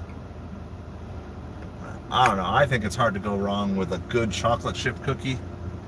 If I want to go to the holiday spirit, I like the peanut butter cookies with like a little crisscross on them.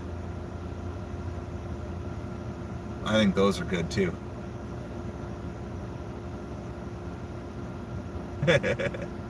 Well, that's being a good neighbor, Ryan.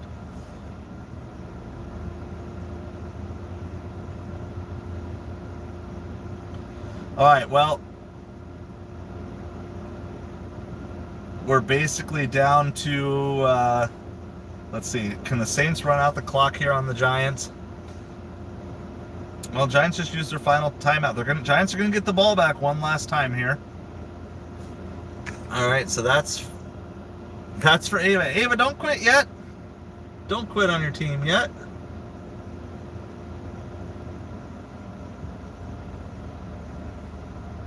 At least let your hope stay alive for a few more minutes. Steelers have the ball. They're up 13 and they have the ball second and goal. So I think we can kind of nix that. Cardinals are out to an early 7-0 lead on the Seahawks. So basically there's two games we're watching here. Jets are about to kick off to the Dolphins.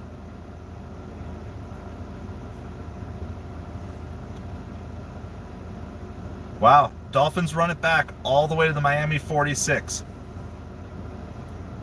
That's a good time for a good run. There's not many run backs, so it's a good run back. All right. 1st and 10. We got an incomplete pass. 2nd and 10 from the Miami 46. We have a 14-yard pass to Tyreek. Wow. Dolphins are coming back here. There is 41 seconds left. It's going to be 1st and 10 on the Jets 40.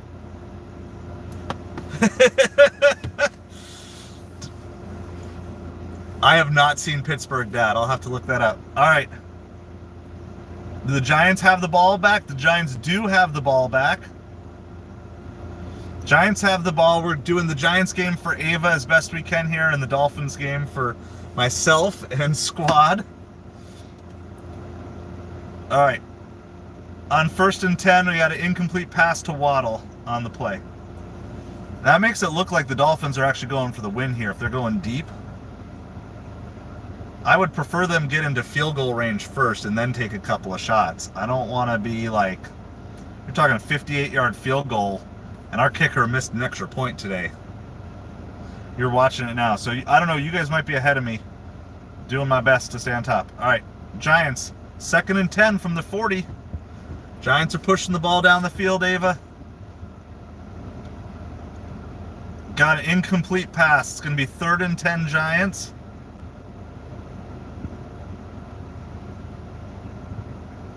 All right, we got it on 2nd and 10. We got a 6-yard pass to Waddle. It's going to be 3rd and 4. Then they went for it. Wait, what are we doing? Deep passes on 3rd and 4 from the 34. It's going to be 4th and 4. It's going to be a 51-yard field goal attempt. I don't understand. I don't understand the play calling. You've got to get into better field goal range. Why are we doing all these deep shots? Don't like it. I don't like the offensive play calling that the Dolphins have been doing. It just seems, I don't know. All right, well, it's 4th and 4. I'm assuming they're kicking the field goal. I'm not watching the game, so.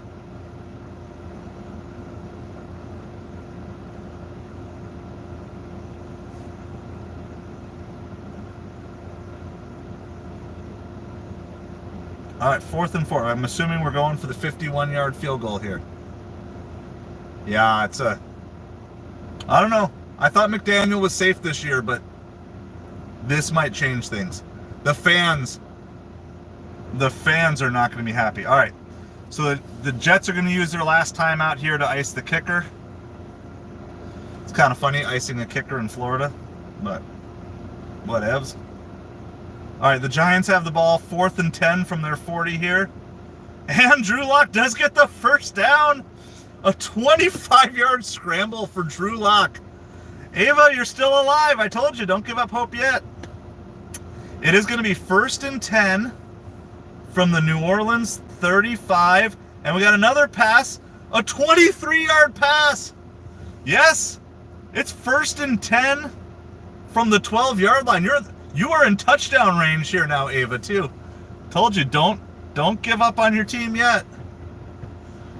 I can't believe that I'm rooting for the Giants because the Dolphins are playing this horribly. I'm rooting for you, Ava. I'm not rooting for the Giants. I'm rooting for you. Drew Lock spiked the ball. All right, so where are we at? 20 seconds left. It's going to be 2nd and 10 from the New Orleans 12.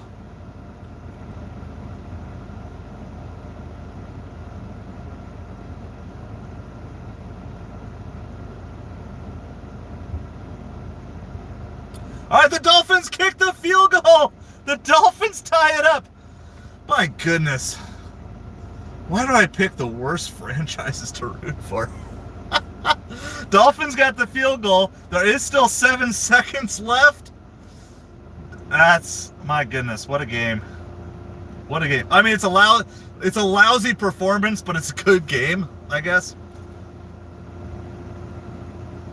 I don't understand my teams. All right, back to the Giants game here. False start on the Giants. No, what are you doing? Just like the Dolphins drive. How's it going, Audrey Noel? We're talking some American football here right now. We got a couple of games that are ending and wrapping up. I was going to stay on till the end of the Dolphins game. Of course, now that looks like that's going to go into overtime.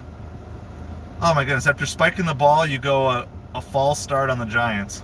Unbelievable. Unbelievable. All right, Dolphins are tied up 26-26. 7 seconds to go. All right, it's touchback. Jets are going to get the ball from the 30. They have no timeout, so what are they going to do? Are they going to try to kneel it out, or are they going to actually, well, I would say go for it. You're the Jets. You're 3-9 on the season. I think you got Aaron Rodgers. He's got a cannon. He's not having a great season, but, I mean, he can still throw a football. If I'm the Jets, I'm going for it here. You lose, you lose. I mean, your season's over anyway. Like, your worst case scenario is an interception or a fumble, return for a touchdown. That's the worst case. Well, hey, you can still give me a riddle if you want, Audrey Noel. Just me and my brains today. I need something to take my mind off of the Dolphins anyway. All right, incomplete pass for the Giants. That was on 3rd and 15. So, Giants are coming out to tie up the game. Not yet. Dolphins haven't lost yet. Giants are trying to tie up the game here with a field goal as well.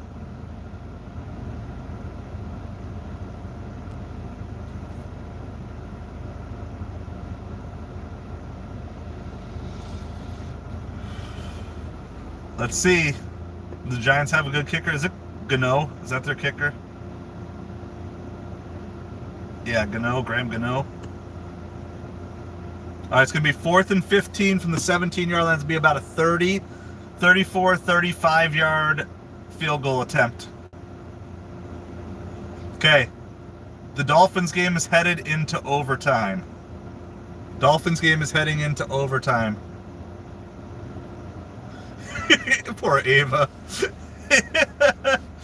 Poor Ava. Here we go. 14-11.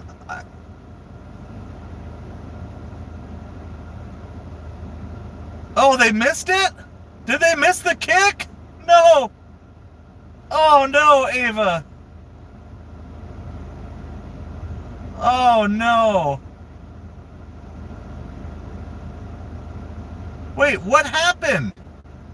What happened at the end of the Giants game?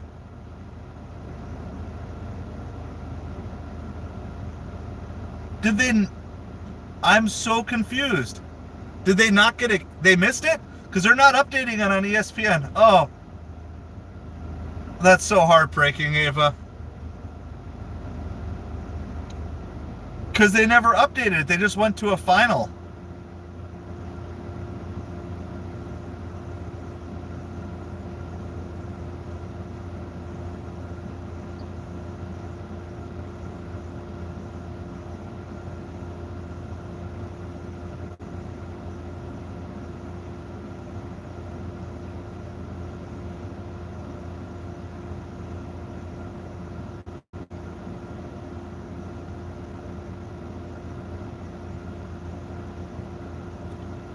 Oh, I'm so sorry, Ava. Be forever depressed until next week.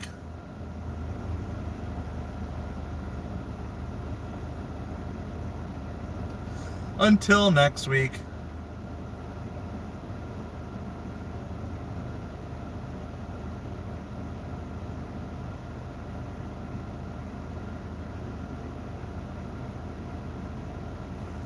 All right, Miami has the ball here. Miami starting from their own 30-yard line. Oh, hold on. Let me see the riddle. I haven't even seen it. I am always hungry. I must always be fed. The finger I touch will soon turn red. What am I? Okay. I'm always hungry. I must always be fed. The finger I touch will soon turn red. I'm always hungry. I must always be fed. The finger I touch will soon turn red. Finger I touch. I'm always hungry.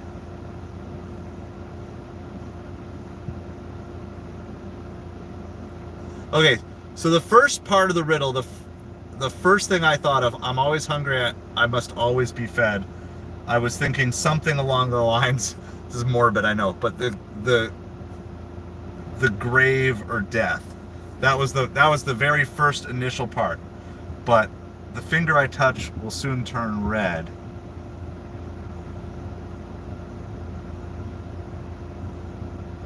That part, I mean, it still made me think of blood. All right, 20-yard completion to Jonnu. It's going to be 1st and 10 Dolphins from the 50-yard line. Sorry, I'm trying to keep up with everything here. I'm always hungry. I must always be fed. The finger I touch will soon turn red. I got the Dolphin stream on the phone here. We're trying to keep up with that. It's going to be 1st and 10 Dolphins from the 50. A field goal means the Jets get a chance to score, which I don't like that. I would much rather we score a touchdown and just end it here. Stomach also. Well, that's too obvious of an answer. The hungry fed. Finger I touch will soon turn red. It also could not be finger I touch. What are other types of fingers? Think of the Vienna finger cookie. Another 14-yard play. It is 1st down Miami from the 36 of the Jets. The Dolphins are maybe putting together the best. I'll never guess it. Well, thanks. Thanks for Thanks for the confidence boost, Audrey. Hey, squad, you got to keep this family-friendly chat, though, please. Got it. You got to keep it family-friendly here.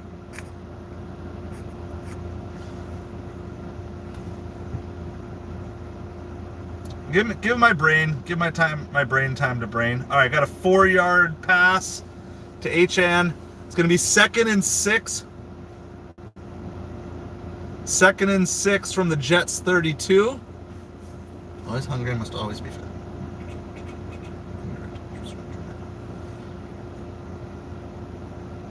Got a 9-yard pass to Tyreek. It's going to be 1st and 10 from the Jets 23.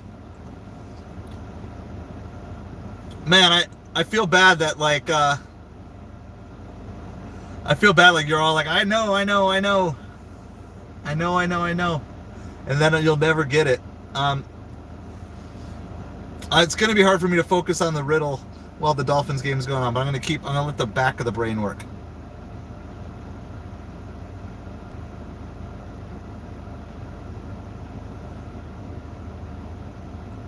All right, Jets are using their first timeout here.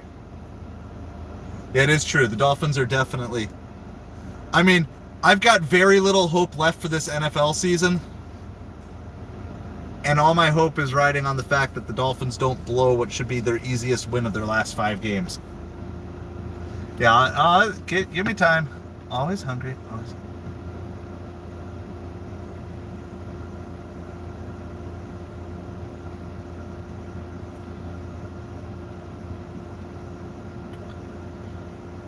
All right, so we got, it's first and 10 Dolphins on the Jets 23. Now you can kick a field goal here, but if you do, then the Jets get a chance to come back. And then, but if they can score a touchdown here, then the game is over. All right, we got another 10-yard play. It's going to be 1st and 10 Dolphins from the Jets 13. A 10-yard pass to Achan. From what I've followed of this game, this is the most impressive drive that the Dolphins have had. Always hungry, always be fed. Finger I touch. Finger I touch. Will soon turn red. Red could be angry. Red could be bloody. Red could be like read a book. What about like knowledge or curiosity? Like curiosity killed the cat. Curiosity is always hungry. It must always be fed. And if you touch something with your finger,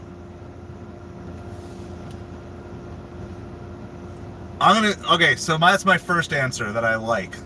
I'm not saying it's a good answer, but I like curiosity as an answer. Curiosity is always hungry because people are always curious.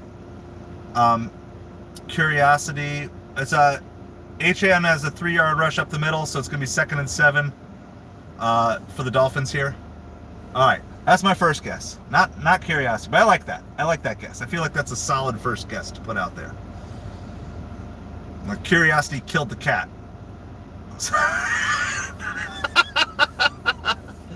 Touchdown Miami! Johnny Smith! Woo! Put those fins up in the chat! Miami wins. We so didn't deserve that win.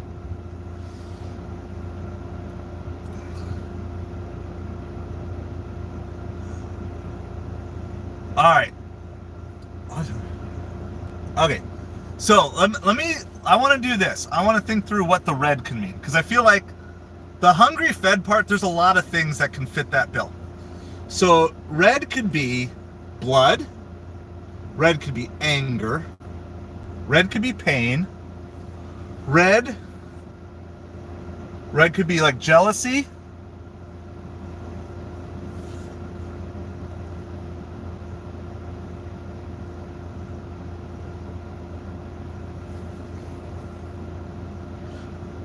My wife says I need to help with math here soon. All right. Anger. Hungry. So because I feel like if I can figure out the red, the hungry, always fed, there's lots of things that are always hungry that can always be fed. I think there's a lot of things that fit that. So red could be pain, blood, anger. I feel like red should be negative. It could also be passion. Could be passion, but I don't think it's going to be passion. It could be love, right? But nah. I'm going to go, okay. So anger. What's going to make somebody angry? If it's not death, if it's not grave, it's not curiosity. Then we're talking about things, okay, so then you're talking like pain, or if it's not a play on words, like be read, like a book, but I think you would have had it R-E-A-D. So then it's pain. If it's pain, then there's lots of types of pain. So there's like cuts, there's bleeding, there's burns. There is, by the way, this is like, sorry if I'm just talking out loud and just trying to think through. This is how I process things in life. Doesn't always work out for me, but this is how I process it. So if it's not like a cut, a knife, no, that doesn't make sense. Knives aren't hungry. Knives aren't. So pain, finger I touch. Oh, burn. Is it like a stove? Hungry, fed, fire, hungry. Fire is hungry, always hungry, it's always burning wood. Fire, what was it? Always hungry. You always have to feed a fire. Touch fire with your finger, turns red. All right, that's answer number 2. We're gonna go with fire as answer number 2. All right, if it's not, okay, it's not curiosity, if it's not death, if it's not fire,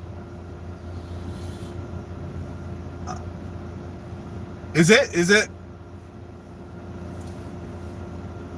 Well, is that right? Is that it? Is it fire? All right. Not only did the Dolphins win, so did I. Woo! I'm a little slow. The 3 brain cells bouncing around in the head, they take a little bit. Well, awesome. Awesome. Awesome. Awesome. All right. There we go. There's a riddle. There's a two wins. We're going to take what we can get here. All right. So here's what I got to do. I got to go help kids with homework. So I'm going to go in and do that. I don't know how long it's going to take for that to happen. The goal is to be out. I was hoping to actually help with homework starting at 4, but Dolphins being Dolphins. That's what it is. So we're gonna do that. I'm gonna go help with homework, and then we'll be back live 5:30, 6. Oh, thank you, Audrey Noel. Thank you. Appreciate it so much. Yeah, it might be 6 or 6:30. We'll see. It's math, so usually I can help with math pretty well. Usually. So we'll see. We'll see how it goes. Thank you, Audrey Noel. I appreciate it. Oh yeah, sorry. I forgot. I got my catchphrase here. Yar! That'll go far for the car. So all of our super chats, our memberships, our Patreon money, that's all going towards a second family car. Help provide a little more freedom for me and flexibility to be able to do that. So thank you, Audrey Noel. Thank you to all of you who are subscribers, members, all different things. So we got a Dolphins win. It was ugly.